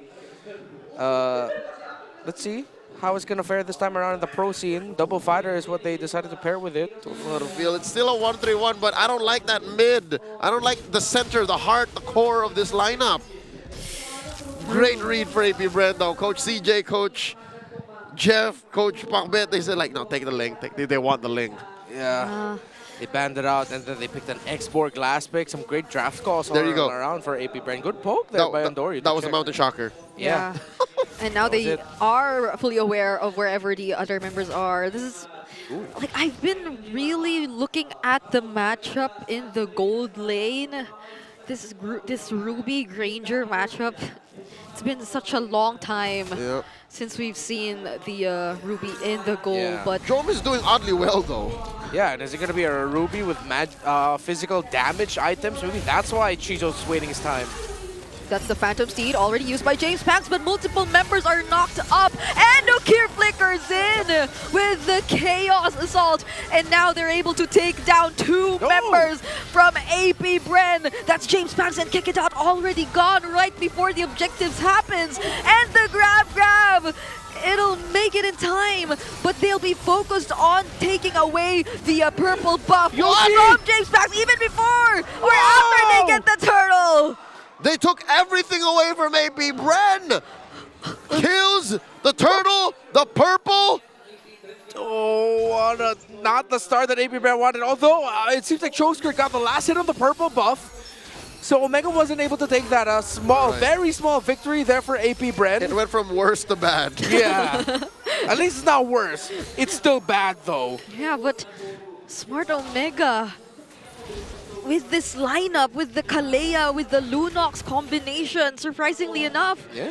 But I believe it was really because of that well-timed knock-up from the title strike from Super Yoshi. Surprising majority of the members from AP Bren. And not to mention Lunox's mechanics, it's still HP-based damage. So in the absence of a carry, Ukir can be used to melt down there, to melt down Kekidon. The heals are coming in the clutch as well. Oh! With the ultimate to pull Shizo away closer to his turret. Big J with a play! And they didn't even use the flicker. So Shizo was really just right there. And Shizo didn't even purify. Yeah, he just accepted its fate. He was also just as much shocked. Everyone's getting mountain shocked right now. What? It's been a great start for Andoryu on the Isun Shin. Oh, yes. And an even better start on Chom with a solo kill in the gold lane. That's an understatement, Brigida. What's happening for Smart Omega? None of us expected this at 4 minutes. 4 kills, a turtle. Again, I didn't expect AP Bren to full commit like that in the very first turtle, leaving their purple buff open for them. I didn't expect the Ruby to win the lane like that. That too. I think it started from one surprise, just chaining onto the next. I mean, oh, there you go, and I'm offended. Catching Chokeskirt, but he still has the Crimson Beacon, so AP Bren are somehow able to keep themselves safe. But that's still space for the Barangay to secure this turtle once again. Mountain Shocker, revealing everyone from AP Bren. Look at this, the Omega Barangay is blitzing the turtle. Does Kekida want to use the Glorious Pathway even? Because none of them can go near. Smart Omega has the entire area to themselves.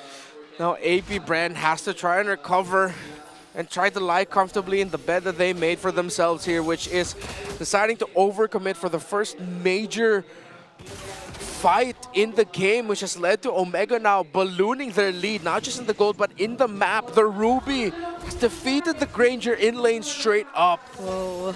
That's a lot of money on Big J. Oh, and it's leading to a monster push. Yep. already has his War Axe too. So AP Bren will attempt to mirror everything that's happening so far, but with the current situation that they're in, I feel like Smart Omega can just be constantly on the aggressive side. There's another Mountain Shocker for all of y'all who don't know. Yep, it's just a small AoE with the, you know, subtle map reveal. Yeah, the biggest effect of the YSS ult we do not see. Omega sees on their point of view, but we don't see it. I mean, we always see it. Like there's a mini indicator if you're playing against it, but other than that, it's just really mostly Omega that gets to see everything. God, this is some Big Brother things, man. Some Black Mirror stuff. What if Omega drafts this way and wins? I was already holding my AP Bren emote earlier, but I'll have to put it down again. Because I really thought AP Bren went into this with a much more comfortable draft, but they flubbed the first stake, and now they have to try and recover. Mid-game heroics are going to be required of them, but you know what? Let's not put it heroics. Yeah. Mid-game discipline. Okay. Heroics? Underline that. Oh, how could you do that? If there's another I'm offended landed onto Chop Skirt for the second time around, it keeps forcing out the Crimson Beacon.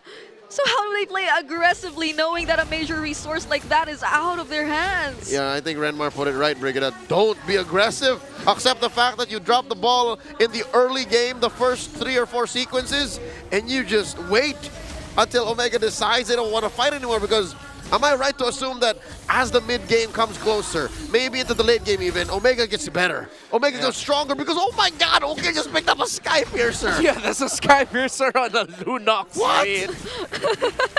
Well, I feel like I'm not dead, am I? Like I woke up alive, or I can feel that pinch. Told you, it's Black Mirror, dog. Oh my goodness, what kind of topsy-turvy world do we live in today that this is the draft that we see? And it's only day 1 of week 8. That's true. What else could we potentially see in the playoffs too? And this team who's already eliminated has another game against Falcons. So who knows what might happen, but Kekinot goes for it either way, only using the glorious pathway to prevent them losing their mid lane turrets. And I love it because, is it just me or is the new Mountain Shocker like an Astral Echo at home? Like, all you need is to know where they are, and then you can say if you want to fight or not. Yeah, it's like, oh, cool, we get vision. Hey, I do a little bit of damage too. Sure, why not? and a mini stun. Yeah. There's a CC involved in that AoE. Little one. It's supplemented very well with the draft decisions by Omega. I was knocking it earlier, but the Ruby and the Glue together provide so much space. Oh, wait, is that the Tsunami Slam committed onto Kekinot? They're not waiting for any other counter engages in the 2-man. I'm offended. Coming in from Job. It's a double kill for Ukir, and Chopsker won't make it out alive. Andoryu takes him out, and that's 3 members from the Bees. That's the Venom coming out of Smart Omega. The Ukir DD. This is what we were talking about with the last one, the Venom of Omega. Showing up with a pick that was last shown in MPL Philippines in Season 9 by then Onyx Philippines jungler Kyrie. How potent is their Venom to make it work, even with the most surprising picks you could expect from their side? A clean take on the Lord. And Andoryu might still want to go for it, forces out the last Insanity from there. You know what's Insanity? What Omega's doing with this draft. 5K ahead. Not a single kill over to AP Bren. They had to give up the turrets in top and bot, but those are just necessary trades for them to get to this monstrous position, this dominant spot in game number 3. 9.5 minutes in. All right, discipline was the key for AP Bren to not lose. Okay, but there's a very knock-off from Super Yoshi. They're not going to wait for anyone else to start the fight but him. The turret in the mid lane eventually will fall, but they get to trade out Super Yoshi in the process. And the Mountain Shocker still catching up to everyone. AP Bren are forced to run away. Andoryu almost became the hero there. Almost. They just couldn't complete the dive to follow up on Andoryu, as a tower in the mid lane was still relatively healthy and Omega didn't want to risk it. But Omega does have the lead.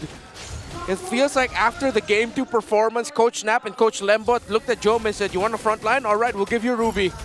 We'll put our marksman in the jungle instead. Wait, so this was probably what Joe wanted to do earlier. No, I think this is what Jome ended up having to do, given what happened in Game 2. If you know, you know, folks. At Iritel.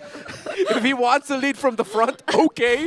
Here's a Ruby for you in the gold lane. That's why Andorio looked at Coach Snap after the draft pick. He's like, Coach, you're really doing this to Jome? And then the camera, literally, you can watch this again, folks, goes to Jome and goes like, all right, I have to play the Ruby. And he's going full damage too. So he already has a Fury Hammer, Sea Halberd, War Axe, and he's looking to build another damage item. Oh my god. Yeah, his only semblance of defense is the top boots. That's it. He's going all out, so whenever he captures anyone with the I'm offended, you could feel the damage come in. You see the damage on the... Faraga? On the, on the Yuuzhan Shin. That's another work of the new rework, is it's so much easier now to know when your passive will proc the damage difference between a melee and a ranged attack from Yuuzhan Shin. Yeah. He alone popped. There's Faraga. Yeah, the indicator that shows up already for YSS players there.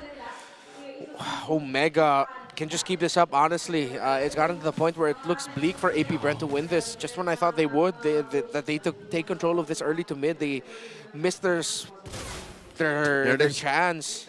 Oh, shocker. Yeah, and now there's vision. Now Omega knows where AP Bren are. And they can just comfortably, from afar, just go, nah, or yay, or just so... Yeah, let's just handle the minion waves and then prepare for the Lord coming up. Yeah, they went from maybe they could contest to they definitely could not contest.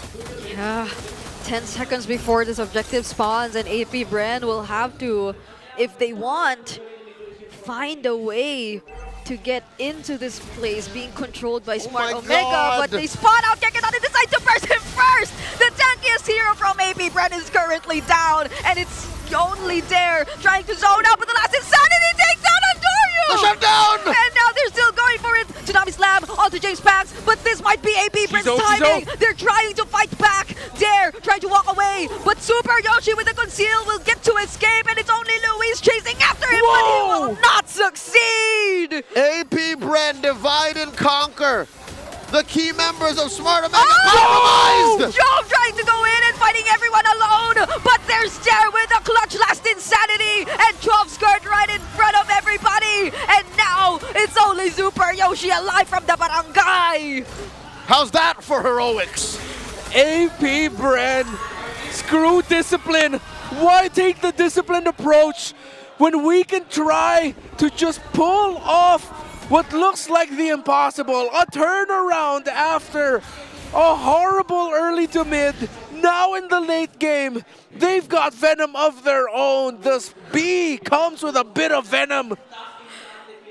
They cut that 6K, 7K goal lead down to a fraction. Barely 1,500. Smart Omega have lost so much of their early game advantage and are staring down a Lord from AP Bren. Up top, mid lane tier 1's gonna fall. And you know what the beautiful thing about that team fight was? It was a late entry from Shizo. It wasn't even a 5v5. The bees have evolved into yellow jacket hornets at this point. Is that the sound that Hornets? Why would you make it sound like that, Brigida? Oh wait, yeah, I did. That was a great. That was your first sound effect attempt. I'll give it a 6. Okay, I'll try to improve next time. Smart Omega takes care of the Lord handily, but lose quite a bit of the map. Real estate up for grabs. AP Bren looking to shrink this goal lead even more, equalize it. Omega barely has 1,000. Dare and Choveskirt were so good in that last engagement. Dare holding on, using the Faraga, the last Insanity as much as he could. Twice in that engagement. Choveskirt in that initial blast from Omega was actually left unattended, so he was able to dish out crowd control and damage as well from a safe distance. Concealed by AP Bren. Oh, they go to the purple buff to contest. Oh, this time this is revenge. So we're taking away your purple buff because you kept trying to take away ours. Right. And now they might be more likely to look for openings to be confident enough to engage against Smart Omega. AP Bren feel a little frisky, gets spotted by a Mountain Shocker, and I think it's at this point Omega knows they lost their purple. And now they have to recover. Lord coming up about a minute, lower quarter of the map. How does Omega avoid that again? Because AP Bren, even I don't understand how it happened. They divided and conquered. Yeah. They won a 4v5, and then eventually Shizo came in for cleanup. But how do you see that coming? Here's the thing. Omega knows it's coming. How do they stop it from happening? Yeah, they gotta check that juice in. That's one of the biggest components as to why AP Bren won that last one. There also, yes, they can check, but it goes to show that if they put too much onto that X-Borg, the X-Borg will be able to quickly recover into the fight at this point and get this last Insanity much quicker, even if the team fight gets dragged out. And most importantly, if they're going to pull off something like that, where is Shizo? Because if the Granger is not there, then he's coming in for the late entry and you cannot finish it. You already have to start calling for backing away to safety. So number one, don't look over there. Don't pay attention. Not like this. This is what AP Bren wants. Wait, they're bursting down there once more, but he's still alive with the Faraga armor. Ukir takes down Shizu though, but this is AP Bren going all in. They're trying to chase after Andorio and they successfully will because they take him out. And now it's only through members of Smart Omega slowly trying to crawl back to their base, but even Super Yoshi gets denied the escape. Seemingly a good trade because Omega had a plan. They flanked Shizo, took down the Silent Kid, silenced him, but they lost Andorio and Yoshi in the process. They left their YSS at the mercy of the Leomord. AP Bren now have a good chance of getting this Lord unless Heroics, a miracle by someone from Omega. Oh, that's the I'm offended. Already committed by Dome, but there's the glorious pathway to somehow allow him to walk away from danger. Are they still gonna try and contest this lore? Because it's clearly secured by the Bees. There's the spread and the grab committed by Luis onto Kekedot, but that might have been able to put him in a very dangerous spot. That's the last Insanity coming from there, taking him out, but the immortality gets traded out, and there's the Tsunami Slam bringing him closer to their base, but he still escapes! The flicker from there! He survives! Not a single casualty for AP Bren! I think Omega shouldn't have contested. Omega should just let it happen, defended from the base. Omega are looking at him and going, first he was here, now he's dead. How did he get away?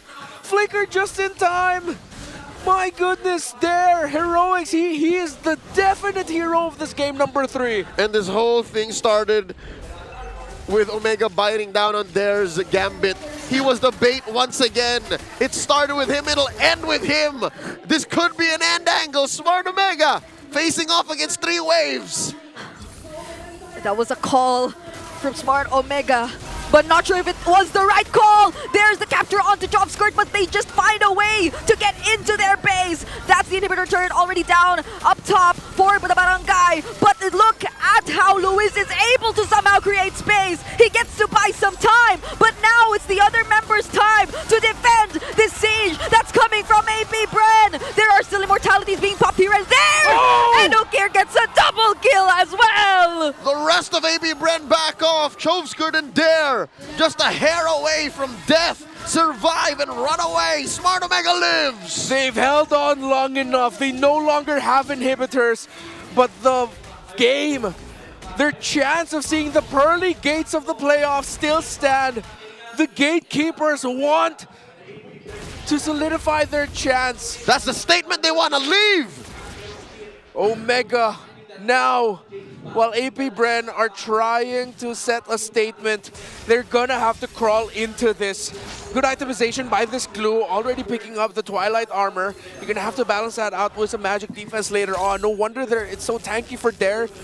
He went for the Brute Force breastplate, already also has the Athena shield plus the immortality, so he can take a lot of damage while also being able to dish a good amount on his own. Plus the increased movement speed you get per stack of the Brute Force breastplate has been helping him out offensively and defensively. Yeah, but second in terms of damage dealt though, it's Dare who's eventually proving to become a huge problem for Smart Omega. Each and every time, even trying to take him out might not be the right call. And that is a byproduct of Omega biting down on Dare as a juicy target. He's not a juicy target. He is spicy. He is too hot to handle. Don't do it. Even sacrificing Luis for Dare isn't worth it. If I was Smart Omega, I'll just leave him be, find your better targets, make the most of these fights, end it quick, and then go from there. But as it is, AP Bren seem to have Omega by a string. Yeah, but right now, multiple members of AP Bren are yet to have their immortalities. Not even Dare has his. Oh, something to watch out for. Super Yoshi does have his. Taking this brush down bottom. I wonder if AP Bren knows. Mountain Shocker used up, so Omega are privy to AP Bren's positioning. They don't want to push in. This is a very difficult dance. Look at all the minion waves crashing in here for AP Bren. This could be terrible for Omega if they time things wrongly. AP Bren know that they have the advantage for this one. Oh, Super Yoshi goes in. Goes in. Title strike, and there goes the Chaos Assault trying to burst down Kekedat, who gets denied of an escape, but the Glorious Pathway still gets casted either way on the opposite side of the map. Last Insanity already committed onto Lewis, but all members survive. Very good team fight by both teams, but the minion wave still crashing in for AP Bren. They can keep this pressure up. They can continue to be aggressive because now the glue has to handle the waves. Same goes for the Ruby and the YSS. AP Bren will have an advantage yet again. Massive ults and battle spells spent by both sides, but check this out. Ukir still has his flicker, so Ukir DD can still happen. Omega have a better go at round 2. Yep, and Ukir's already 9-1-3. He's been really precise in terms of whoever he decides to target down. So AP Bren will really have to watch out for that, but Dare already has his immortality back too. Oh no, AP Bren can play with that gambit, all the while Omega can have Bro step up, flicker forward, channel his inner Burmese Lunox, and go from there. Yoshi jumps in. Oh, does not want it. Yeah. That's the Mountain Shocker, revealing the position of every member of AP Bren. Didn't have the flicker to close the gap. AP Bren, a good amount of their damage is coming from this X-Borg, the poke, the burst from the last Insanity. Chokeskirt is just purely utility right now. The setup for the Leomord and the Granger as well. Omega good positioning, but they're a little bit too tight. They need to spread out a little bit. Top minion wave again, not in a good spot. Omega might lose this alone because they at about less than half health, a third of its health. There gets a call. Kekedat pushing forward. He's going for the zone, but Andoryu decides to stay and join the fight. There's the capture from Joe, but there's a winter crown from Shizu. Okir DD though happens, and G goes in behind, but then Shizu still survives, and now Okir and Joe are down. Wanton death and destruction, brutality at the beast. The base! At the Lord, look at the base! The minions! There are so many minions to take care of. Only Andoryu is here to take care of them. And that's not gonna be enough for the barangay! AP Bren successfully blocks Smart Omega's entry into the playoffs, dashing all hopes of joining us later this month. AP Bren takes the series 2-1. Their playoff dreams might have been broken. The first one to bow out, but they gatekeep the gatekeepers. Their sting too strong for the venom. AP Bren have made a statement. Keys to victory completed. This is how you definitely want to end your first run in MPL. But still, Smart Omega, I must say, kudos to what they've been what they confidently decided to field out in this very crucial match, and it almost worked. It was almost there. Lunox mid, Ruby and Gold, and the Yusun Shin in the jungle in the hands of Andoryu. Close to working, but not quite. Smart Omega are bowing out of the playoffs. GG, well played, and congratulations to our victors. AP Bren, the Hive is alive tonight in Green Sun. What a clap back by AP Bren. Lost the early, then crawled back to it.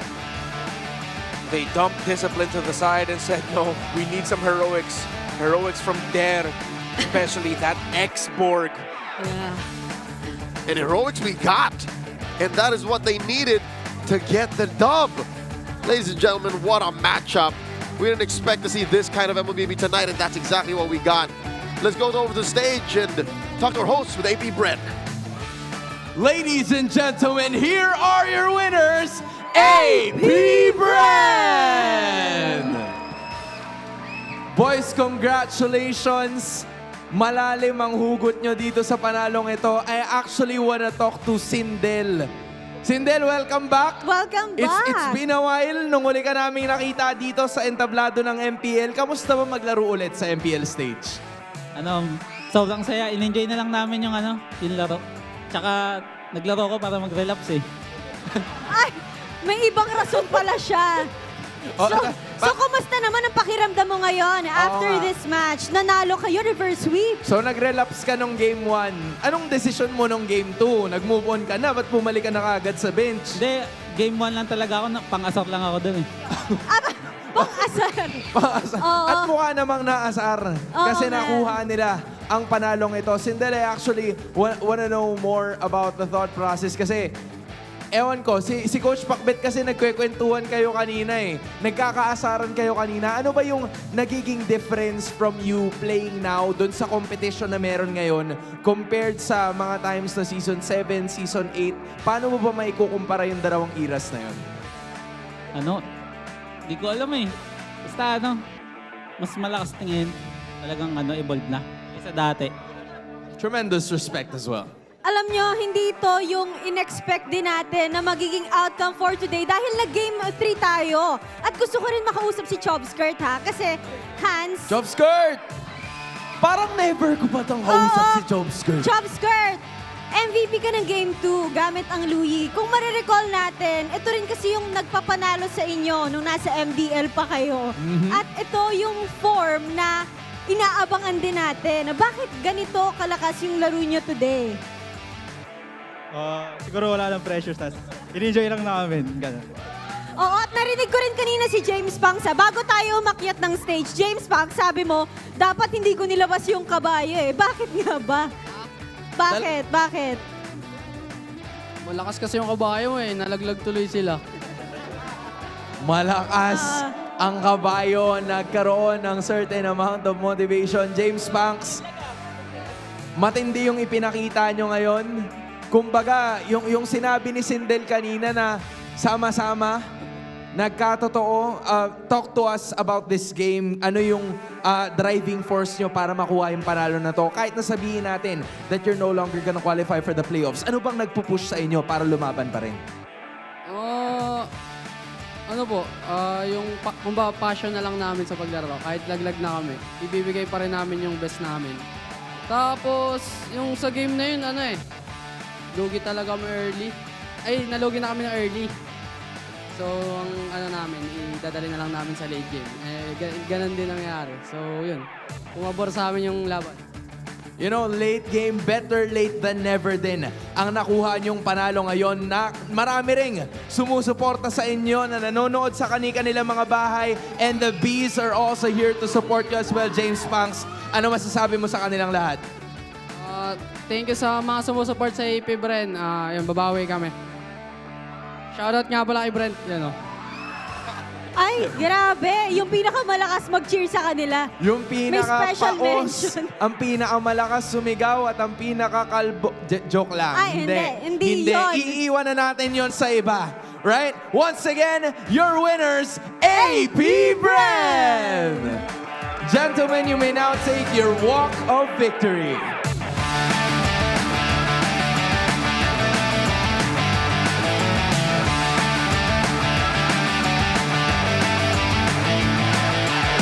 With that statement of a win, you may now take your bow. Ibang klase ang nakita natin mula sa Hive today, really showcasing why they deserve to be here at the MPL. Pinakita talaga nila na hanggang dulo ay nandyan ang kanilang passion. And I am sure na maraming pag-uusapan ng ating mga casters tungkol sa nangyaring laban na to. Kaya casters, balik sa inyo.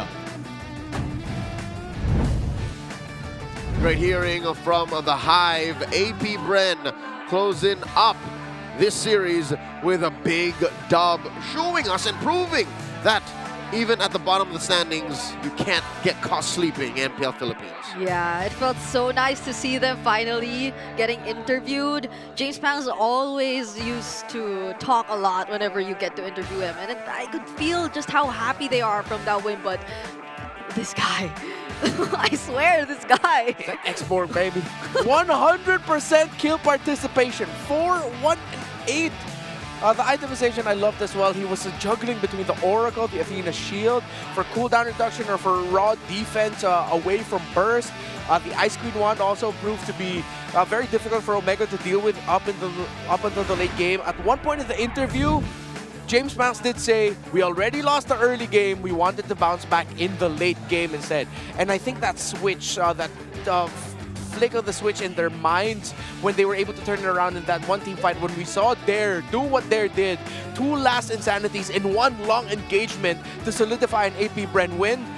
Yeah, that was them acknowledging that it was their time, their condition checked already. Yeah, Dare stood out once again from the times wherein he was on the Badang and he saved his team the games multiple times, and then eventually it was constantly shut down. Now to introducing the X-Borg, he's shined a couple of times in this season. I want to give some attention to the times wherein Omega bit down on the bait. In addition to, you know, his courageous plays, just the trust he has in his team and how willingly he throws himself at his opponents, and the wisdom to know that, all right, looks like they're gonna bite. We go. Yeah. I'm pretty sure that's part of the communications. We'll get confirmation later on after the Infinix mic check. But even this one time wherein he gets to survive, even getting I'm Offended under the turret and being, or he being too deep in Smart Omega's lineup, but he's still having the flicker to get away. There were a lot of surprising outplays too that came in from Dare. So I agree. It's nice to see how confident they are in one another for them to pull off these kinds of plays. Yeah, he really accepted that this flicker for him will have to be used to survive. We maybe saw it like twice or thrice that he used it to solidify a kill, especially that key engagement there in the end. But for most of the time, it was just like, okay, I want to be the bait. I will probably have to have I need my flicker to survive. Yeah. Even if the fight starts and I'm not the bait, I'm still holding on to it as long as I can so that I surprise Omega. It's like, wait, he survives, then he gets his Faraga back, then he can join in the fight again. So a great decision by Darren, well-deserved MVP. Take note of his build, Impure Rage, Festival of Blood, extra HP, and then tank emblems, and then these items, all right? Because if ever I do end up playing MLBB tonight, which I am whenever I'm inspired by good MLBB, I'm gonna play XP, play X-Borg, build this way. That is, you can't go wrong with that kind of build. Yeah, that's very strong. War Axe BFB. Again, you get cooldown reduction for each stack of BFB, as well as attack speed, even bits of attack here and there, movement speed. So it's a very good item for an X-Borg, plus immortality for. Not to mention the resilience. So that's what allowed for him to stay on top of Omega. He was slowing them down, dealing damage, and then still slowing down the CC that Omega was laying down on him. So I'd say what, 3/5 of the team fight was there. So much damage at that, almost twice of Shizu's total damage, because he dealt almost 100,000. Yeah, the Kekadot's high loss here is the sponge. Shizu is just like, do your best. Do what you can. It's the X-Borg show. It's the X-Borg show. But we'll still have to give the BPI Rich guy to Andoryu, who even on the Isun Shin found his footing and played well enough, not until a particular moment in the game where everything just turned around. Which makes it this loss for Omega all the more devastating. Andoryu already got the BPI Rich guy. At this point, with how long the game went on, he still had an 811 GBM. Yeah. That just goes to show how farmed up Omega was, how farmed up this YSS was, that in the end it was just slips in execution that cost Omega this game. And it's not just singular execution. It's not on an individual level. The whole team struggled to see the bigger picture, to, you know, make the most of what the BPI Rich guy was doing. And instead, they let it go. It was their game to lose, and indeed they lost. And that is, I think, the moral of the story, is even at the bottom of the standings, I'm going to say it again, you can't be playing this way in MPL Philippines. Like, you will get caught out. And in this league, every single mistake is given back, paid for it with dividends. Really just goes to show. I feel like we've said that a lot about the teams, especially the lower half of the standings, wherein it seems like they're always miscalculating one aspect of the game. whether it's taking care of the map, forgetting about one hero presence, it happens. Ladies and gentlemen, let's take a quick listen to exactly what was going on behind the scenes with the Infinix mic check, how AP Bren mustered this comeback.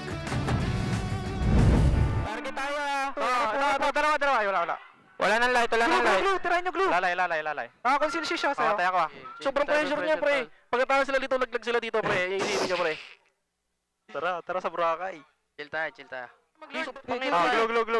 Ay, pag-laser. Picker. Lunox, pre. May mo pa ako. Gege, nandito ako sa harap, pre. Ito, hindi na makakawala. Gege, sa akin. No, SS tol. Wala na, talo na sila. Talo na sila, pre. Laglag sila. Ay,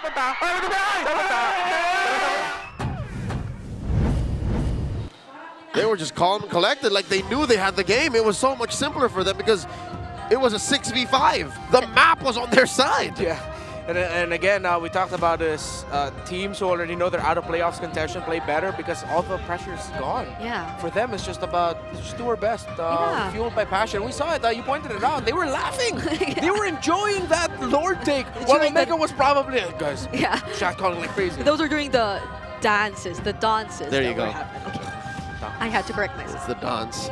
Folks, I have a question for y'all. Are you ready for the playoffs? You can be part of the experience live this coming May 28th to June 1. You can buy your tickets now at ph-mpl.com/tickets to secure your playoff seats. And we also have some giveaways. You can show your support for your favorite teams by finding the post in our official social media pages of MPL Philippines. And then you have to comment why you're excited for the upcoming playoffs. So all you gotta do is you tag 3 friends in the comment, then share the post. The best entry has a chance of winning an in-game code. Entries will be accepted until May 5, which is 3 days from now. So comment away. Remember, after MPL Philippines season week 8, we will be having a long 3-week break before we come back for the playoffs. You have 72 hours to do the above stated challenge. And we'll remind you maybe 2 more nights moving forward. But again, that's for you, all right? Be part of the playoffs. Join us. Just like Twisted Minds, this is official news that because of Omega's loss at the hands of AP Bren, Twisted Minds have secured a playoff spot. Yeah, but this isn't the last we'll be seeing of both AP Bren and Omega. They'll still have games tomorrow and on Sunday. Tomorrow for AP Bren. A match apiece. Omega, yeah. And their last opponents are on. No, AP Bren will face off against Falcons. Omega will face off against Onyx. So yeah, they still have their matches. Twisted Minds' last match is going to be up against Onyx. Yeah. Onyx goes up against Omega and Twisted Minds to close out or to wrap out the regular season. So the bottom half of the standings are quite settled. It's just that scramble up top. Yeah. 1, 2, and 3. We don't know which of these 3 teams are going to have the 2 comfy seats, which are about 2 best-of-5s away from bagging a ticket to MSC. Yeah. Falcons are set already for the 4th spot. TNC in 5 with 5. That became a prophetic statement in a level I did not expect it to. While TLPH, Aurora, and Onyx, they're the ones fighting out for that last slot. TLPH and Aurora have to take each other down. Onyx, dare I say, is taking the easier route to potentially the top 2 spots because they face off against the bottom 3 teams in the league. And they just got to win. They just got to win. Just another day in the office for the world champions and defending champions of MPL Philippines. Now, let's talk about Fansik Laban. These are the fan bases playing here in the arena using Infinix, the MPL official tournament phone. And you can see that the Minds, the Bees of Barangay, they're on top of the charts. All the while, it's basically topsy-turvy. It's a flip of what the standings look like for the pro teams. Yeah, it's almost always the other way around whenever we see the Fansik Laban standings. But if ever you do want to catch up and still get to participate in our Fansik Laban, you still have 2 days to catch us here at Green Sun Makati. And you just have to be here ahead of time, like before your matches actually start. Yeah. So you get to join the games that happen right outside the MPL arena. Sometimes we also have some casters cast the matches for you. You know, interesting thing about the Minds, that I've learned recently is that they are really a strong blend of former Blacklist and former RSG fans. Oh! Like, who just like became besties, got together, like, oh no, we're both not in the league anymore. Hey, let's support this team. There's a Demon Kite and then of course a Blacklist link up there, so it's pretty cool. That's why we see someone with an RSG jersey. Yeah. Oh, but I mean the Raiders in general, they're everywhere right now. So in loss, there is rebirth. Ladies and gentlemen, we are close to the end of this broadcast. Thank you so much for spending your Friday night with us. It's been amazing. What was that? A very fast first series, a sweep, and then wow, a best of three we did not expect to enjoy this much. Yeah. Any thoughts on what transpired on this broadcast? it's a proud mom moment. Because the NDL graduates eventually get to be interviewed on stage and secure a win before eventually bowing out of this season. Yeah, not gonna lie, I was scared of what could have happened in that Game 3, but the Game 3 was an absolute banger of AP Bren and Omega. I really liked that. Was as you mentioned to us off broadcast, an emotional roller coaster of an ending. Whoa! From Game 1 to Game 2 to Game 3, you could just describe it all in just a singular that is literally what we all experienced. But we hope you enjoyed because it was good for us. I hope it was great for you. Thank you so much for joining us, or as they say, arigato gozaimashita, on behalf of Renmar-chan, Brigida-chan, and I'm just Leo. Thank y'all so much. We'll throw it over to the desk at the stage for tonight. And that finally ends day number 1 of week 8. Kayo ba dyan? Sa ating mga tahanan, nakuha nyo ba yung mga spin na gusto nyo? Ikaw ba, Odin? Well, ako hindi pa, pero sa tuwing tumitingin ako dito sa stage, kahit sa ang sulok ng MPL Arena ay merong nagsispin para makuha ang kanilang skin. Sana nakuha nyo yung mga gusto nyo skin ngayon. Alam mo, meron ding gusto ang ating mga teams naman dito sa MPL Philippines because the upper bracket slots are still up for grabs para sa ating mga dalawang teams. Team Liquid Philippines is very close in being able to obtain that after their dominating games kontra sa TNC Pro Team. Nakita rin natin yung Kakashi na ginamit ni Carl TZ kanina with a Hayabusa. Hopefully may makita pa tayong iba.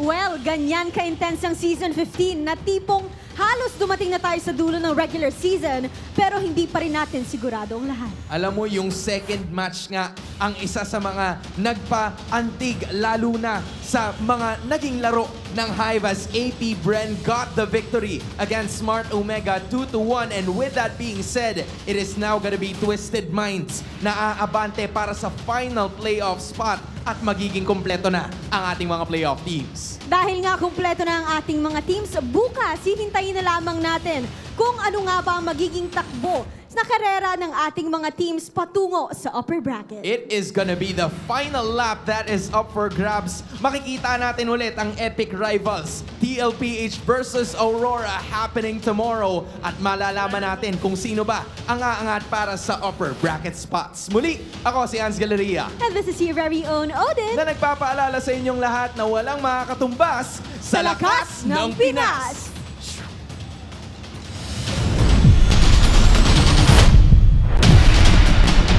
The 15th season of MPL Philippines is brought to you by the following sponsors. Infinix, the MPL official tournament phone. Lakas sa laro with Infinix. Smart, the official telco partner of MPL Philippines. BPI, the official bank partner of MPL Philippines. Mas magandang bukas, buksan sa BPI. Our partner in esports, Time Zone. Join the fun at Time Zone. TT Racing, for those who dream, work, and play. TT Racing has your back. Don't miss any MPL action by following our official Facebook and subscribing to our YouTube channel. Follow MPL PH on TikTok for more content.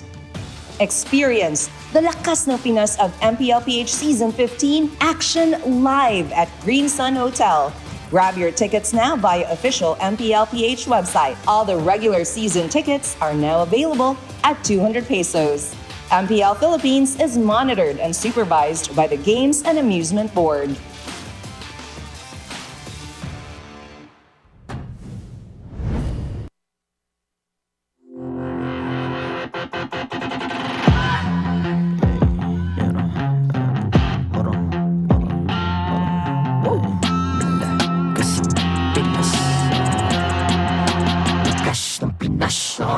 Malakas, Pilipinas, malakas, kahit anong lane, we become the monsters.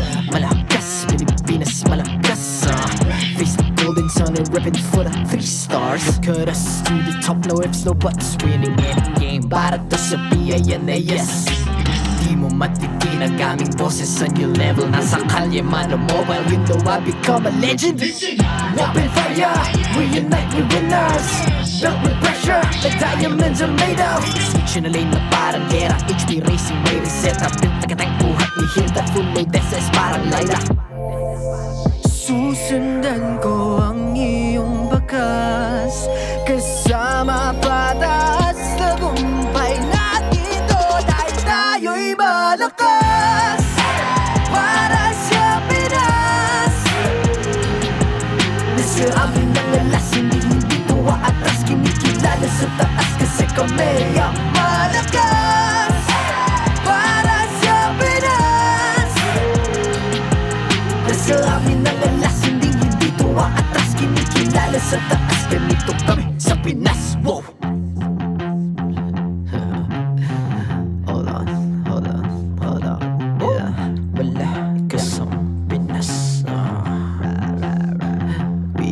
Laging every beat, no surrender, no retreat. Pag nagsama-sama, just imagine what we can achieve. Laging every beat, no surrender, no retreat. Giving 100 all my all, cause we just cannot be defeated. We are unstoppable, immune and invulnerable. Ready ang equipment, lahat frozen, malang crowd control. Pakita ko na jab like Beast of the Southeast. Takas sa matawag, proud and loud, cause every enemy we devour.